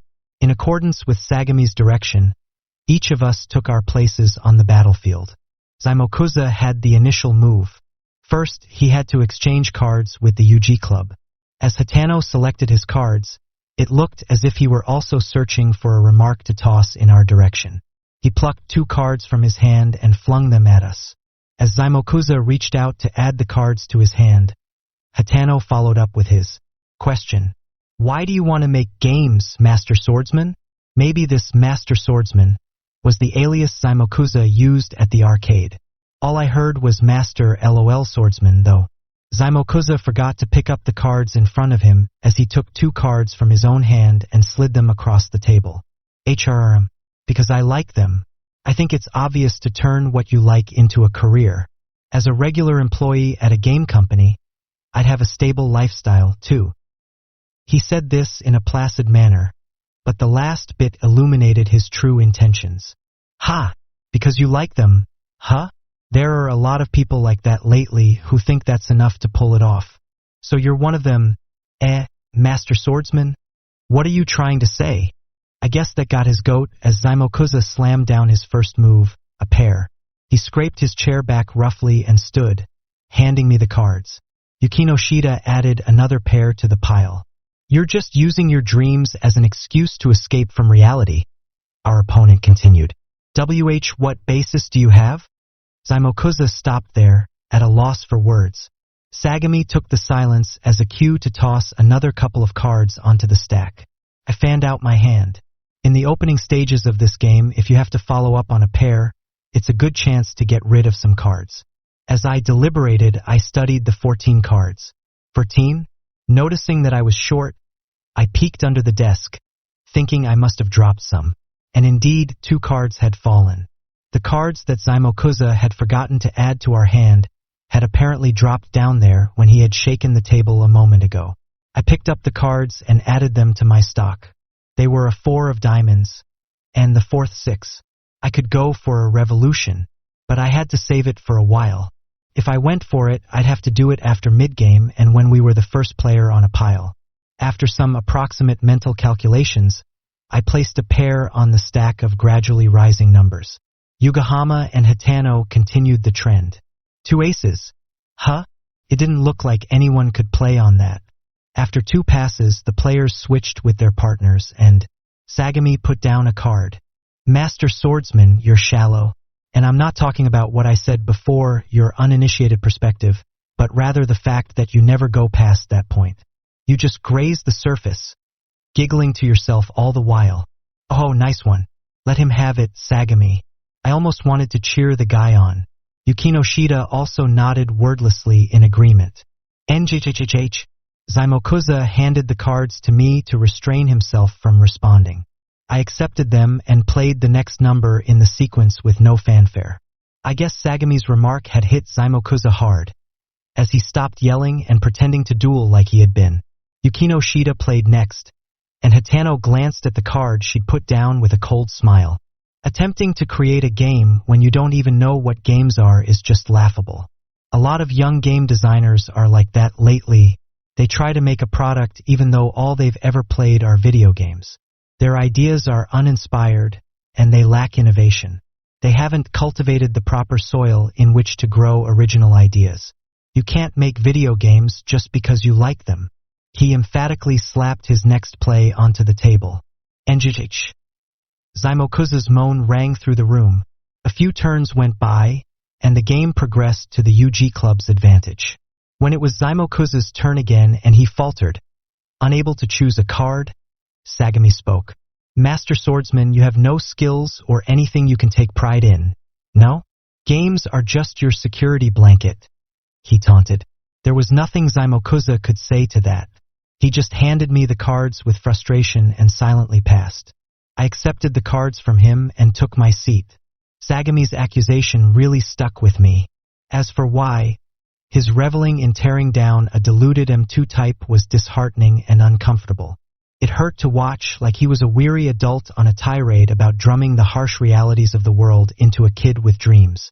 I passed, and the UG Club got to play the first card in the new pile. Hitano very slowly drew 1, 2, 3 cards. Of course, we had just passed, so there was no way we could play on them. Yukinoshita also passed. By the way, Master Swordsman, what's your favorite movie? Let me see. Magic. Whoops, not counting anime. Engwa. Once anime was no longer an option, Zaimokuza had nothing. Oh, nicely done. Painting him into a corner. But if anime didn't count, I couldn't really think of anything either. If I had to pick one, I'd say The Professional. I'd like to take in a young girl, too. As if mocking the tongue-tied Zaimokuza, Sagami swept the kings off to the side and played a new card. See? You can't come up with one, can you? What about your favorite book? Then, among recent ones, my girl Fry, aside from light novels. Oof, The interruption came so abruptly Zaimokuza bit his tongue hard. He theatrically flung his head back to face the ceiling and did not move from there, as if he'd just taken a heavy uppercut. He was still standing, but only barely. Utterly debilitated, he swayed on the spot. Are you one of those hypersensitive kids these days who can't take criticism or what? The UG Club pair sneered at Zaimokuza's state. In the end, you're a fraud.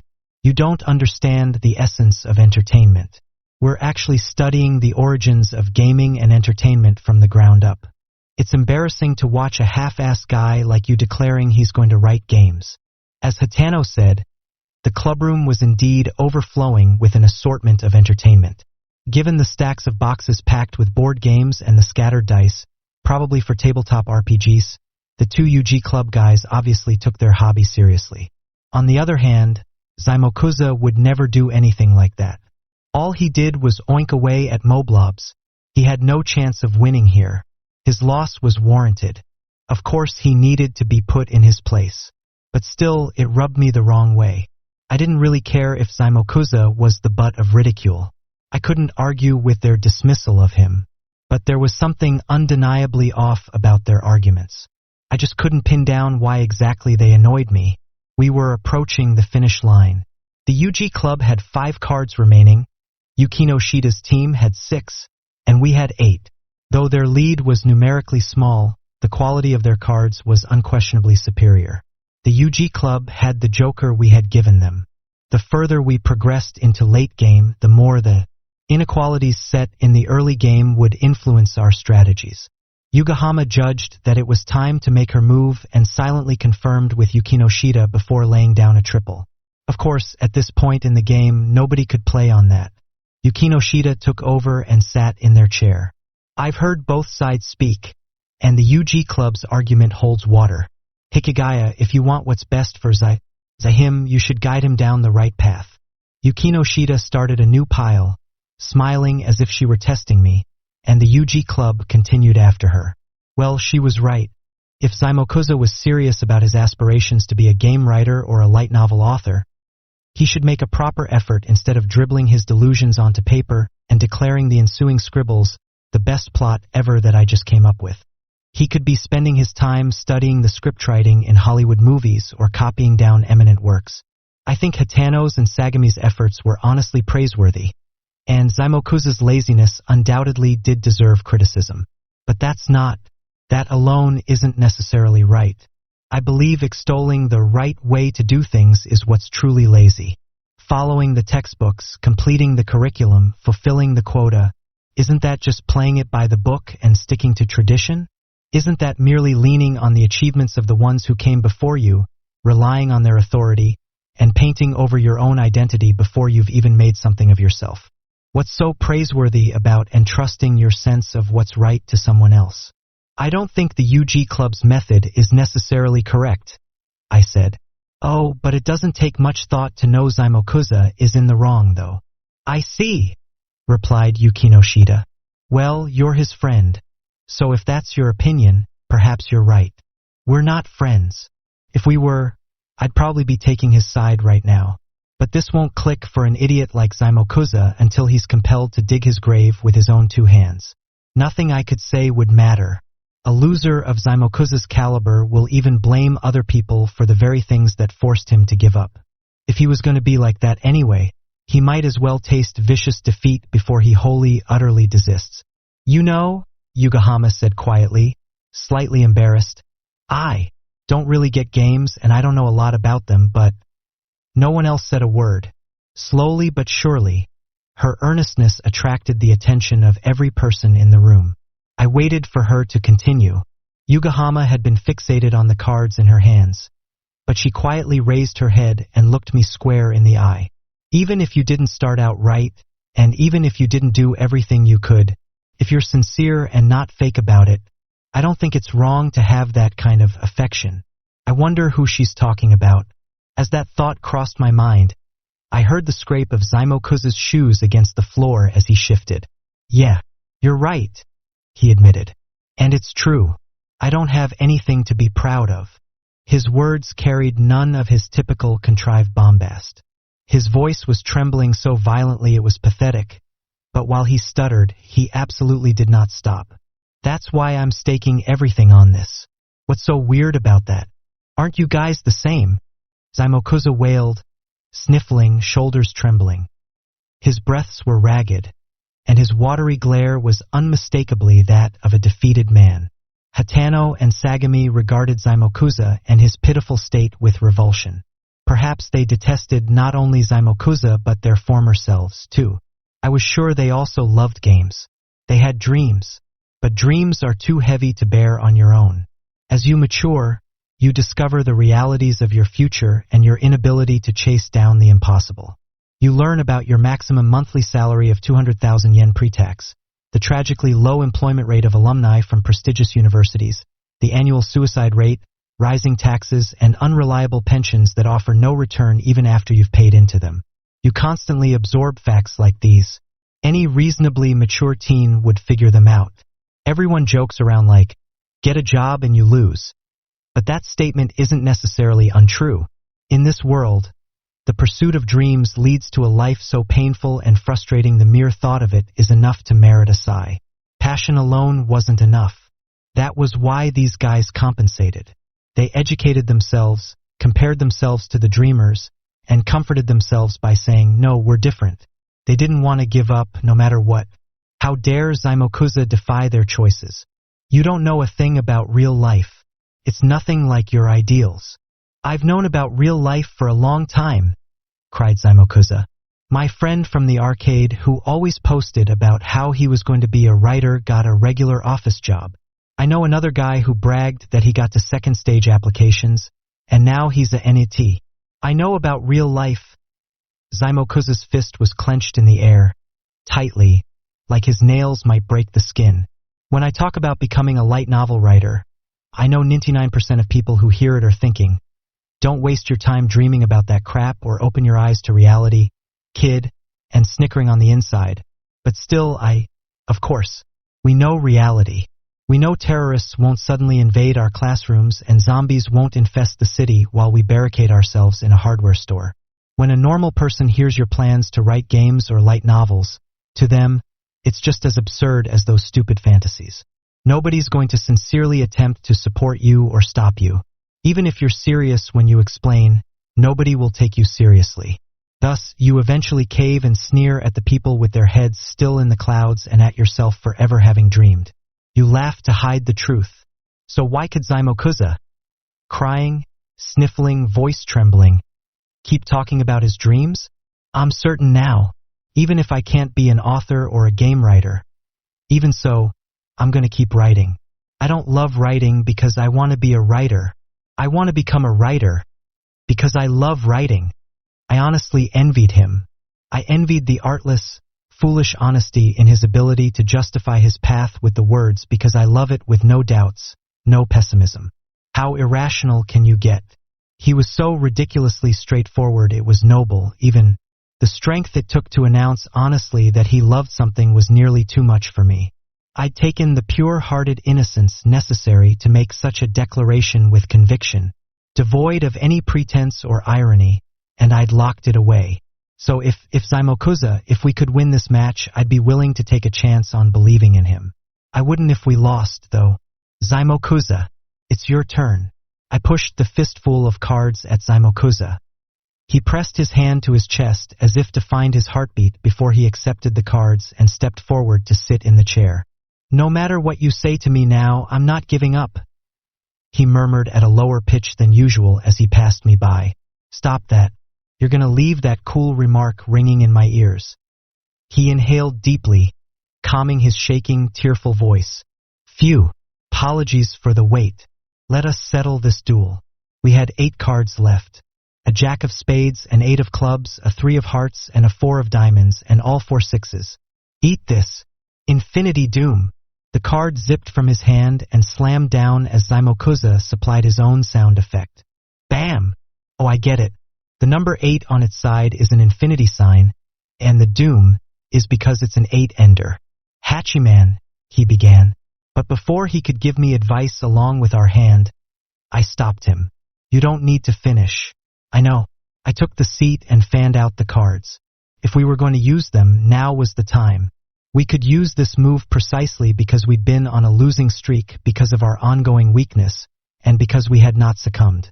Was it willpower? Perseverance? Spiritual fortitude? Keeping your nose to the grindstone? It was none of those. I'd been trying for this from the very beginning. No loss up until now had been a defeat. Those paltry defeats here and there were merely the foundation for our success. Defeat isn't defeat until you acknowledge it as such. The man at my back would surely deny his losses until the bitter end. Ergo, he was closer to victory than anyone.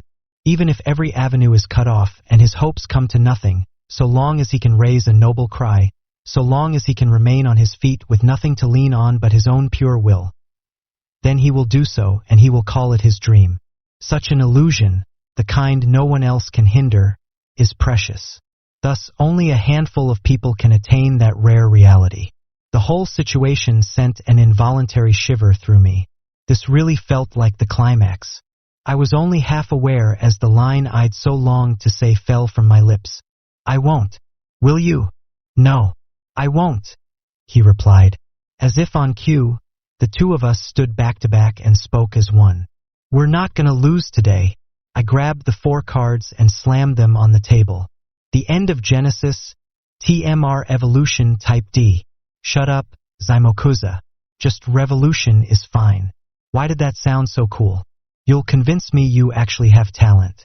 Yugahama gave a strained smile, and Yukino Shida let out a sigh that resembled a scoff. Shrugging her shoulders, she said, "Pass." Hatano and Sagami eyed Zaimokuza bitterly, as if something had lodged in their throats. No surprise there. I mean, way back when, they must have played around like that, too. But eventually, they had come to a number of realizations, and mere affection for games ceased to be enough. So they had sought out excuses.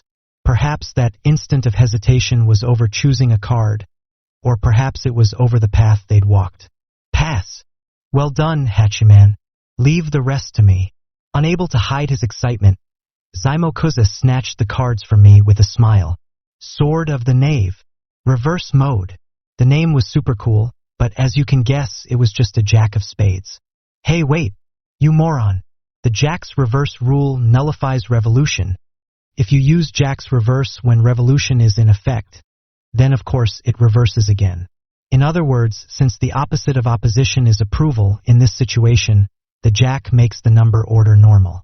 What we should have done was play a low number to get rid of it. Huh? Ah! Zaimokuza's eyes widened, and he blinked, finally realizing his own error. What a dick. He had just been concentrating on how good it felt to yell out his moves.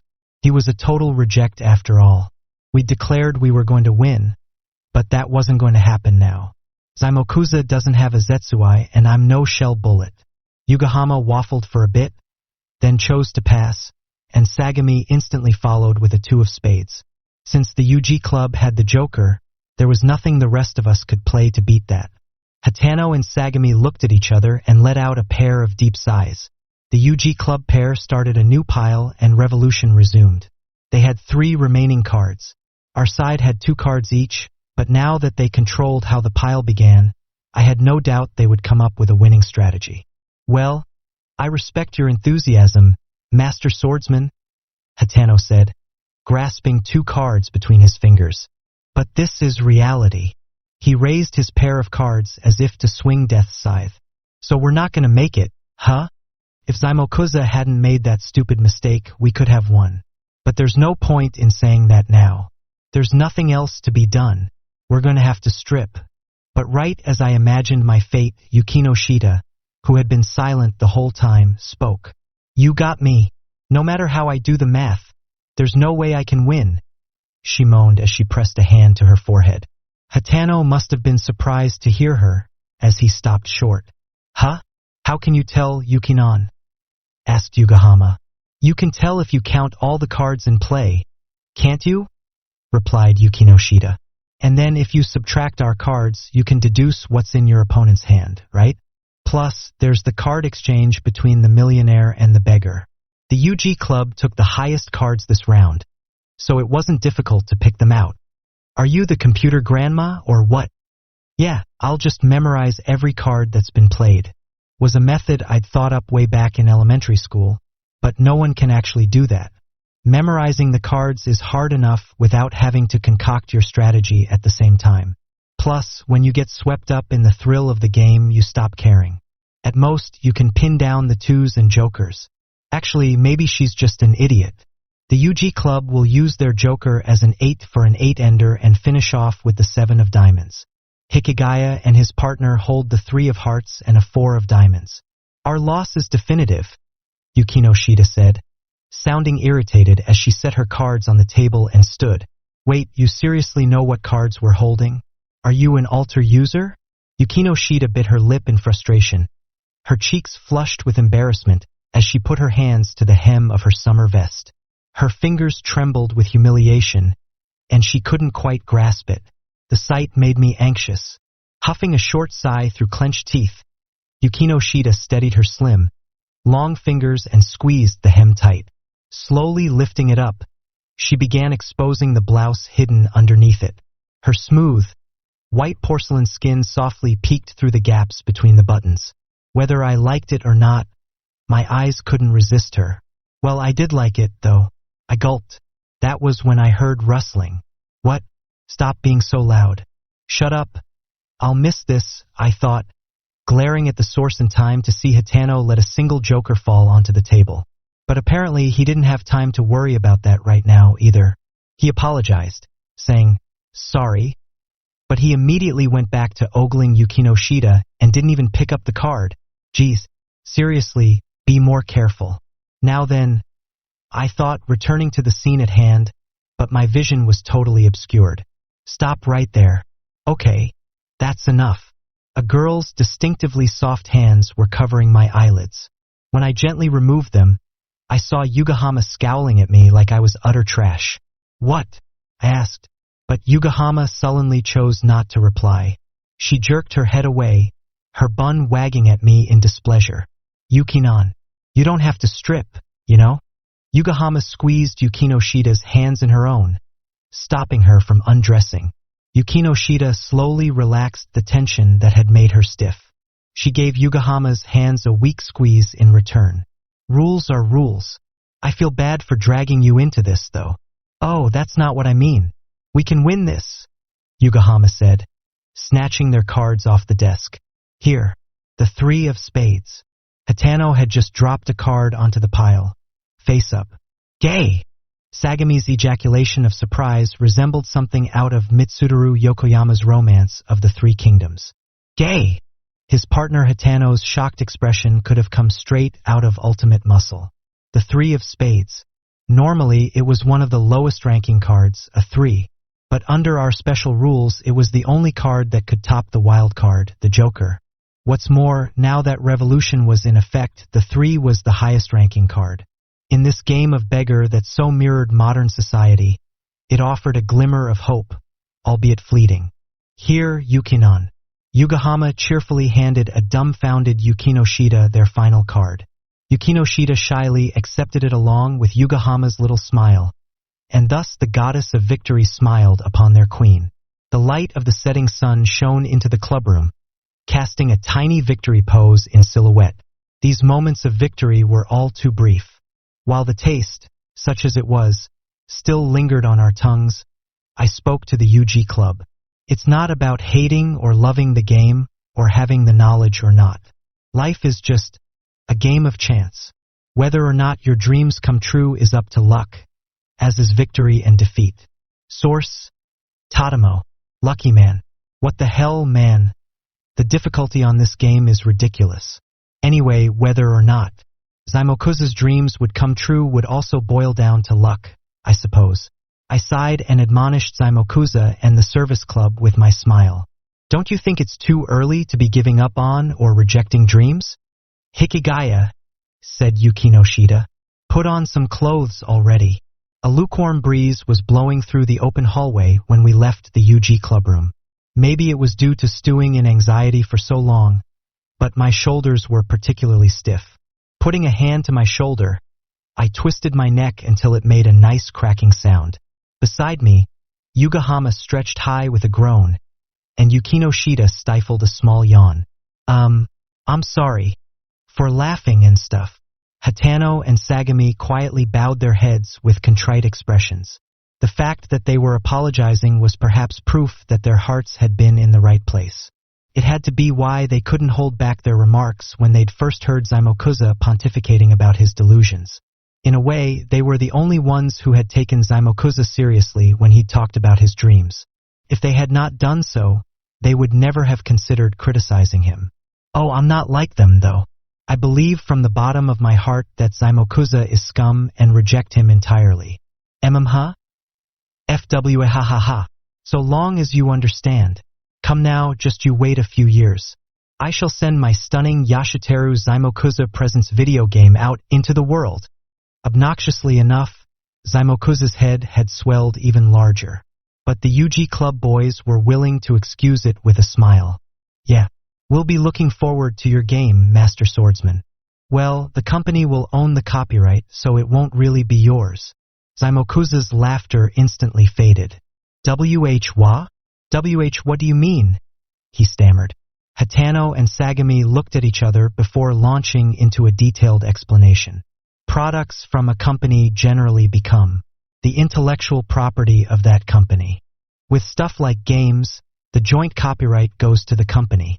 It depends on your contract, but I believe writers are often work for hire. Under work for hire, no matter how successful the property is, you won't receive any compensation beyond your initial payment. Seriously?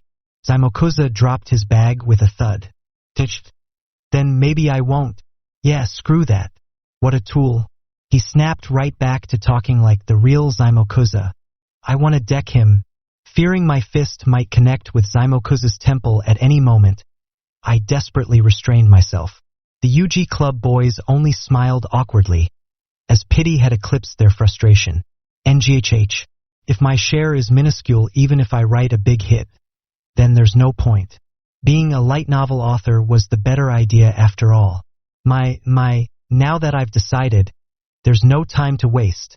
I must be getting started on my plot outline, Zaimokuza said, picking up his bag. Arms still crossed, he began briskly striding away. We must part, Hachiman.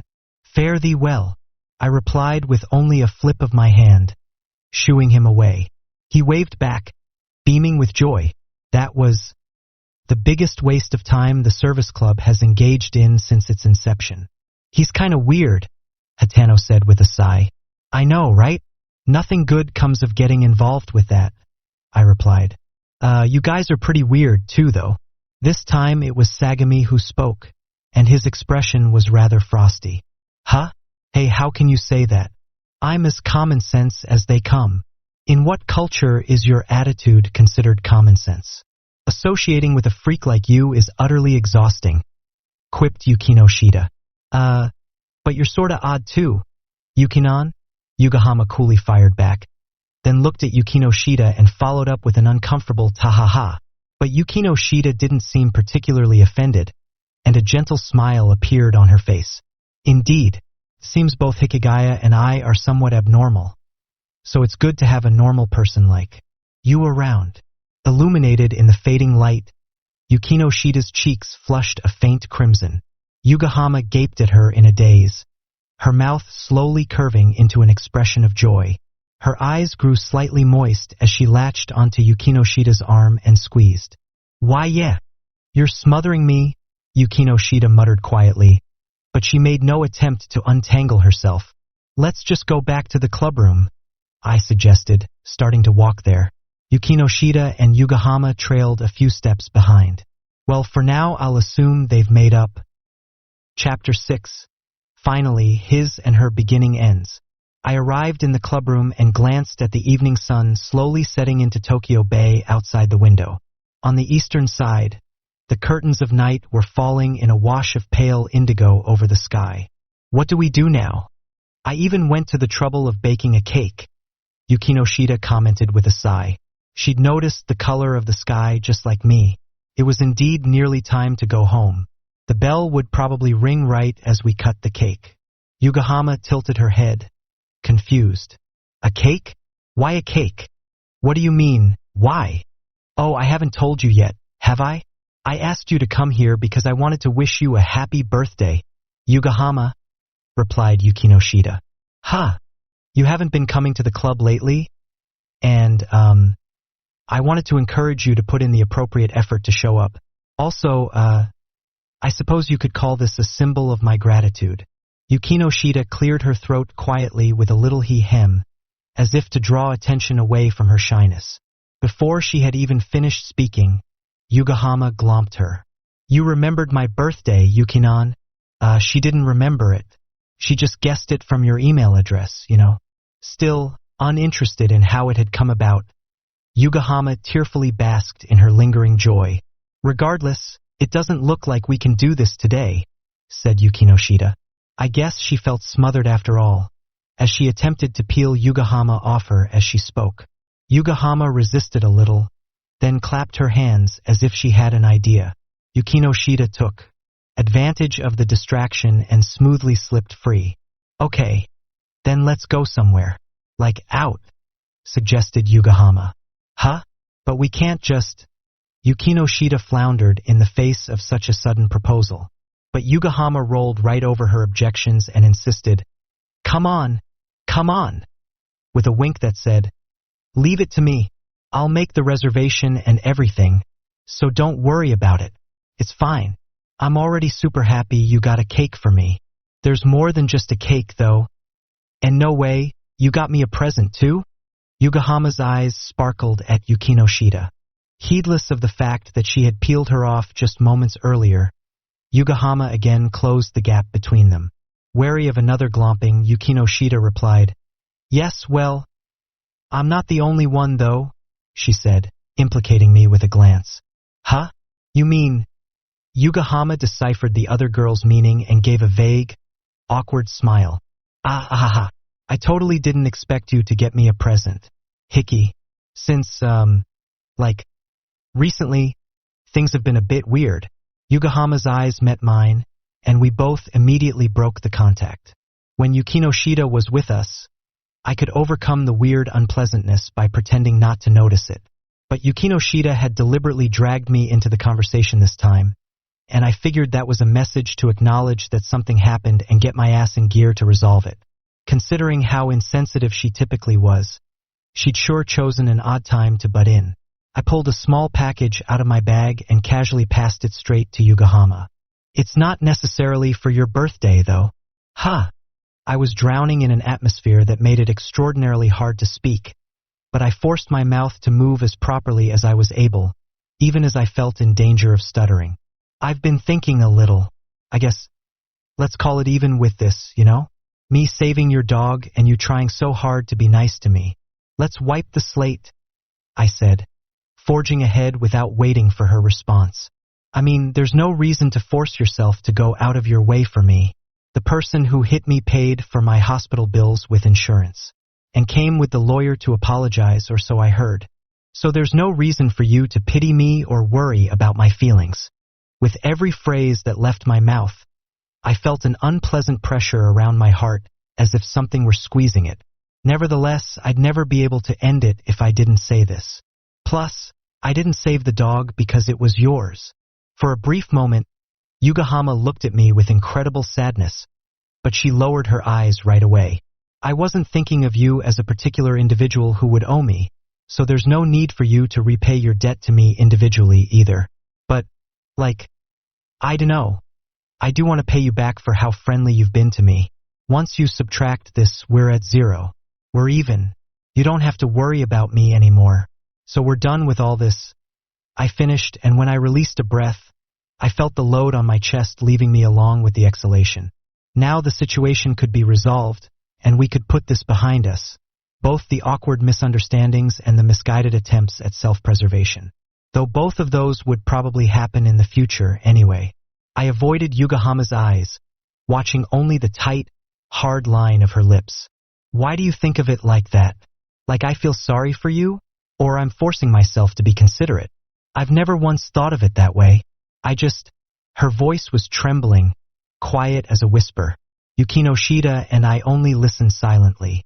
It was all we could do. There was nothing either of us could say. A faint darkness lurked in the corners of the clubroom. Only the tiniest rays of sunlight still slanted in. Like, it's so complicated and I don't really know anymore. I thought it was a lot simpler than this. Her tone was a little brighter than it had been, but she was likely forcing that cheery veneer, lending her words no more substance than so much air. An icy comment cut through the ambiguity. It's not that complicated. Yukinoshita stood with the setting sun at her back. A sea breeze from the open window swished through her hair. Hikigaya doesn't remember saving you, Yugahama, and you don't remember ever feeling sorry for him.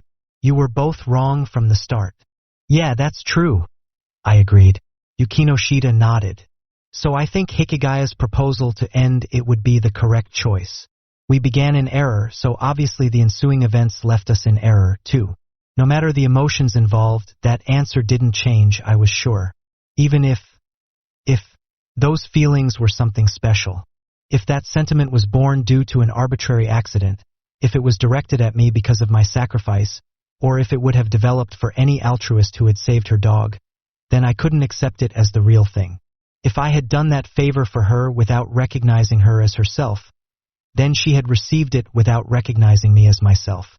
Thus, her feelings and her benevolence weren't for me. They were for the person who had helped her.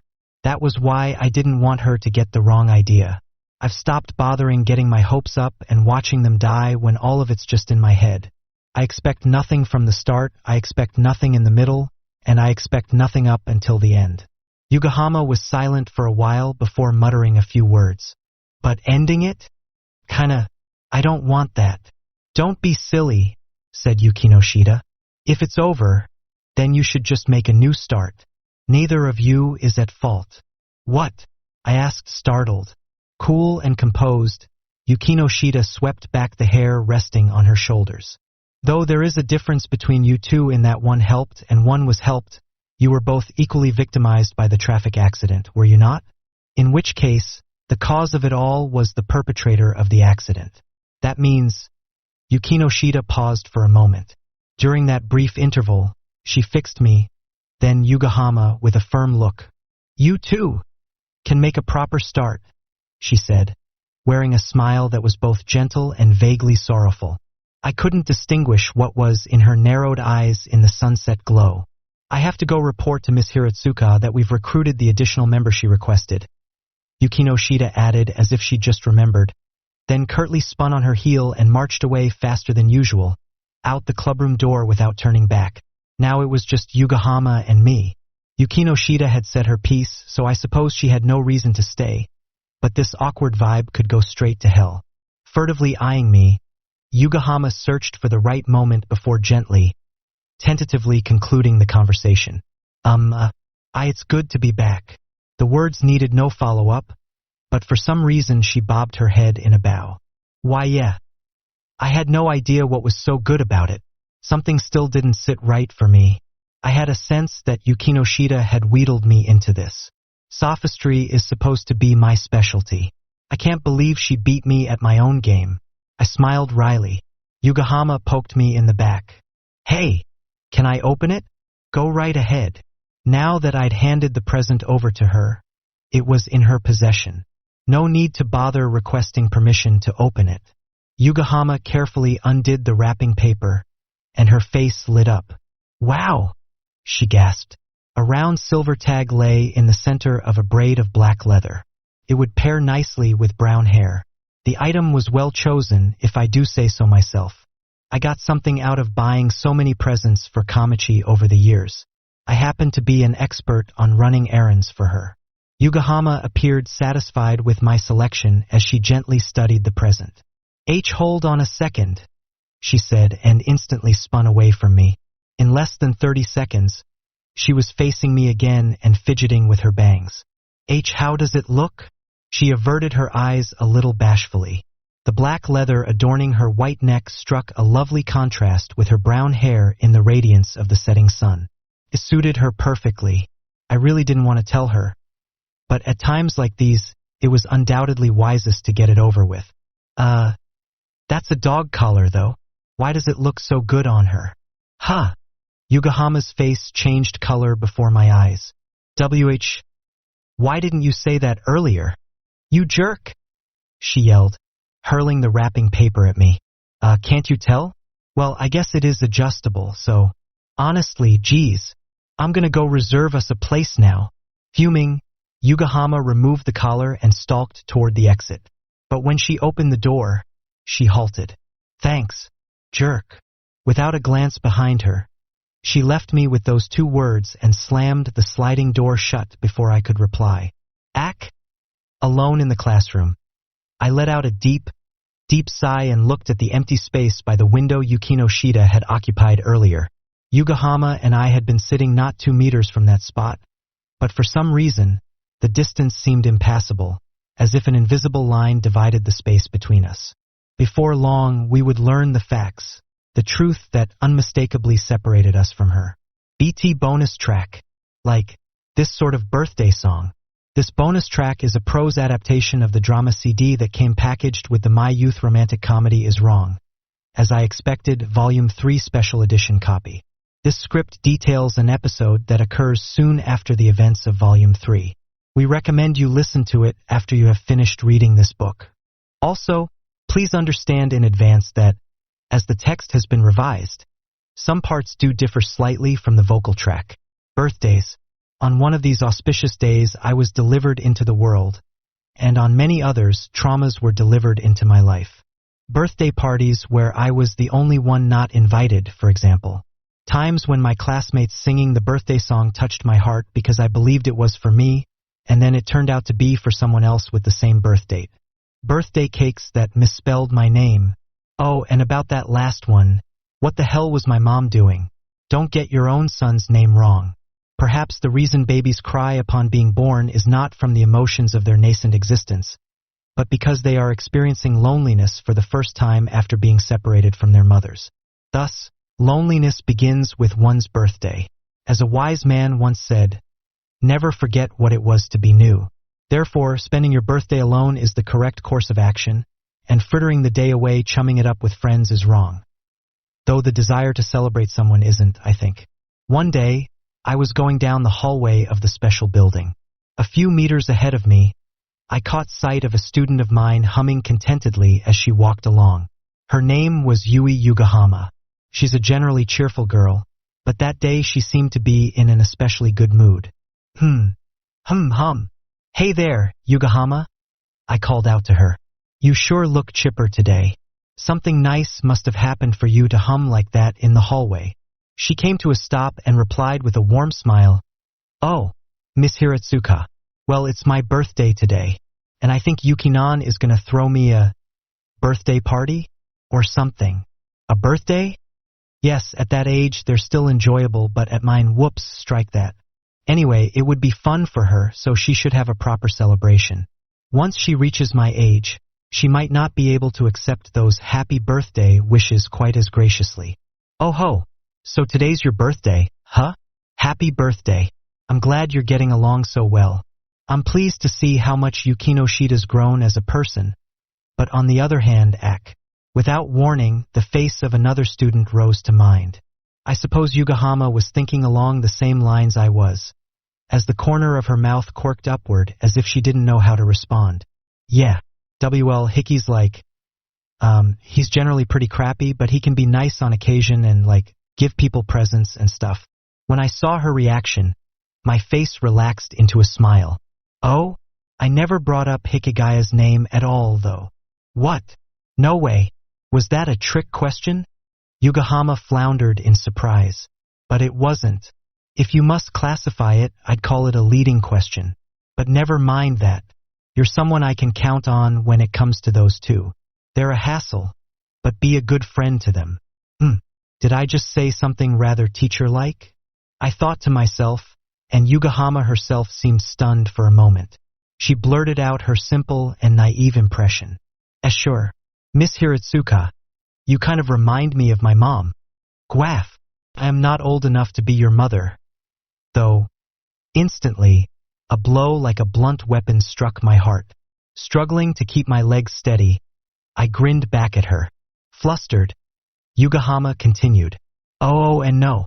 I didn't mean it that way. It's more like you're mommish? Like a mom, not my mom specifically. You'll be a good mother. Miss Hiratsuka, if you just get married. Please. NGH. It hurts all the more because I know you're not trying to. When confronted with Iajutsu, drawing and attacking in a single motion, the moment right after the strike is when you're most vulnerable. That means that if I hadn't read in Rurouni Kenshin that one must always prepare for the follow-up, I would have failed to react in time and collapsed from the shock just now. But it was okay. She was essentially complimenting me. I could still go on. It's not time to give up just yet. Go. Shizuka. While I was busy cheerleading myself, Yugahama spoke up, as if she just thought of something. Oh, I know. Why don't you come to the party, too, Miss Hiratsuka? While I appreciate the offer, I'll have to sit this one out. I have another get-together today. Are you going to a birthday party, too? And no, not exactly. I'll die before I tell her I'm going to a matchmaking event. Let's change the subject before she asks me what kind of get-together it is. Anyway, should the birthday girl be hanging around here? Aren't they all waiting for you? Oh, right. See you later then, she chirped. See you. Have fun.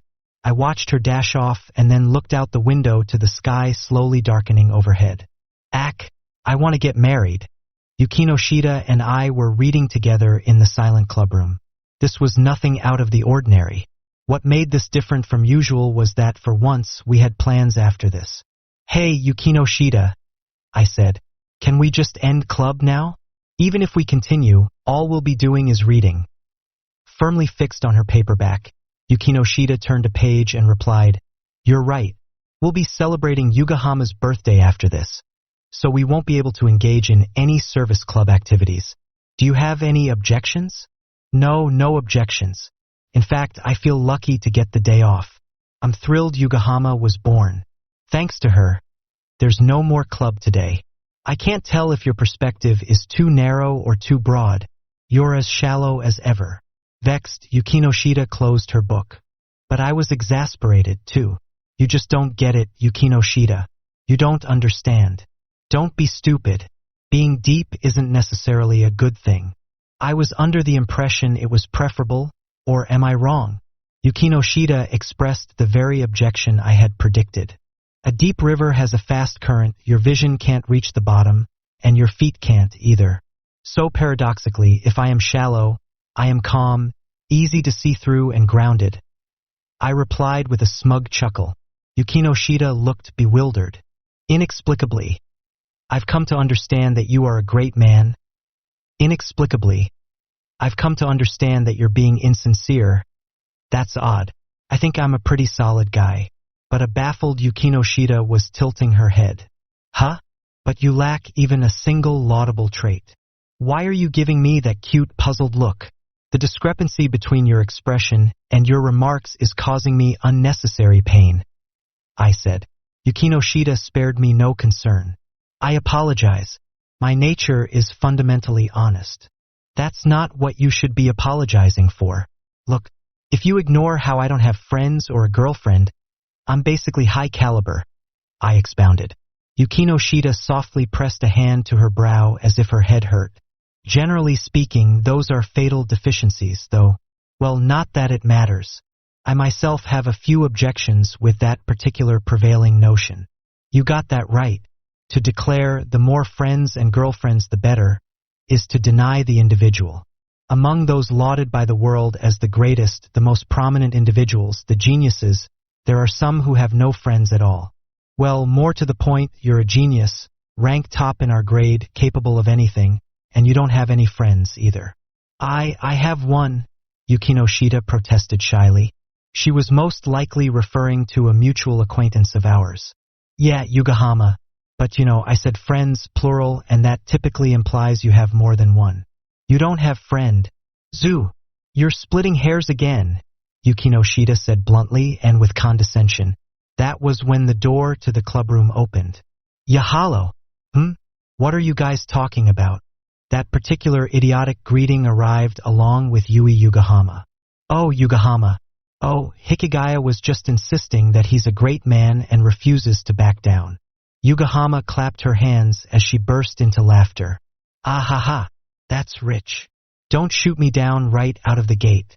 Come on, calm down. I'll explain my greatness point by point. First, I've got a decent face, so that's +1 point. But you've got a rotten look in your eyes. -1, said Yukinoshita. Plus, you're tooting your own horn there, Yugahama chimed in. The girls were so generous with their subtractions. NGH, WL, I'm here at a school that'll put me on track for university. +1, I retorted. There's a possibility you'll repeat the year. -1, replied Yukinoshita with indifference. Ah ha ha, I don't think I can talk. I'll leave that one for now. Yugahama tittered uncomfortably. WL, so far my points had been kinda on the abstract side. Or like, one could contend a lot of it was subjective. But this time, I would come up with points that were both concrete and rock solid. Then how about this? In the arts category, I'm ranked 3rd in our year in Japanese. +1. But your grade in math is 9%, the lowest mark in the year. -1, Yukinoshita retorted. Ugh, mine is 12%. I'll leave that one. Yugahama was nearly crying. What else? Andy? Also, I have a deep and abiding love for my sister. That's just a sister complex, said Yugahama. Both girls wordlessly told me die pervert. -2 points, announced Yukinoshita. Why was that 2? Damn it. Is there anything else? I can't think of anything. I tried to scrounge up something else, but there was nothing. Yukinoshita smiled mercilessly upon me and my troubles. Are you done already? We have more. What did you say? She has more dirt on me? Come on, do you have heaven's memo pad or something? Yukinoshita quietly averted her eyes and muttered softly. Like, how you actually got Yugahama a birthday present.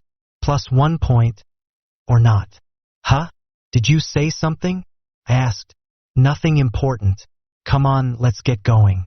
The cake has fruit in it, so it would be best to eat it while it's still fresh. Yukinoshita coolly deflected my question, pushing her chair back. Why yeah, I replied. Yugahama and I followed suit and stood. Yay, cake. What kind of fruit is in it, Yukinon? Watermelon? She said. The first thing that comes to your mind is watermelon? Your cooking skills are terrible as ever, muttered Yukinoshita. We left the clubroom and trudged down the hallway. When we arrived at the first floor, I remembered the email from my sister. So where are we going now? Kamichi said she wanted to come, too, so I'd like to invite her. Yukinoshita nodded. Why not? Yugahama replied. We're headed to the karaoke place by the station. They're charging a flat rate after 5. You know, the free time deal. Okay, gotcha. I'll email her. Then, free time, huh? I'm not a fan of that. Unpleasant memories rose unbidden to my mind. Looking grumpy, Yugahama asked, huh? Why? Free means you can do whatever you want. It's a great thing. Freedom is not necessarily an unequivocal good. Freedom means no protection, no shelter, Yukinoshita said. That seemed rational, so I nodded too. That's exactly right. Be it field trips, school-wide outings, swimming classes, I never knew what to do when they said we had free time, and I was constantly stressing over it. I didn't have anything to do when we went to the pool, so I swam about 2 kilometers. That's essentially endurance swimming, Yukinoshita remarked. Yeah, that was clearly beyond the scope of the class, huh? It was rough. Ha ha ha. Yugahama laughed. It's easy to deal with field trips and stuff, though. All you have to do is be quiet and reserved and keep 3 steps behind. That sounds like a rather unpleasant Yamato Nadeshiko, Yukinoshita replied. As this pointless conversation continued, we arrived at the school entrance, and abruptly, I detected boisterous laughter from somewhere nearby. FWA ha ha ha ha ha. Hachiman. Oh, must have been my imagination. But why karaoke? I asked. NGH? Hachiman. Yugahama pondered for a moment. Why? 'Cause people won't get mad at you even if you're super noisy, and you get all-you-can-drink beverages. HOMMPH. Hachiman? Hello? Plus, I hear for birthdays they'll let you bring in the cake, she added. You should still ask the staff first, though, Yukinoshita said. Yes, that cackling was just my imagination after all. Yukinoshita, Yugahama, and I continued our conversation. But it's Yugahama's birthday. So why was she the one reserving the karaoke? I asked. It's not like I had a choice, Yukinoshita replied. I don't know how to plan these sorts of events. Oh, don't worry about it, Yugahama said. Also, I'm just happy people are coming to a party for me. And I'm even happier when I think oh, Yukinon's relying on me. Yugahama, Yukinoshita trailed off. The two of them blushed rather shyly and shared a smile. All of a sudden, a black shadow stomped its way into our group. Just a moment. Don't leave me. The fierce bellow made both Yukinoshita and Yugahama cower. By the way, so did I. Eek! Wah! Yaef! I cried. That scared me. Oh, it's Zaimokuza. Where'd you come from? He was there? Really? J-hum. If you ask from whence I came, first I must needs prove that I exist at all, though. He cleared his throat in a contrived manner before spouting a bunch of self-important nonsense. What a pain in the butt. Oh, that sounds like it'll be exhausting. So forget it. What is it? Do you want something? I asked.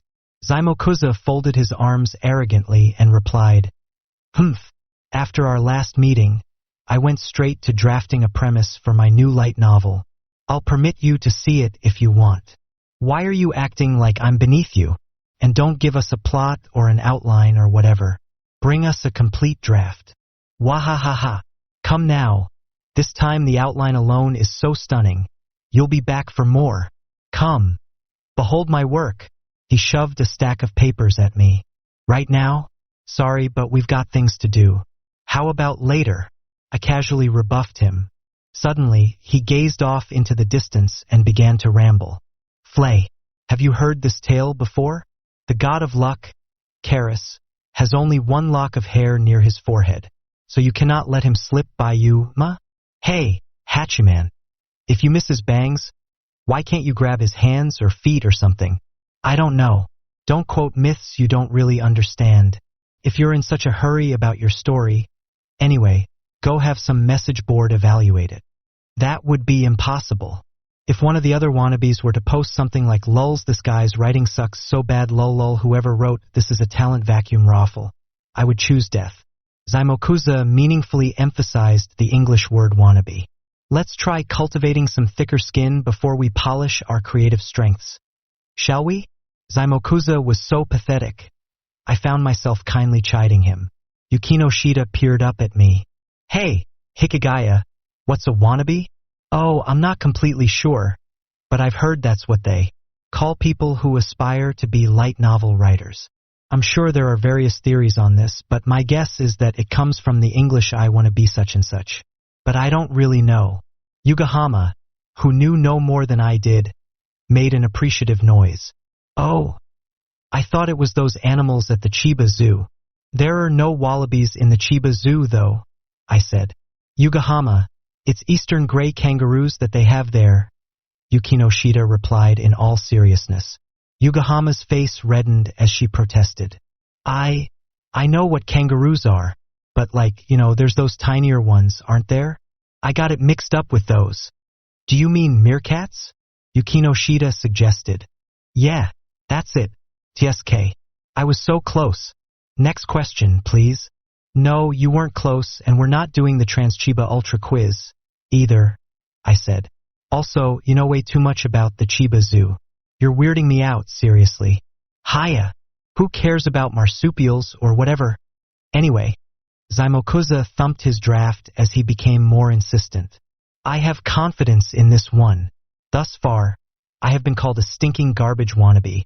But 'tis only a matter of time before they drop a word or two from that title. Yukinoshita put a hand to her jaw and gave an appreciative nod. I see. So from now on they'll simply call you stinking garbage. Why take out that part? I commented. I imagine the correct assumption was that they would drop the stinking garbage part and call him a plain wannabe. Wait, you're gonna make them take the nasty parts out and then stick with being a wannabe? But Zaimokuza's fearless smile was brimming with assurance. Heh, you'll understand how different this one is soon enough once you've read it. By the way, Hachiman, what is this business you're on today? Huh? Oh, it's Yugahama's birthday, so we're having a little party. What? The celebration of her nativity? Is this perhaps what they call a basudii in English? Well, yeah. There was absolutely no need to bust out the English, though. Trembling like a leaf, Zaimokuza said, "Oh ho! So the old legend was true. When a certain personage's 17th birthday arrives, the Master Swordsman General shall also hasten to give her his blessings. You're kind of freaking me out." Yugahama swiftly cringed away and retreated behind me, her human shield. Old ladies always go wild whenever they hear the word birthday, though, don't they? I said. I dunno. Shibonese are just sensitive to the subject of birthdays. Is that so? I've never paid them much mind, though. Yukinoshita quizzically cocked her head. Well, in elementary schools in Chiba, seating charts are based on your birthday, right? I replied. Ah, you're right. They were. Yugahama spoke up in agreement. I was surprised when I started high school and we were suddenly in alphabetical order. You're right. It seems that determining the order based on date of birth is unusual compared to the rest of the country, said Yukinoshita. Indeed so, and 'tis an anomaly that can bring about tragedy. Where's this coming from, Zaimokuza? I asked. Zaimokuza's know-it-all expression darkened. 2 days before, everyone said happy birthday to the guy in the seat in front of me. 3 days later, they said it to the guy behind me. Ah, got it, I said. They completely snubbed you, huh? Remarked Yukinoshita. I guess that kind of thing can happen when your birthday is during the school year. My birthday is in the middle of summer vacation, though, meaning I've never experienced anything similar myself, so I could easily accept his claim. When you think about it, then, Chiba is a rough prefecture for a loner. Maham, why are you looking at me like this has nothing to do with you, Hachiman?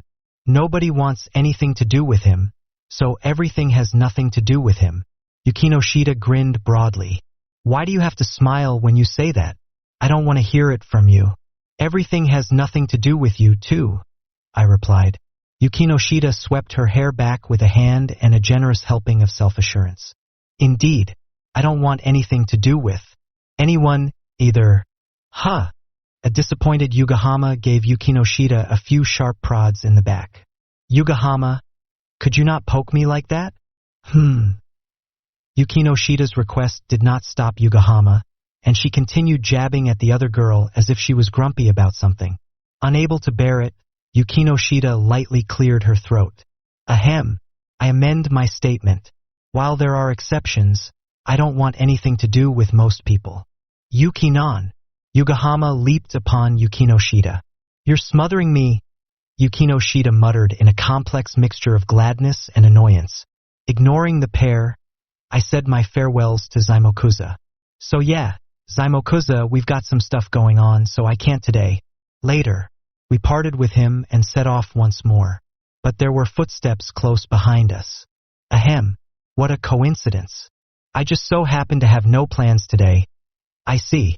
It sure is nice to have nothing going on. Anyway, why are you following us? I asked, gently implying that he should stop. Zaimokuza, however, did not get the message. I am so bored. Ah, so very bored. I have naught to do, so mayhap I might go on a quick jaunt before I head home. Whoops. Now that I think of it, Hachiman, where are you guys going? The station. You don't say. What a coincidence. I was just about to pass through thereabouts today on my way home. This might perchance be fate. So this is the choice the world has made.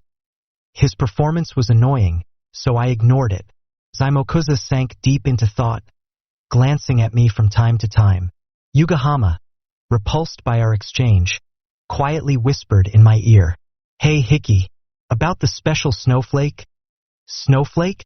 Is that your nickname for Zaimokuza? Isn't that kinda mean? Yugahama seemed unconcerned, though, and continued.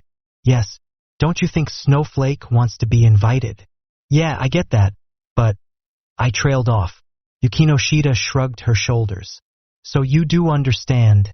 Sigh. But so long as Yugahama is okay with it, I see no problem with inviting him. I'd rather give up now than have him follow us indefinitely. I dunno, said Yugahama. If you do invite him, though, you have to take due care of him until the end, commented Yukinoshita. Are you my mom or what? I said. Hey, Yugahama, can we let him come?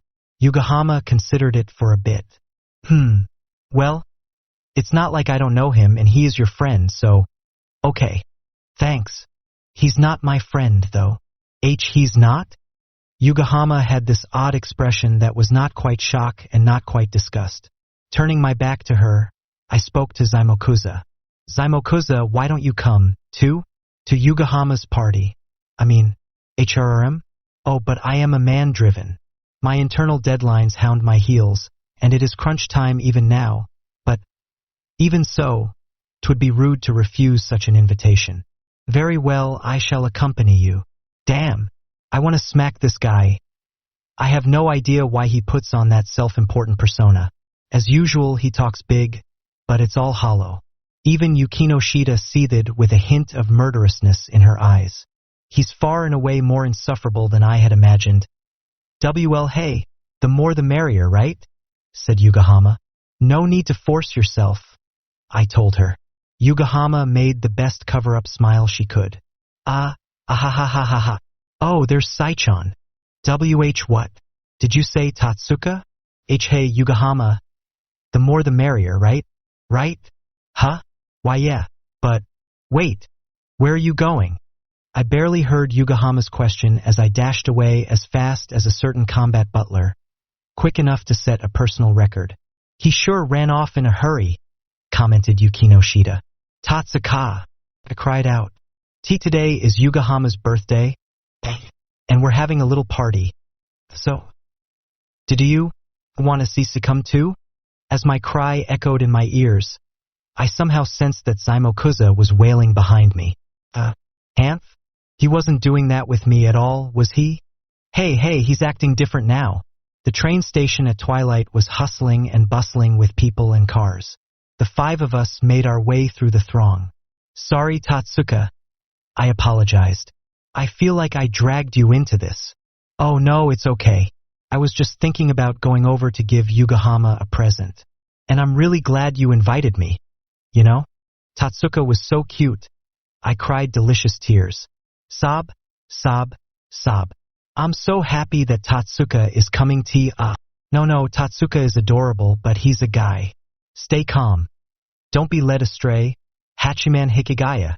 Stay calm like a Buddhist monk. Don't give in to temptation. Breathe in, out.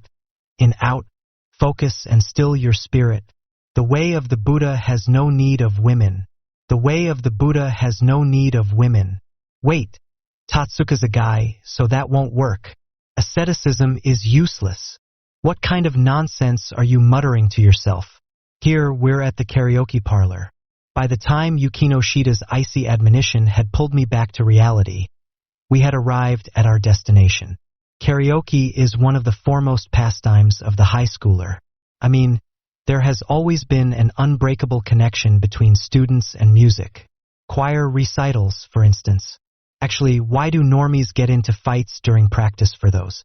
One girl goes like, "The boys aren't even trying to sing properly," and bursts into tears, and everyone in the class rushes after her. It's a familiar youthful cliché, but in reality, behind the scenes they're saying stuff like, "Anyway, why is AKO crying all of a sudden? It's hilarious." I dunno. It's less funny and more like, annoying. I know, right? She totally wants to be in charge. But, like, isn't she taking a long time to come back? Should we go get her? Oh man, is this like that thing where everyone goes? Oh my god, we're totally living out our youth, aren't we? That sort of exchange. Gosh, those celebrations of youth sure are magnificent, aren't they? Wonderful. When the automatic doors parted and we entered the karaoke parlor, A cacophonous deluge washed over us. Oh, bro! Kamachi, who had arrived ahead of us, leaped up from the sofa when she spotted our group and rushed over. Oh, Kamachi, you got here first, huh? I said. Heya, Kamachi, Yugahama greeted. Hello, hello. Thanks so much for inviting me today, Kamachi replied. I'm glad you're here.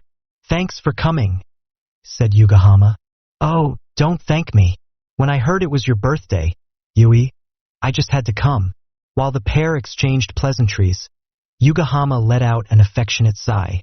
Ah, you're so sweet, Kamachi. It'd sure be fun to have a little sister like you. I wish you could be my sister. Wait, I didn't mean... Why, you jerk? How can you say that? I demanded. Kamachi is my little sister, and mine alone. I won't give her to anyone. I'd never, ever give her to anyone. Yugahama sighed again, differently from before.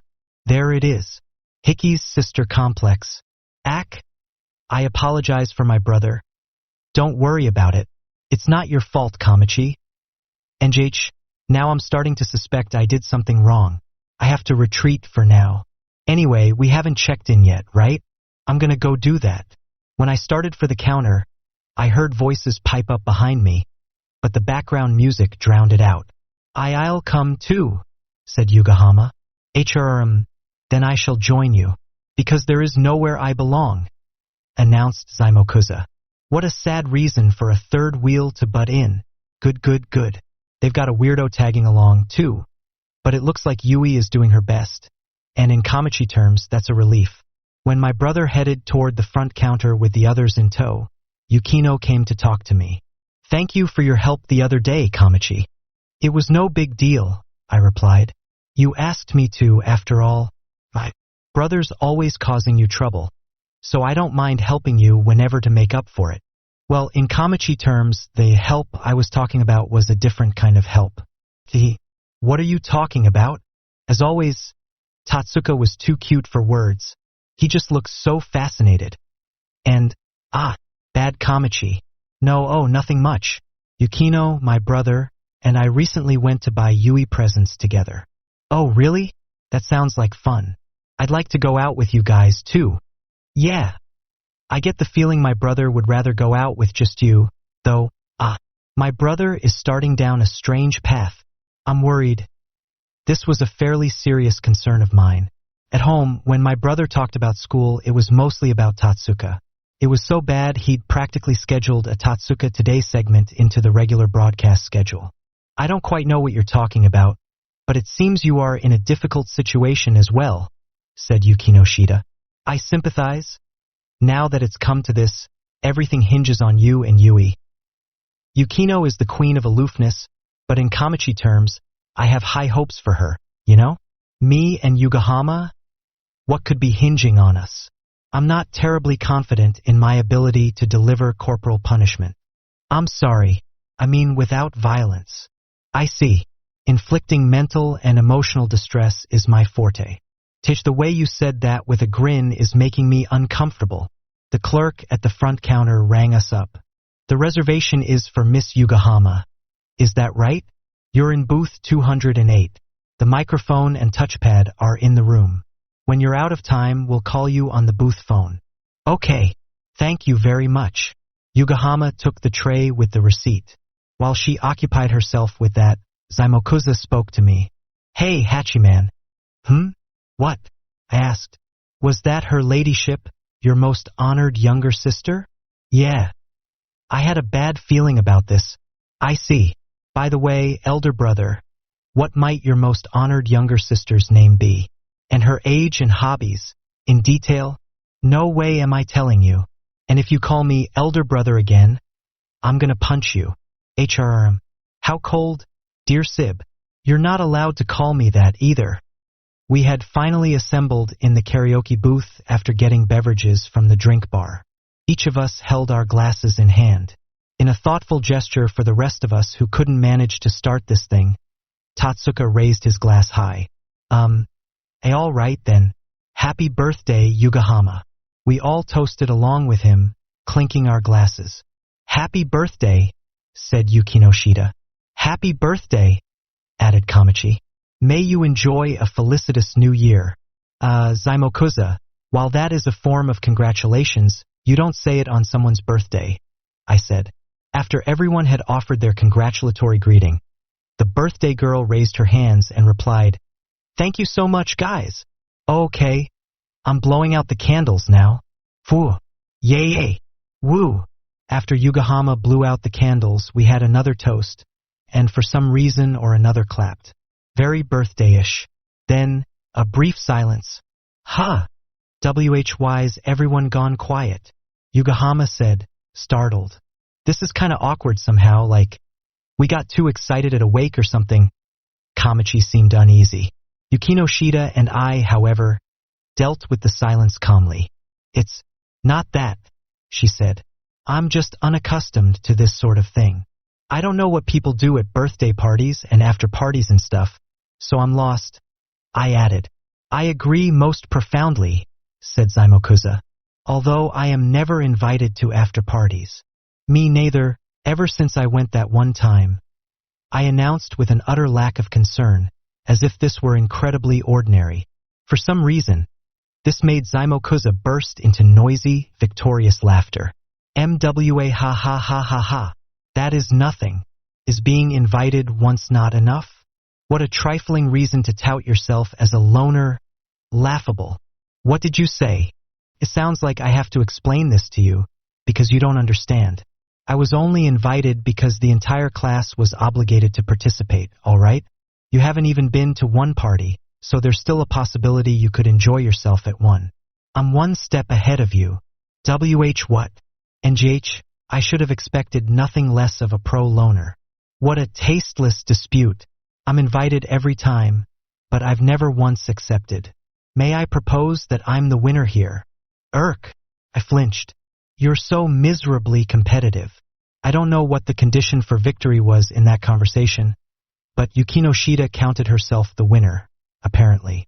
Sensing we were spoiling the mood, Tatsuka interjected. Come on. This is a birthday party. Let's talk about fun stuff. Okay?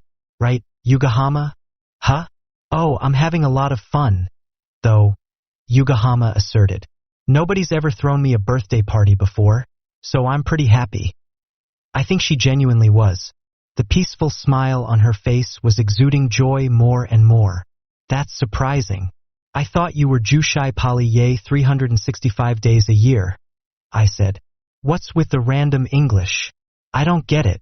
Wait, is that English? Asked Yugahama. I'm not sure. Didn't Miura and her crowd throw you a party out of pity, at least? I asked. Yugahama adopted a thoughtful pose for a bit.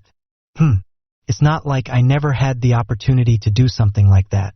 It was just like, I was always the celebrator rather than the celebratee, and I was usually the one organizing everything, like serving everyone and stuff.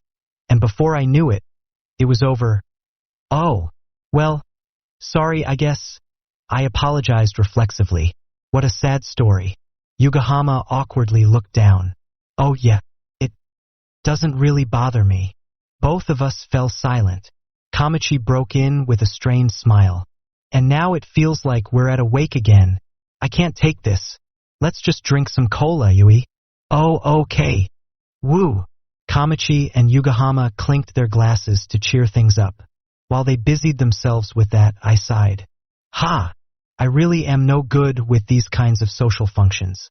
Part of it is because I don't get invited to after parties or class parties and stuff, so I'm unaccustomed to them.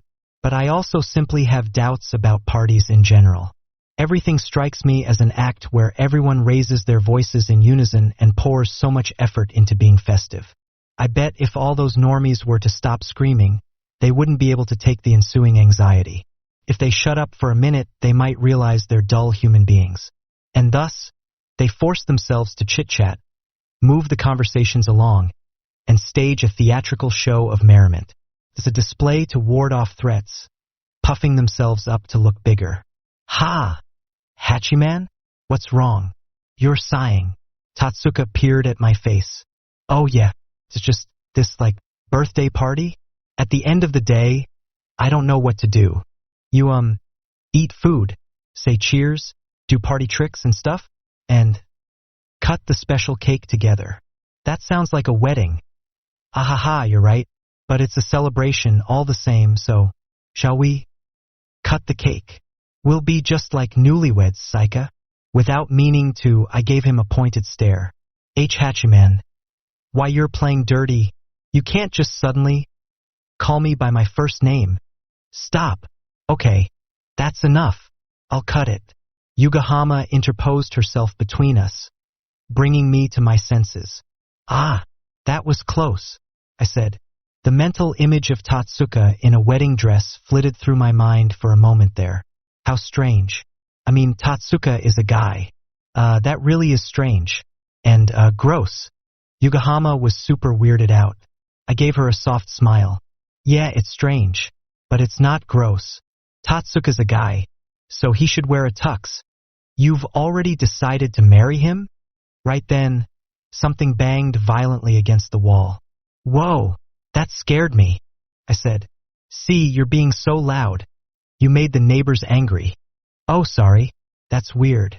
It's supposed to be soundproof. Well, whatever, Yugahama muttered, reaching for the knife we'd borrowed from the karaoke parlor's kitchen. Okay, I'm cutting the cake. Ichiki, will you hold the plate down? I don't mean anything by, like, how we're doing it together. The latter half of her sentence disappeared into mumbles, and I couldn't make it out at all. Are you me when the hairstylist asks what I want or what? Enunciate. Come on. Hey, today's your birthday, so why don't you sit back and relax? Tatsuka and I will cut it. It's okay. Huh? I feel bad for Saichan.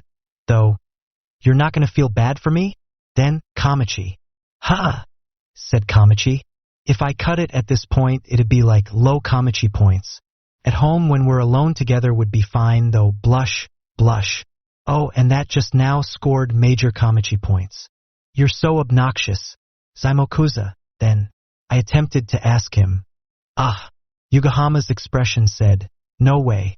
Hey, that look kinda makes me feel sorry for him. I gently protested. Out of pity. Beside me, Zaimokuza clenched his chest and began groaning. HRRNGH, the sealed door within me opens. Yes, it was back when I was but a lad completing my military training at a regular elementary school. Mayhap it was a strange twist of fate. But when I volunteered to hand out rations, a single Valkyrie, in tears, refused the curry I served her. See? You stirred up old trauma, and now his character's messed up, I said. Oh, it's not like I don't want him to do it. It's just like, I want him to go wash his hands or something, muttered Yugahama. Heblak. It looked like that was the finishing strike for Zaimokuza. Yukino Shida watched them both with irritation, huffed a short sigh, and took the knife in her hand. Humph, I'll take care of the cake. I'm excellent at cutting. Yeah, I bet you are. Like cutting people off or making cutting remarks. And you're good at being cut off, she retorted. Why'd you put that in the passive voice? And that's because, I'm Buddhist. My goal is to become a Buddha through severing ties with the physical realm. I'm way up there, from a Buddhist perspective. There you go again with your feeble knowledge of Buddhism. Buddhism is, in essence, a religion that attaches little importance to the indirect ties of pratyaya that you describe. Gautama Buddha, in fact, advocated the existence of pratyaya in the form of Hichu pratyaya. Here she comes, the great Wikipedia. What is that questionable nickname? Well, whatever. More important, I'm cutting the cake, so hold the plate, she said. Okay. As ordered, I gently pressed the plate down. Yugahama, in a panic, tried to stop us. Hey, hold it. I'm gonna do it after all. I can't let you guys cut the cake together. I couldn't hear most of the latter half of that. Are you like, me when a police officer stops me on my bicycle and checks for a criminal record? Articulate. Come on. I guess Yukino Shida heard her, though, as she regarded Yugahama with some curiosity. She didn't comment on whatever it was, though. Oh? Okay. Go ahead. Huh?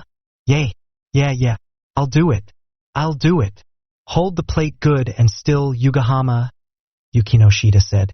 You and me. My feelings are so complicated now. Yukinoshita swiftly inserted the knife into the cake. Those are some damn even sixths, I remarked. Not really. It's not so difficult. Yukinoshita stood with poise before a cake divided into perfect, precise slices. But Yugahama, who was watching, reacted with some surprise. Whoa, it's true. Are you blood type A, Yukinon? She asked. What are you basing that on? Well, I mean, you're so methodical. She's not methodical, I said. She's more like a neat freak or a perfectionist or something. What nonsense. How is there any relation between blood type and personality? Yukinoshita, who apparently was not fond of blood type personality theory, was producing her characteristic chill. Tatsuka neutralized it with his warm, balmy voice. Oh, I'm type A though. I am often picky about details. Oh? You'd make a good bride, Tatsuka, I said. Don't tease me, Hachiman. Tatsuka blushed a hot red. Beside him, Yukinoshita turned her frigid energy toward me. Not that I care. But my impression is that you're treating him very differently from me. What extreme temperature fluctuations. Does this booth have a desert climate? The one who ruined the atmosphere was, of course, a professional at such tasks. Zaimokuza, HRM. But blood-type personality theory may not necessarily be untrue. 'Tis a popular belief that AB types have dual personalities, and I find that to be peculiarly fitting. I feel that I, too, could suddenly awaken to my other identity at any time. NGH. Not now. Calm thyself. My right hand. If you're going to play those games of yours, could you do it outside? Anyway, what type are you, Yugahama? Asked Yukinoshita. Me? I'm type O, Yugahama replied. Kamichi clapped her hands in agreement. Offhand O, huh? What the heck? So is type A offhand? I asked. Oh dear, said Yukinoshita. If Yugahama is type O, blood-type personality theory is starting to sound more believable. Huh? Hey, am I really that careless? Yugahama asked. Yui, it's okay. I'm type O too, said Kamichi. What's so okay about that? I inquired. Huh? I can give her blood if something happens? Kamichi replied. Inundated in a wave of offhand, careless remarks, Yukinoshita shuddered. How accurate. This is becoming more and more plausible. So what type are you, Yukino? Kamichi asked. You've got to be type A, right? Yukinoshita replied readily. Type B. Oh, well, I believe in blood-type personality theory now, I said. Are you trying to suggest something? She asked. Oh, I mean, you're totally my way or the highway or like selfish or maybe I'd call it arrogant. Basically, I think it's on the mark. If that's your reasoning, then you must be type B too. My brother is type A though. The moment Kamichi said it, everyone froze. What? Yukinoshita gawked in disbelief. Ha! Exclaimed Yui. Hey, your combined shock is striking me as kinda mean guys. I said. PFFSHHHT. Zaimokuza sputtered. H Hachiman, you're TT type A. No, 'tis preposterous. An irresponsible, unpunctual, uncooperative loner like you. Type A, no matter how you look at it, you are nothing like a farmer. Thank you very much. Damn it, I want to punch you. I restrained my right fist from connecting with Zaimokuza's jaw as it so desperately wanted to. A little dismayed, Tatsuka commented, Sorry, Hachiman, I think I'm sorta surprised, too. Tatsuka? Tears unwittingly sprang to my eyes. Oh, B, but I'll give you blood if anything bad happens to you. Tatsuka. A cry of joy unwittingly sprang from my mouth. Apparently, I wasn't the only jubilant occupant of the room, as happiness played across Yukinoshita's face, too. What a relief. It's thanks to you that I can again discount all blood-type personality theory. Hey, I protested. You can't say something like that with such a sweet smile on your face. That hurts. Oh, I'm sorry. There is the possibility a complicated family situation led to them lying about your blood type. Perhaps my comment was indeed thoughtless. I apologize. Yukinoshita had a belligerent way of asking forgiveness. You can't say something like that in front of my real sister, I don't know what I'd do if I found out we're not actually blood related. I keep myself in check because we're close kin, but if we weren't, I'd be showering her with loads of love, seriously. Yugahama must have sensed that, as she had clearly lost patience and snapped at me. That's sister complex level. Or maybe you're just a pervert. Well, in Kamachi terms, Kamachi butted in. If we weren't related, it would be okay, though. Oh, I bet that scores high Kamachi points. In societal term, it's scoring low points, cried Yugahama. You're kinda weird, too. You guys really are brother and sister. Well, my brother and I have different blood types, but we have fairly similar personalities. I guess it's nurture after all. Yeah, I said. Like how we both like celery, and we're both demanding. Plus, we hate summer and are willing to compromise. How do you raise a person to become that? Asked Yukinoshita. I'd like to meet your parents sometime. Please do, Kamachi said, cheerful as could be. Our parents would be moved to tears if they were introduced to you. Yukinoshita responded with utter bafflement. And why would that be? Huh? Why? Because that'd mean my brother... Hikigaya. Nothing? That's so weird. I thought I triggered that flag. Kamachi mumbled something unintelligible. Yugahama cleared her throat, drowning out Kamachi. Ahem. I'd kinda like to meet them. Aha. Or not. Kamachi's eyes promptly sparkled. Please do come over to our place, Yui. It's a done deal. Sure. Those two sure get along well. But they had neglected one crucial fact. Give it up. We have a cat. You don't like cats, do you? Oh dear. Fish, that's right. Yugahama melodramatically yielded. Tatsuka's reaction to the word cat, however, was a far cry from hers. Oh, your family's cat is so cute, Hachiman. You think? I replied. He's cheeky. He smacks the floor with his tail when you call his name, and when you see him at his water dish in the middle of the night, he could seriously pass for some kind of demon. Also, when I come home, he goes crazy, huffing my stinky feet. No, actually, that's the way cats act toward people they don't care about. Well, I have to admit it's still cute, though. Tatsuka was apparently a cat person, and he disputed my assessment of kitty flaws. Huh? That's adorable. Yeah. I'd like to pet him again sometime. Could I? Come to your house? Sure, sometime soon. When my parents aren't home. NGH? Why only then? I shouldn't have to explain that, Zaimokuza. My heart all aflutter over Tatsuka's charm. From the corner of my eye, I saw Yukinoshita fidgeting. Hikigaya, you I would also, huh? I replied. I hadn't quite heard her, but Yukinoshita shook me off. And never mind. More importantly, the cake's divided, so let's eat. Oh yeah, Kamachi. Get me a fork. Okie doke. Accepting the fork from Kamachi, I thought I heard a soft little murmur, accompanied by a sigh. Ha, cats. Yugahama forked some cake into her mouth and, after a few seconds, released a sigh of appreciation. Your homemade cake is so good. Yukinan. Oh, I'm glad you enjoy it. It really is yummy, agreed Kamachi. You'll have no trouble getting married, right, bro? Abruptly, another vehement thump sounded from the neighboring room. Eep! Not again. Our neighbors are a little rowdy. Fed up, I glanced at the wall, but Tatsuka smiled a crooked smile and shrugged his shoulders. Yeah, but karaoke always gets loud. Oh, is there peach in this? There is, replied Yukinoshita. Since they're coming into season. Yukinoshita's cake really did taste quite fancy, with all those fresh peaches in it. I savored the delicious dessert with relish. Suddenly, Zaimokuza commented, Did you know, Hachiman, that in ancient China, peaches were prized as the secret to eternal youth? A truly auspicious fruit. Indeed. Wow, that's some great trivia. But why am I the only one you're sharing this with? Not that I have no sympathy. You're so good at baking, Yukinan, Kamachi gushed, impressed.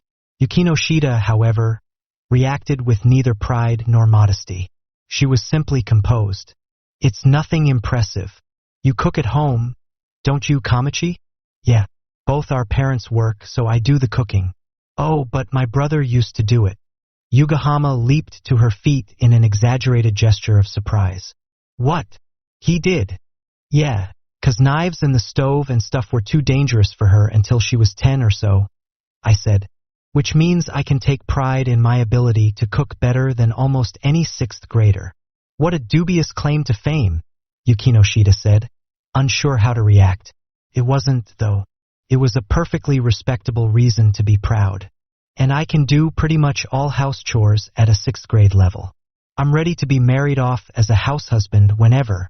No way am I ever entering the workforce. Get a job and you lose, I declared loudly. Yukinoshita softly pressed her temple as if her head ached. There he goes again, spouting nonsense with a rotten look in his eyes. Huh, so you can cook, too, Hickey, said Yugahama. I've gotta get good, too. I still haven't been able to give him proper cookies. Oh, all this talk about cooking reminds me. Yukinoshita rummaged around in her bag, withdrew something, and handed it to Yugahama. Huh? What is this? Wondered Yugahama. It's your birthday present. I don't know if it will suit your taste, though. Oh, I said. The thing you found after going through all those idiotic magazines that make no sense and you would usually never read. Yukinoshita shot me with a glare. Yikes. You may keep your mouth shut. Yukinon. For me? Thank you. Can I open it? Why yes, go right ahead. Yukinoshita was a little shy. Yugahama flashed her an especially bright smile and unwrapped the gift. An apron. Thank you. I'll take good care of it. When Yukinoshita saw Yugahama's sincere delight, she looked somehow relieved. Personally, I'd be happier if you used it rather than delicately hanging it up as a decoration. Yeah, I'll use it with love. I'll give you mine then, too. Tatsuka, after watching their exchange, also rummaged through his bag. Here, you always have your hair up, right, Yugahama? So I bought you a hair clip. Thank you, Saichan. Actually, this is so cute. Your tastes are even girlier than mine. And I'll give you this. Kamachi had also gotten her something and pulled a carefully wrapped present out of her bag. Here, it's a picture frame. Thank you too, Kamachi-chan. I actually really wanted to give you a photo along with it, but all the photos at home just have those rotten eyes. He must have some appeal that doesn't show up in photos. Oh, so he's got that rotten look even in pictures. Huh? Hey, but it's not like I wanted one, anyway, Yugahama said, but she looked happy. Zaimokuza, who had been thus far only watching the presentation of gifts, abruptly ruffled his hair. HRRM. Alas, alack. As I was invited so uncharacteristically suddenly, I came unprepared. Indeed, it had been out of the blue. In fact, it would have been cause for concern if he had gotten her a present. Apparently of similar sentiment, Yugahama gave him a casual smile and a warm reply. Hey, don't worry about it at all, okay? And thus, I present you with an autographed copy of my brand new manuscript. Don't worry about it at all, okay? Though her statement was almost exactly the same, its temperature had dropped to absolute zero. Daheh, what a rejection, HRRNK. Now that it has come to this, I shall bestow upon you a mix CD of my top 100 anime songs. The moment I heard that, I automatically grabbed Zaimokuza by the shoulders and stopped him. Don't do it, Zaimokuza. Anything but that. NGHWHY. 'Tis unlike you to so tearfully stop me from doing something. He looked at me with bewilderment. I suppose I have no choice, I said. I'll tell you. This is about a friend of mine, though. This kinda sounds familiar. Despite Yugahama's discomfort, I began. In middle school, he had a crush on a girl.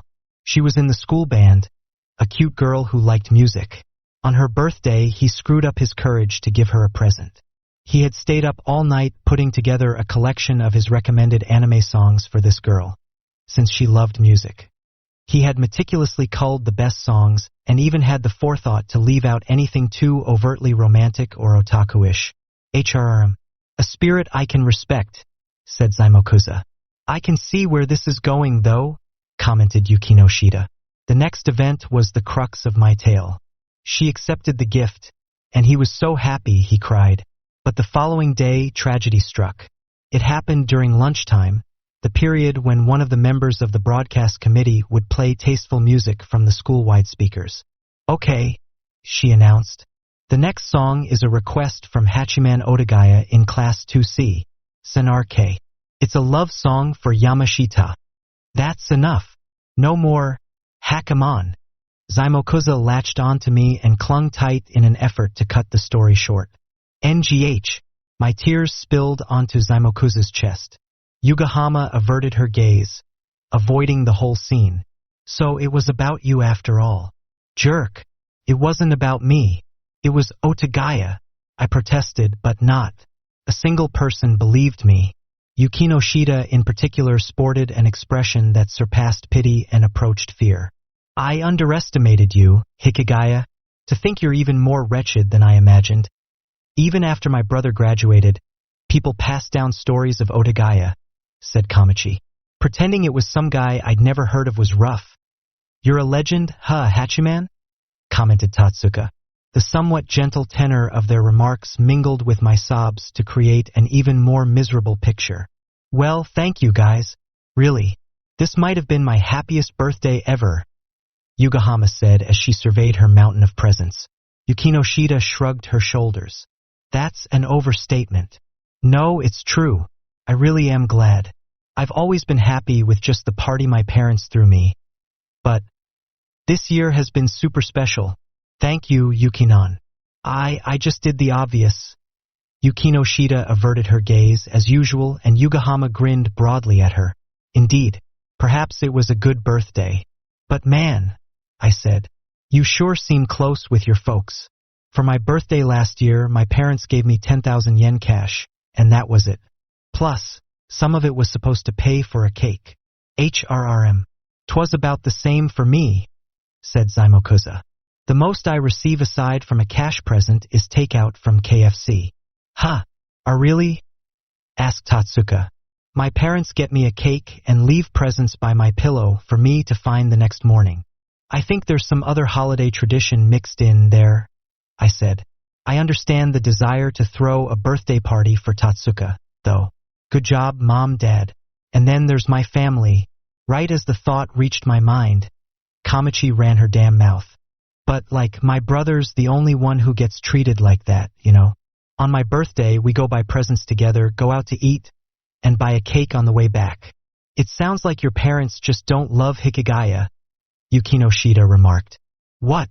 Don't be stupid," I protested. "They super love me.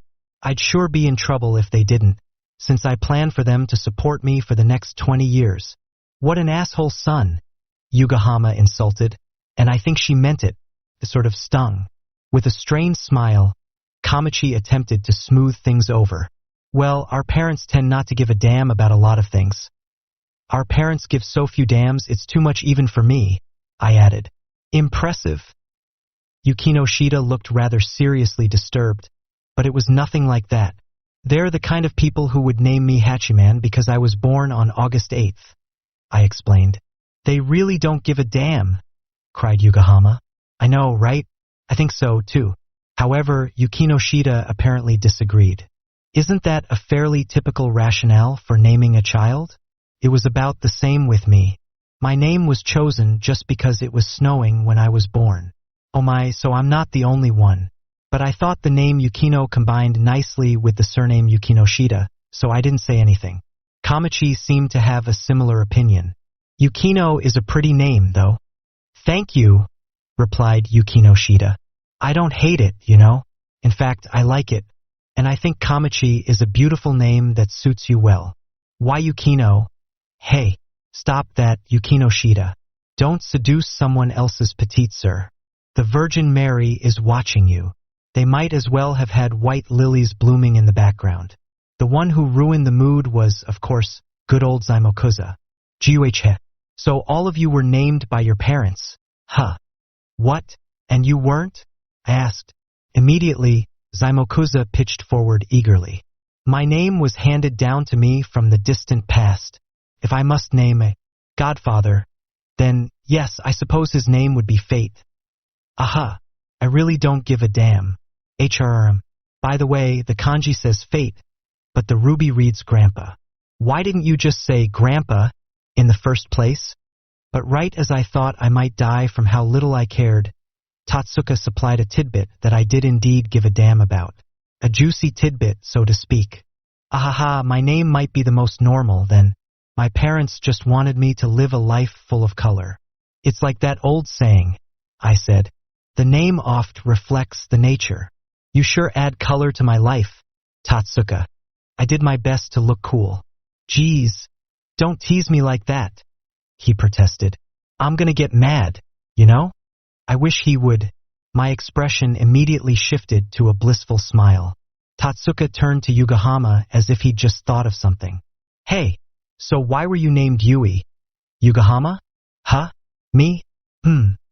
I've never asked, she said. It's your birthday, after all, said Yukinoshita.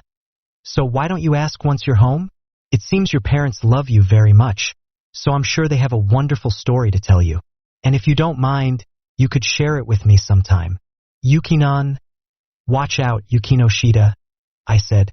This time, Buddha's watching you too. Now, I could see some mandala-like thing floating behind them. That's not very romantic. But man, said Yugahama. Hiki and Yukinon and Saichan and Snowflake, all of you have meaningful names. What is it?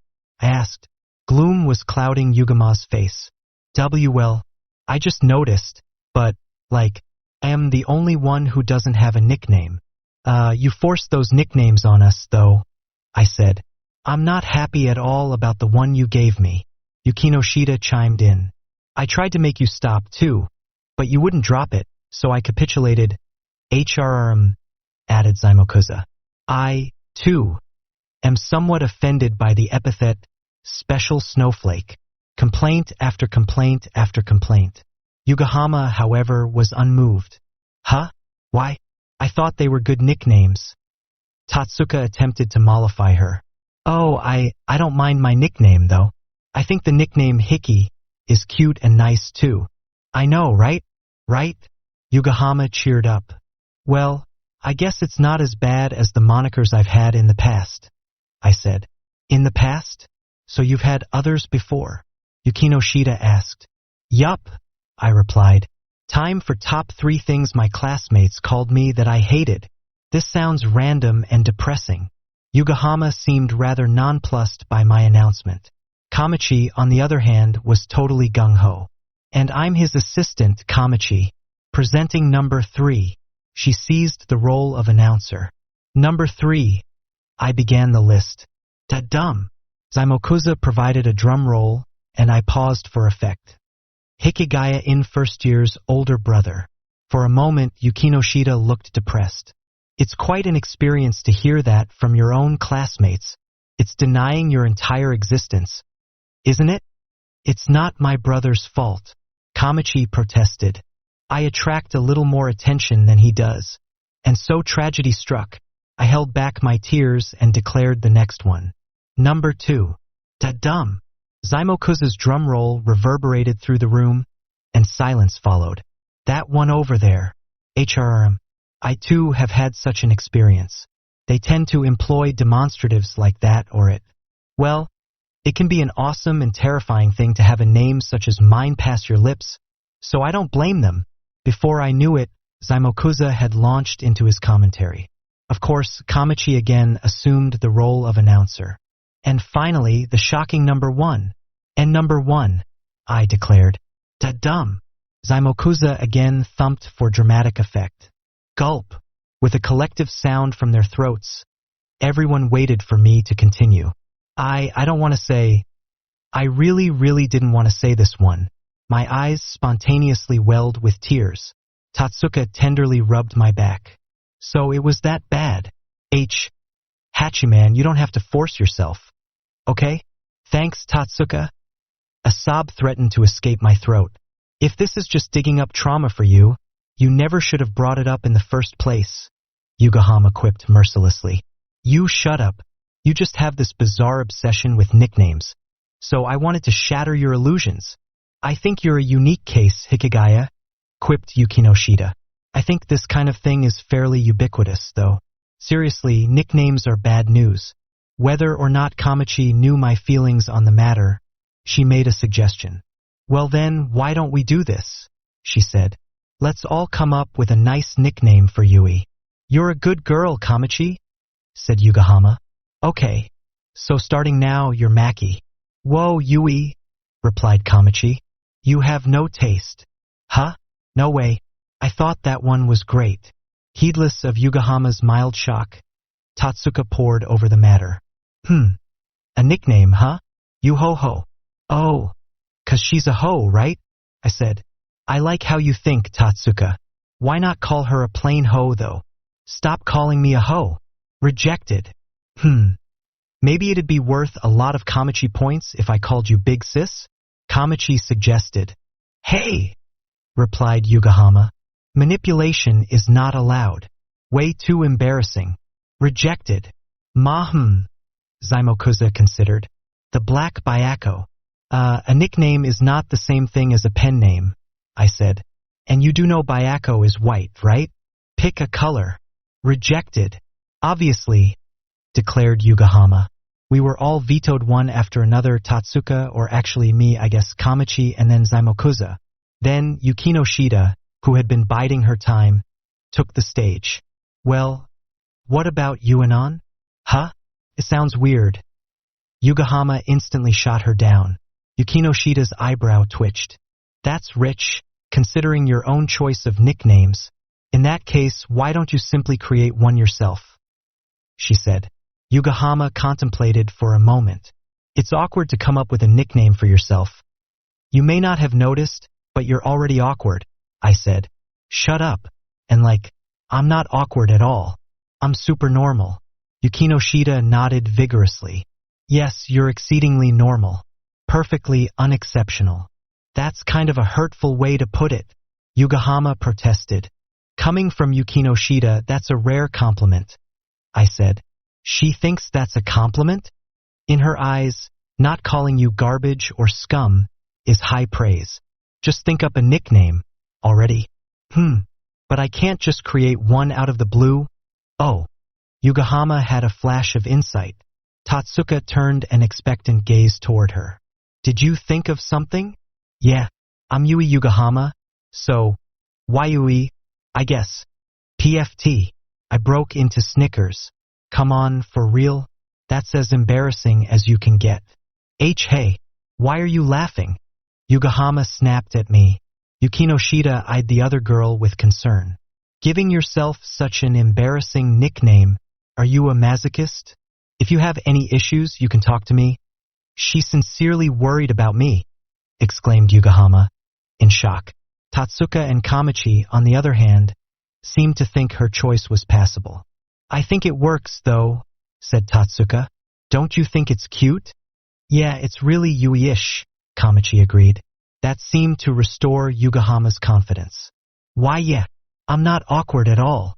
Oh, I think it's kind of weird to be saying that about yourself, though, I remarked. Now he's looking away with this little smile. Yugahama held her head in her hands and moaned. Then, an unexpected party brought reinforcements. HRRM, said Zaimokuza. 'Tis true that at times you get used to it the more you say it. I was uncomfortable with the title of Master Swordsman when first I inherited it, but after 3 days, the conviction that I was indeed such a man had grown within me. Well said, Snowflake, replied Yugahama. But we're nothing alike. HRRK LOL. After tossing Yugahama a rope, Zaimokuza was the one to drown. Yugahama turned back to Yukinoshita. So, Yukinon, would you give it a go? No way. Yukinoshita shut her down so firmly even Kamachi flinched. Ack. No hesitation, Kamachi commented. Yugahama leaned my way, looking chagrined. NJH. Then, will you try calling me that? What? I don't want to call you that fancy fairy tale nickname. To be precise, it was too mortifying to say. After I expressed my reluctance, Yugahama met my eyes for a fleeting instant and immediately looked away. Then, just Yui would be okay. Perhaps Yugahama found the nickname uncomfortable, too. as her fingers curled into the hem of her skirt, and she avoided eye contact, a faint blush on her cheeks. Our definition of a nickname has loosened, commented Zymokuza. Mr. Snowflake, they're having a moment, said Kamachi. So please be quiet. YSM. For a brief moment, tranquil stillness engulfed that silent room. Come on, Hickey. Yugahama's moist eyes slowly lifted, contemplating me earnestly. Why, you? If I have to give you a nickname, then, can't I just get rid of the useless part and call you Gahama or something? You'd go that far to avoid saying Yui? Yugahama was in shock. You're a loser, bro, scoffed Kamachi. Come on. I mean, it's embarrassing. Regardless, we couldn't settle on a nickname. So Club Captain Yukinoshita brought the discussion to a close. All right, can we just call Yugahama by her name? She said. Whatever. Good enough, muttered Yugahama. Tatsuka clasped his glass between his hands and slurped noisily from his straw. Ah, my drink is empty. Oh, I'll go get more, then. I gently took his glass and my own, while I was at it and stood. Realizing my intention, Tatsuka grinned and gave me his order. Thanks. I'll have a coffee. Roger. Anyone else want something? I asked, scanning the others. Yukinoshita quickly raised her cup. Black tea, Hikigaya. Okay. I'll have cola, then, added Kamachi. All right. What about you, Gahama? I asked Gahama next, but her back was turned, and she made no move to reply. Gahama? I asked again. Ugh. This time, Gahama only glowered my way for an instant. At a loss, I scratched my head. Oh well, I suppose I have no choice but to call her that. Ack, do you want something to drink? Yui? Oh, sorry. Let's not do that nickname after all. Yui pressed her hands together in a pleading gesture. Tell me whatever you want. What'll you have, Yui? Stop that, I said. Just give me what Kamachi is having. Okies. So is cola okay, Yui? You're so stubbo, huh? Yugahama blinked at me. Well, that was a verbal typo. And last was Zymokuza. What do you want to drink, Zymokuza? Curry? Are you treating me like the fat character? I shall go with ultra divine water. Cider. Got it. You understood that, huh? You and Mr. Snowflake sure are close, remarked Kamachi. With all the orders in mind, I opened the door and left the room. Coffee, black tea, cola, and curry, right? As I refilled the beverages at the drink bar, I heard music and voices belting at top volume. The source appeared to be the booth next to ours. Whoa, the neighbors sure are partying it up. Well, I don't want them partying so hard they bang on the walls, though. Maybe I should go tell them to tone it down. I've never regretted any reckless action more than the one I took at that moment. If I had never witnessed the harrowing scene that ensued, I've no doubts I would have been able to return home in peaceful bliss that day. But I never could have foreseen the tragedy I would discover. I approached the neighboring room and rapped lightly on the door, but the music seemed to be drowning out the quiet knocks. Can they not hear me? Well, I'll try peeking in. I gingerly turned the doorknob and peered in through the open sliver. Oh, is that Miss Hiratsuka? Yeah, she's by herself, so it's definitely her. Miss Hiratsuka is almost always alone, so it was her for sure. She was clutching a mic and staring at the screen in an enervated stupor. Heh, love songs are nothing but fraud, deceit, and lies. I don't feel like singing, and to make matters worse, the people in the next room sound like they're having a blast. Like they got married or something. You normies can go die in a fire. The moment I heard her voice, I panicked and closed the door, but I couldn't hold back the sobs that escaped. NGHJHK, and Miss Hiratsuka. Seriously, someone marry this woman already. Oh crap, she's coming. As she stirred beyond the door, I rushed back toward the drinks and assumed my best nonchalant facade. Fatigued, Miss Hiratsuka approached the drink bar. Ack, I'm thirsty. Hikigaya, I'm surprised to see you here. Hello, Miss Hiratsuka. Why are you here? I asked, She momentarily panicked, but she immediately adopted her usual comportment. Me? Well, I'm letting off stress. Oh, I see. Yugahama's birthday party. Are you having fun? Yeah, I guess. A soft smile abruptly touched Miss Hiratsuka's lips. I see. Pardon me. I'm going to have a smoke. After that comment, she pulled a cigarette out of her breast pocket, held it in her mouth, and lit it. The puff of smoke meandered around near the ceiling. Maybe you've changed a little lately. Before, you never would have come to something like a birthday party. But whatever brought you here, as your teacher, I'm glad to see these signs of growth. Miss Hiratsuka. But despite that, Hikigaya, this is you we're talking about. You probably feel this kind of life is deceitful and fake. For now, that's fine. Those profound doubts of yours are proof that you deeply consider life, and it's good to do that. Things don't have to come to you right away. I hope that one day you'll arrive at your own answers. So Miss Hiratsuka sees me for who I am. Huh? She doesn't reject the way I am now or affirm it. She's just trying to see me through the process. When I realized that, my heart warmed very slightly. Miss Hiratsuka, since you're here, will you come say hi to everyone? I'm flattered by the invitation, but earlier I told Yugahama I was going to a party.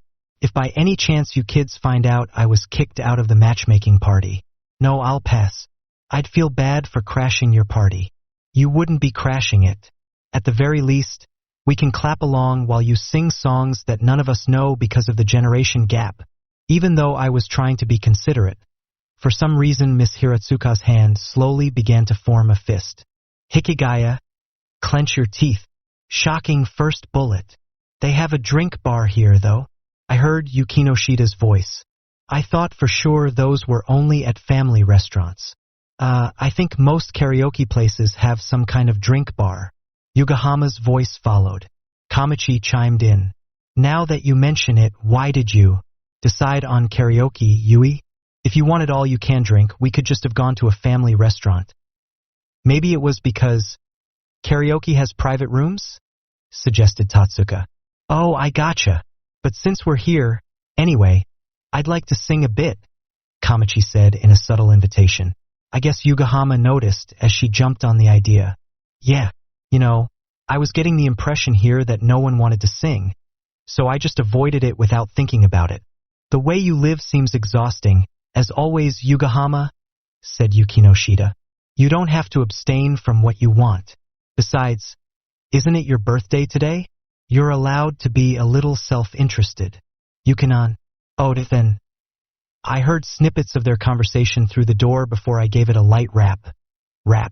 Hey, open up. Bro, you're back. I'll get the door. Okay.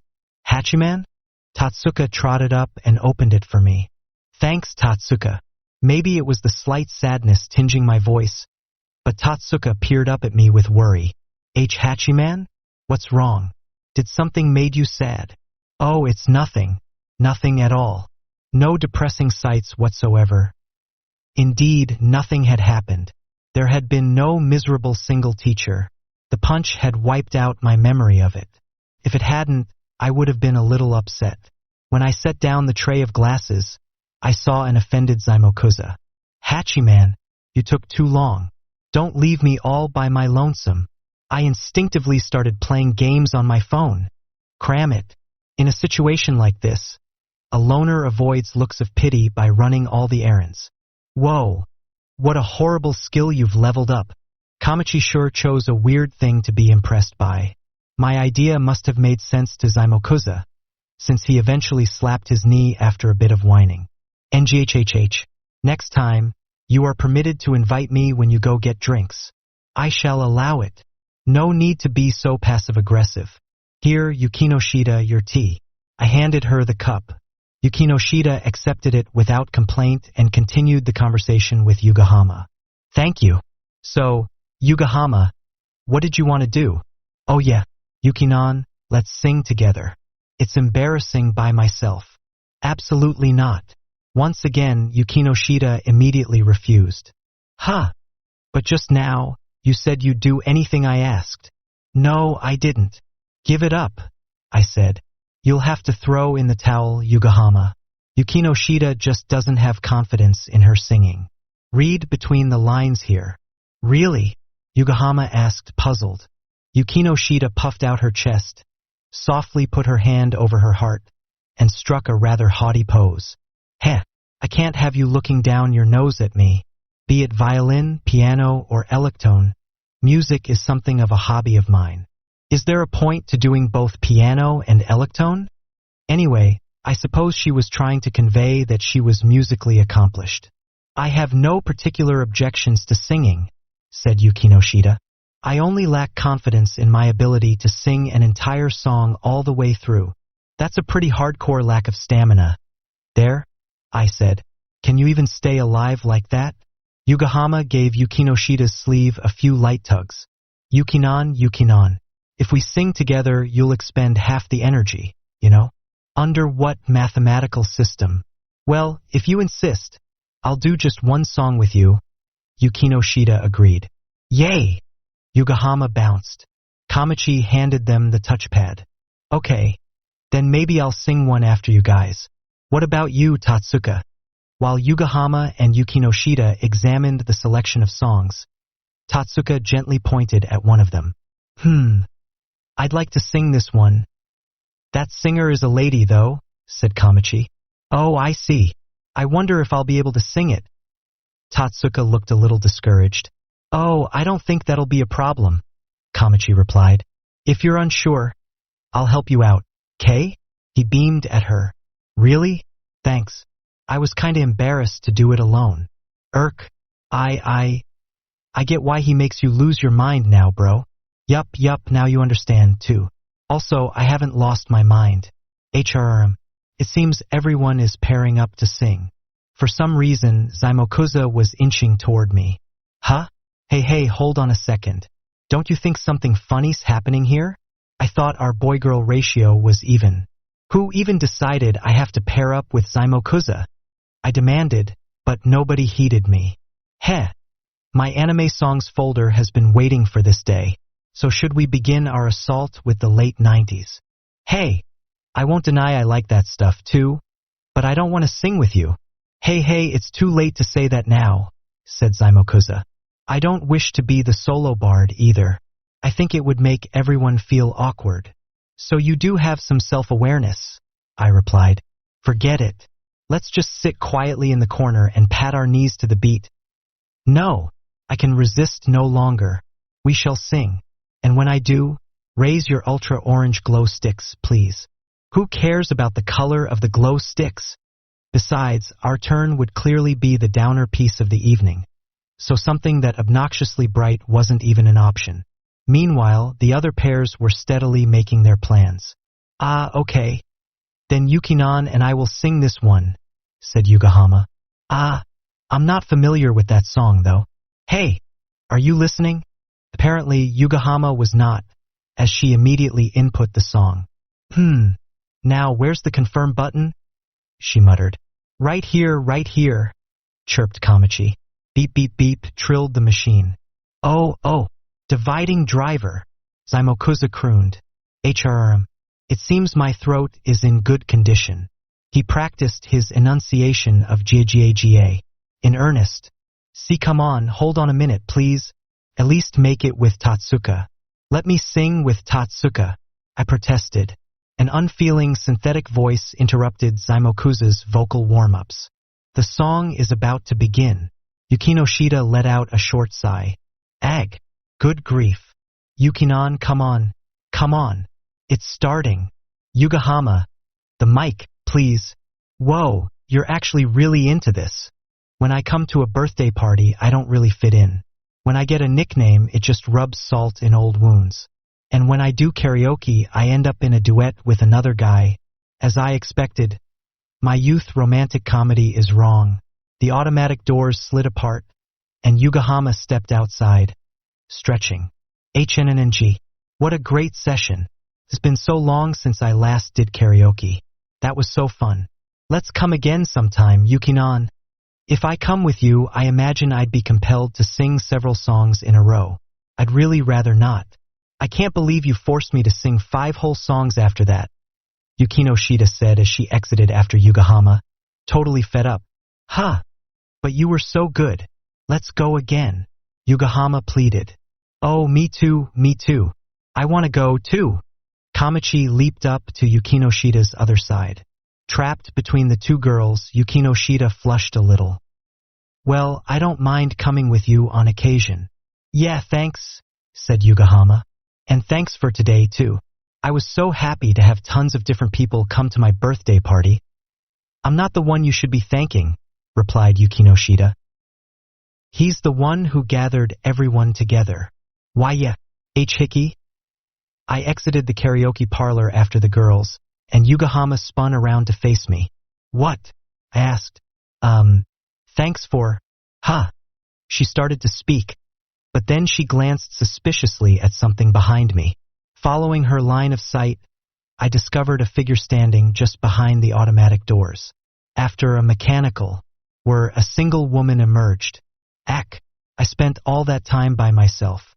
Well, if I go home, I'll still be alone. Anyway, heh. She chuckled scornfully. Yugahama spoke up, puzzled. "Miss Hiratsuka? Weren't you at a party?" "Why Yugahama? Why you guys are still here?" Miss Hiratsuka panicked as her eyes lit on each member of our group. At the word party, I suddenly remembered something and blurted without thinking, "A party? Wait, do you mean like a marriage matchmaking party?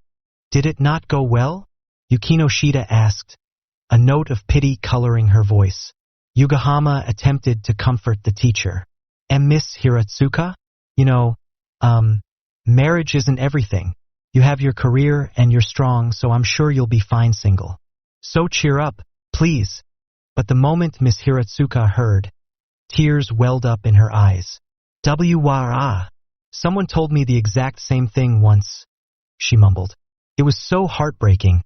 Our spirits fell simply from hearing it." She promptly dashed off at top speed. "Ah, she ran away," I said. The Doppler effect distorted Miss Hiratsuka's cry as the distance widened between us, her lament reverberating through the night covering the city. Ack, I want to get married. Translation notes: Twin Blades Cross. Metempsychosis of the Inverted World 1. Shogun Ashikaga's line. The Ashikaga family ruled Japan during the Muromachi period, 1336 to 1573. Japan was ruled by a shogun and had a military government, and it was the era of the samurai. 2. Yashiteru Ashikaga was the 13th shogun of the Ashikaga shogunate and ruled from 1546 to 1565. 3. 2 syndrome types really like your nullification powers. 2 syndrome refers to Chinibu, literally, second year of middle school disease, characterized by delusional behavior often exhibited by middle schoolers. For bright Swordian Master Woodstock, Zaimokuza is playing with the characters of his name. Yashiteru contains the character for shine/bright, and Zaimokuza has the characters for tree/wood and forest. Chapter 1. This is how Shizuka Hiratsuka kicks off a new competition. 1. Benkei Musashibu had his lord. Benkei Musashibu, 1155 to 1189, was a famous warrior monk. The story goes that he positioned himself on a bridge in Kyoto and disarmed every passing swordsman, eventually collecting 999 swords from his victories. The 1,000th swordsman to cross his path was Minamoto no Yoshitsune, who defeated him and accepted Benkei as his vassal. Eventually, Benkei would die protecting his lord. 2. A Sweet Pretty Cure for My Morning Hunger. Sweet Pretty Cure is the 8th series in the Pretty Cure franchise, a massively popular magical girl series. While it's explicitly marketed to little girls, it also has a strong adult male otaku fanbase, the bronies of Japan, if you will. 3. One of those fake English words Japanese people made up. Kamachi is referring to waziai aigo, Japanese words that sound like they came from English but were actually coined in Japanese. For Great Jitayu is the stage name for comedian/musician Masayuki Suzuki. 5. A basketball anime set in the near future would be dubbed Basquish. Hikigaya is referring to the 2009 sci-fi sports anime Bakwash, in which characters play basketball while riding mecha. 6. thanks to my class skill obfuscation. The skill obfuscation, or presence concealment in certain translations, is a skill of the assassin class in the Fate Media franchise. 7. But if AIC comes and recruits me by mistake, I'll be a good boy and make another Tenchi Mayo. OVA. AIC, or Anime International Company, is the animation studio that did the Tenchi Mayo OVAs. 8. Hachiman Hikigaya withdraws coolly, a reference to the character Speedwagon in the long-running manga JoJo's Bizarre Adventure by Hirohiko Araki. He often says out loud, "Speedwagon withdraws coolly." 9. How cool am I, you ask? Enough to record everything I see with a cassette player. This is a reference to the manga Cool Rental Bodyguard by Takashi Konomi. The main character, whose name is Cool, is always recording himself talking. 10. It always ended with Kamachi summoning my dad and draining my life points to 0. Hikigaya is referencing the Yu-Gi-Oh! Collectible card game. 11. Oda Nobunaga was the most infamous warlord of Japanese history, known for his ruthlessness and brutality. He is famous for unifying Japan and ending the Sengoku warring states period in the late 16th century. 12. Like that thing you use to get the Masayuki map. The Masayuki map is an item in Dragon Quest IX that you can get only through Street Pass functionality. 13. All who come to him are refused, and all who leave him are free to go. Hachiman is playing with the Japanese saying, all who come are welcome, all who leave are free to go. 14. It's not time to give up just yet. This is from Slam Dunk, a basketball manga by Takehiko Inoue, published in Weekly Shonen Jump in the 1990s. This particular line has become something of an internet meme among Japanese audiences. 15. Yukinoshita and I would have a robattle fight, not that Robopon thing. In Volume 1, Miss Hiratsuka referenced the battles of the anime Metabots, a relatively obscure series. Robopon is short for Robot Pankatsu, a series of games from the Nintendo 64 and Game Boy Advance generation about capturing wild robots and having them fight each other. The gameplay style was highly derivative of the Pokemon franchise. 16. You don't even see that movie on Friday Roadshow anymore. Friday Roadshow is a movie programming show that's been on the air since 1985. 17. Roadshow does Laputa every year. Laputa, Castle in the Sky, 1986, is a famous Studio Ghibli movie directed by Hayao Miyazaki. 18. Do Earthsea Man Earthsea. Tales from Earthsea, 2006, is a lesser-known Ghibli movie directed by Hayao Miyazaki's son, Goro Miyazaki, loosely based off Ursula K. Le Guin's Earthsea novels. 19. Basically, it's like the Kagaya arc in Yaiba. Yaiba, also known as Legend of the Swordmaster Yaiba, is a shonen manga series by Gasho Aoyama that began running in 1988. It's a light-hearted series about an adventuring samurai. 20. You have so many orders for us. Is this all just leading up to us being eaten by a wildcat? Hikigaya is referring to the children's book by Kenji Miyazawa called The Restaurant of Many Orders. The story involves two men who come to a restaurant and are progressively asked to do more and more things, such as take off their belts and wash their faces, and finally, at the end, they find out that they are doing all of this so that they can be dinner for a wildcat. They are saved in the end, however. 21. Who the hell does Miss Hiratsuka think she is? Princess Kagaya? In the legend of Kagayaheim, Kagaya is a princess from the heavens raised by a woodcutter. She has many suitors, and she drives them away by giving them ridiculous, unreasonable demands to carry out if they want to marry her. In the end, her true family takes her back to heaven. Chapter 2. Saika Tatsuka's youth romantic comedy is right, as I expected. 1. Okay, I'll buy 100 of his CDs. Then, once I get the ticket for a handshake, I'll sell them somewhere. Hachiman is talking about the business model of the girl group AKB48. Special tickets for meet and greets are put into randomly selected hardcopy CDs. Hardcore fans will buy hundreds of CDs in order to get these tickets. 2. The park near Sais. Sais is short for Caesarea, a cheap and ubiquitous Japanized Italian food chain. 3. In a game of Shanghai and try to conquer the Great Wall of China. Shanghai is a game of solitaire played using mahjong pieces. Conquering the Great Wall is a reference to a video game called Shanghai. The Great Wall, where beating each stage allows you to conquer a part of the Great Wall of China. 4. In a dilemma reminiscent of Dutch Cooking Show. Dutch Cooking Show, aired 1997 to 2005, was a cooking show akin to Iron Chef.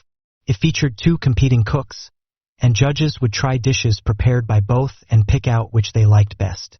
5. My perennial favorite, Magic Academy. Quiz Magic Academy is a series of arcade quiz games that test your otaku trivia knowledge. There is also a spin-off anime. 6. Nay. He is an Arcana bro.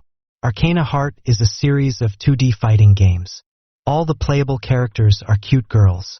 7. Koshien is the stadium in Nishinomiya, Hyogo, that hosts the Japanese high school baseball championship. 8. Purikura is short for Print Club. They are photo booths equipped with various filters to make your skin whiter, eyes larger, legs longer, and add all sorts of digital effects before the photos are printed. 9. The area is only for girls and couples. It is quite common for Purikura sections of arcades to allow only girls and couples in. The rationale is generally that this rule prevents sexual harassment. Often girls will dress up or do cosplay, which can attract unwanted attention from the awkward male otaku like Zaimokuza, who frequently visit arcades. It's generally perceived and marketed as a girly hobby, so any guy who tries to get in alone is assumed to want to get in for creepy reasons rather than legitimately wanting to take photos. 10. A World Unknown to You. Anata no Shiranai Sekai, A World Unknown to You, is a variety show that features viewer stories about supernatural experiences, ghost sightings, and stories about ESP and related phenomena. 11. Oh, so Tien Shinhan isn't the only one who can use solar flare. The character Tien Shinhan in Akira Toriyama's Dragon Ball manga has an ability called solar flare, which causes an incredibly bright flash of light. Later, Goku learns it too. 12. Actually, I'm really more of a ribbon kind of guy. Best Friends, Nakayoshi, is the name of a shoujo manga magazine, and Ribbon is another shoujo manga magazine. 13. Kadocha is particularly superb. Kadocha, short for Kodomo no Omocha, child's toy, is a manga by Miho Obana about a child actress that ran in Ribbon from 1994 to 1998. There is also an anime adaptation that diverges significantly from its source. Chapter 3. Yukino Yukinoshita really does love cats. 1. Like some kind of Super Saiyan bargain sale. This line is a quote from Vegeta in Volume 36 of Dragon Ball. When he sees that his son, Trunks, has easily awakened to his powers as a Super Saiyan, it has since turned into something of an internet meme among Japanese fans. 2. Kobo was amazing today. Kobo-chan, or Kobo, the Lil Rascal in the English edition, is a comedy/slice-of-life manga by Masashi Ueda that began running in the Yomiuri Shimbun newspaper in 1982. 3. Urara. Wait, that's Beetlebomb.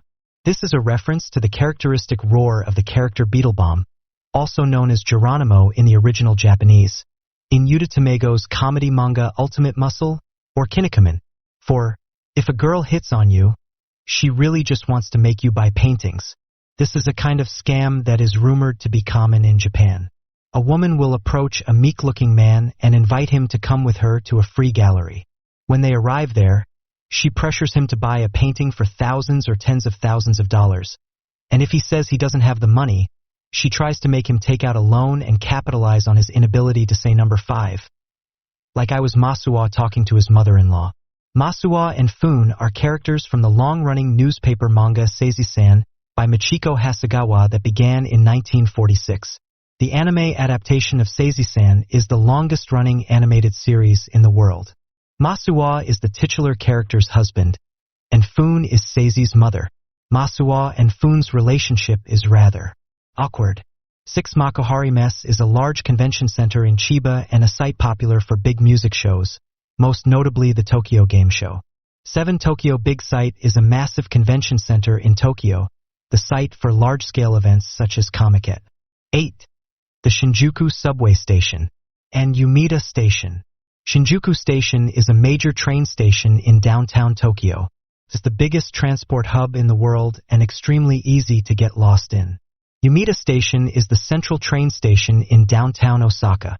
Like many Japanese train stations, it is combined with a vast underground and above-ground shopping center and has dozens of different exits in every direction. 9 Jaja Uma Grooming Up by Masami Yuki, more famous in the West for the Patlabor series, is a manga about horse racing that ran from 1994 to 2000. The main character lives on a ranch belonging to the Watarai family. A Jaja Uma means both a stubborn horse and a tomboy or unmanageable woman. 10. Does Tsuneyoshi have a hand in this? 2. Tsuneyoshi Tokugawa, the 5th shogun of the Edo period, was famous for being fond of animals, particularly dogs. Chapter 4. Kamichi Hikigaya is shrewdly scheming. One World Great TV, or Sekai Marimi. Terabai Tokusubu, is a documentary/variety show that began running in 1990. The show is infamous for turning everything into a cliffhanger that will be revealed after the commercial break. 2. Lisa Lisa is a character from Hirohiko Araki's manga JoJo's Bizarre Adventure. She is a master of the ripple, a form of supernatural martial arts. 3. Rinko is one of the girls in the Love Plus series of dating sims. She's a quiet loner and a member of the library committee. 4. I don't think Yugahama is looking for any bonus to defense in her clothes. The plain clothes are typically the starting equipment in classic Dragon Quest games. 5. Puppet Muppet is a comedian whose bit involves using a puppet on each hand, a cow and a frog, and a bag over his head to hide his face. 6. Oh man. This makes me want to laugh like ka. The titular character of the cooking manga Iron Wok, Janned by Shinji Seijo, has this particular unique laugh. 7. A big 4D pocket in the middle.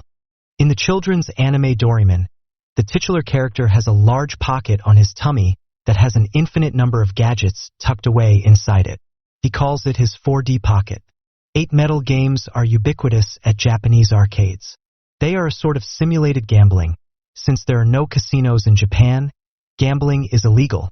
You buy medals to play the game, and the game pays out in more medals. Unlike pachinko parlors, which are generally run by Yakuza and will illicitly exchange your payout prizes for cash, arcades make an effort to appear clean and family-oriented. So the majority will not award you cash, only cheap toys. 9. I started wondering if I'd eaten some of Doraemon's weird translation jelly. In the children's anime Doraemon, one of Doraemon's special items is called a hanyaku kanyaku, or translation jelly in English. When eaten, it lets you understand any language. Kanyaku is a savory jelly-like substance made from the bulb of the konjac plant. It tastes quite bland and has almost no calories. 10. I would read a certain magical index, though. Hikigaya is referring to the light novel series A Certain Magical Index by Kazuma Kamachi. In this series, Index is a girl, not a book. 11. Look, Kai is learning. Kai is learning became an internet meme due to how often the robot girl says that line in the Clamp manga and anime series Chobits. The something you say whenever you learn something new, especially new words. 12. A fortified armor shell, or no, maybe a mobile suit. A fortified armor shell is the name of the mecha suit from the manga Apocalypse Zero by Takayuki Yamaguchi. It's small and fits the human body, about the size of an Iron Man suit. A mobile suit from the Gundam franchise is far larger, giant robot-sized. 13. The 3 non-connection principles of the Forever Alone are carved into my soul. This is playing with the 3 non-nuclear principles of Japan. Japan shall neither possess nor manufacture nuclear weapons, nor shall it permit their introduction into Japanese territory. Chapter 5. Despite it all, Yashiteru Zaimokuza wails alone in the wasteland. 1. I worried I might have honed that skill a little too well and unlocked my stand power. Stands are the superpowers in Hirohiko Araki's long-running manga JoJo's Bizarre Adventure. Particularly in the 3rd and most popular arc, Stardust Crusaders, the protagonist Jotaro has a stand with the power to stop time. The main JoJo villain, Dio Brando, shares the same ability in this arc too. Is this the hyperbolic time chamber? The hyperbolic time chamber is a special training room in Akira Toriyama's Dragon Ball, where time is slowed, gravity is stronger, and the air is denser. 3. Wah! Hachiman. Zaimokuza is imitating Nobita, the protagonist of the children's anime Doraemon. Nobita often whines to his friend Doraemon, looking for help. For right, John. John is the bully character in Doraemon. He's often quite mean to Nobita. 5. I can settle for Ninja Hakitori. Zaimokuza is referencing another kid's anime, Ninja Hattori-kun. 6. In your visage. I could see a quiver like a bow string's pulse. Zaimokuza is referencing a line from the theme song of the Studio Ghibli film Princess Mononoke. 7. What are you, Misawa? Jigaku no Misawa, Misawa from Hell, is a comedy manga artist whose humor tends to involve narcissistic and self-involved people saying annoying things. 8. Perhaps a reflection of his sharp mind and sharp ideas. Hachiman is quoting the Sharp Electronics slogan. From sharp minds come sharp ideas. 9. Inspiring the next generation. Inspire the next is Hitachi Electronics slogan. 10. The regulars like the Guilty Bros, referring to the fighting game series Guilty Gear. 11. Ha ha ha ha. It's time to DDD duel. Monster card.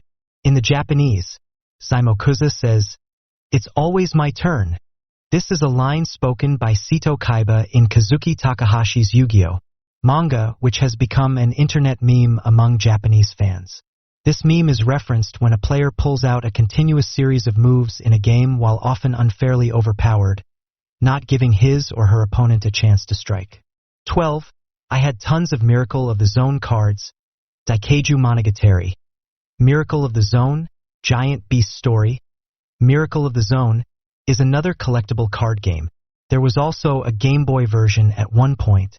13. The End of Genesis, TMR Evolution Type D. The End of Genesis, TMR Evolution Type D was the name of TM Revolution and Daisuke Asakura's one-time pop duo. Technically, it was Revolution Turbo Type D. They likely changed this to avoid stepping on trademarks. 14. In other words, since the opposite of opposition is approval. Hachiman is playing with a quote from Bakuban's father in the gag manga Tensai Bakuban, Genius Bakuban, by Fujio Akatsuka.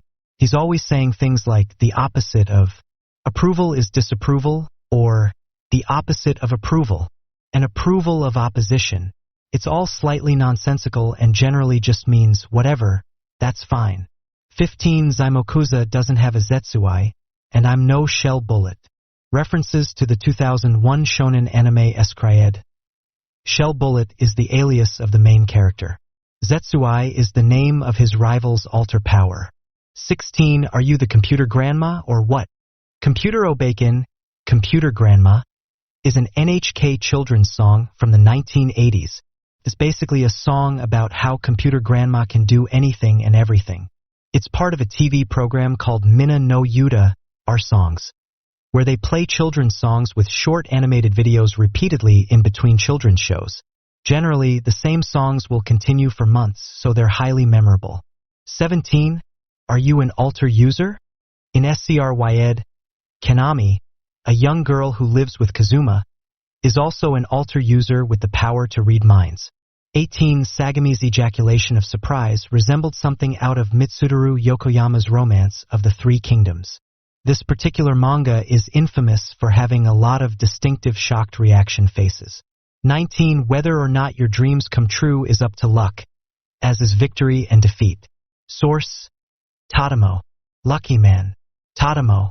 Lucky Man is a superhero/comedy manga by Hiroshi Gamu about a boy who shares a body with an alien named Lucky Man.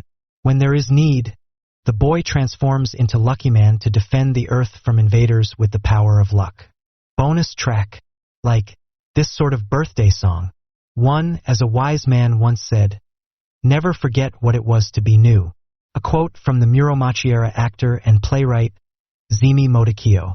The quote is a caution to never forget the earnest feelings and humility of a beginner. The original context concerned no theater. 2. Rurouni Kenshin is a manga from the 1990s by Nobuhiro Watsuki about a wandering swordsman. Set in the Meiji period, the titular character, Kenshin, practices the Hiten Mitsurugi school of Kendo. His technique is focused on iai, the art of drawing a blade quickly from the sheath. One of the precepts of his school is that you should always be on guard and ready for a follow-up strike. 3. Come on. Do you have Heaven's memo pad or something? a series of light novels, titled Heaven's Memopad, by Hikaru Sugiyai that also has an anime adaptation. It's a detective story that focuses on solving mysteries with limited resources via smarts and deduction. For a Yamato Nadeshiko is the traditional ideal woman. She should always be quiet, be reserved, and walk 3 steps behind her husband. Yamato is an old word for ethnically Japanese people, and a Nadeshiko is a flower generally called a fringed pink in English. In modern times, it's considered an old-fashioned ideal. 5. I dashed away as fast as a certain combat butler. This refers to the manga by Kenjiro Hata, Hey-8 the Combat Butler, which began in 2004. The main character, the combat butler, is named Hey-8, which means wind. So in running as fast as him, Hachiman is running as fast as the wind. 6. Jushai Pali-ye is a greeting coined by Chiaki Takahashi, a voice actor, singer, and gravure model, meant to sound like Juicy Party-ye, and has no particular deep meaning. 7. Are you blood type A, Yukinon? It's a popular belief in Japan that blood type determines personality. It's a sort of astrology, and almost everyone knows their blood type and the personality traits associated with it. Type A is the farmer, conservative, introverted, perfectionist. Type B is the hunter, creative, free-spirited, unpredictable. Type AB is the humanist, rational, organized, and empathetic. Type O is the warrior, outgoing, social, and a natural leader. 8. Calm thyself, my right hand. This is most likely a reference to the manga Parasite by Hitoshi Iwaki, in which the main character has his hand possessed by an alien parasite. 9. Like how we both like celery, and we're both demanding. Plus, we hate summer and are willing to compromise. This exchange is a reference to the lyrics of the song Celery by the extremely popular, if aging, boy band SMAP. The beginning of the song goes, "We were raised in different environments, so it's inevitable we'd have different tastes / like hating summer or liking celery / not to mention that we're a man and a woman. So misunderstandings are bound to happen / we compromise and get demanding." 10. They're the kind of people who would name me Hachiman because I was born on August 8th. The Hachi in Hachiman means 8, and the word for August in Japanese literally means 8th month. 11. My name was chosen just because it was snowing when I was born. The Yuki in Yukino means snow. 12. Don't seduce someone else's petite sir. The Virgin Mary is watching you.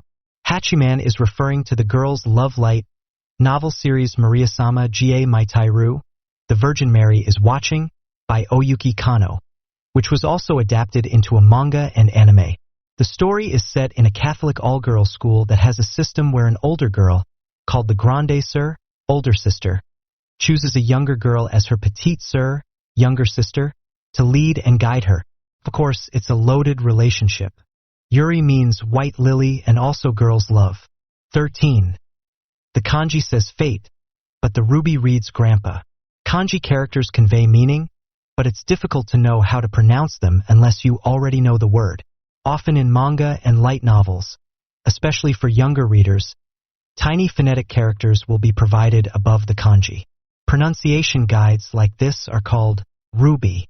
Sometimes, instead of explaining pronunciation, ruby will be used for artistic effect. When Zaimokuza says, the kanji says fate, but the ruby reads grandpa, it's as if he is creating a new word that means fate, but is pronounced grandpa. Of course, this is something that works only in writing. 14. My parents just wanted me to live a life full of color. Saika means add color. 15. This time, Buddha's watching you too. Oshaka-sama Emo Maitairu, Buddha is watching you too, is a spin-off novel series of Maria-sama Ga Maitairu. Mandalas are a spiritual symbol in Buddhism. 16. Byako, the white tiger, is one of the 4 symbols of Chinese constellations, along with Sairyu the dragon, Genbu the turtle, and Suzaku the phoenix. 17. Ultra divine water is a special drink in Dragon Ball that will draw out the full potential of the drinker if they can survive its poisonous effects. 18. Shocking first bullet. This is a skill that is a special attack of Kazuma Toraisuna, The main character in the shonen anime S-Cry, edition 19. Oh, Dividing Driver. This is from the opening song of The King of Braves Gaogaigar, a mecha anime from the late 1990s.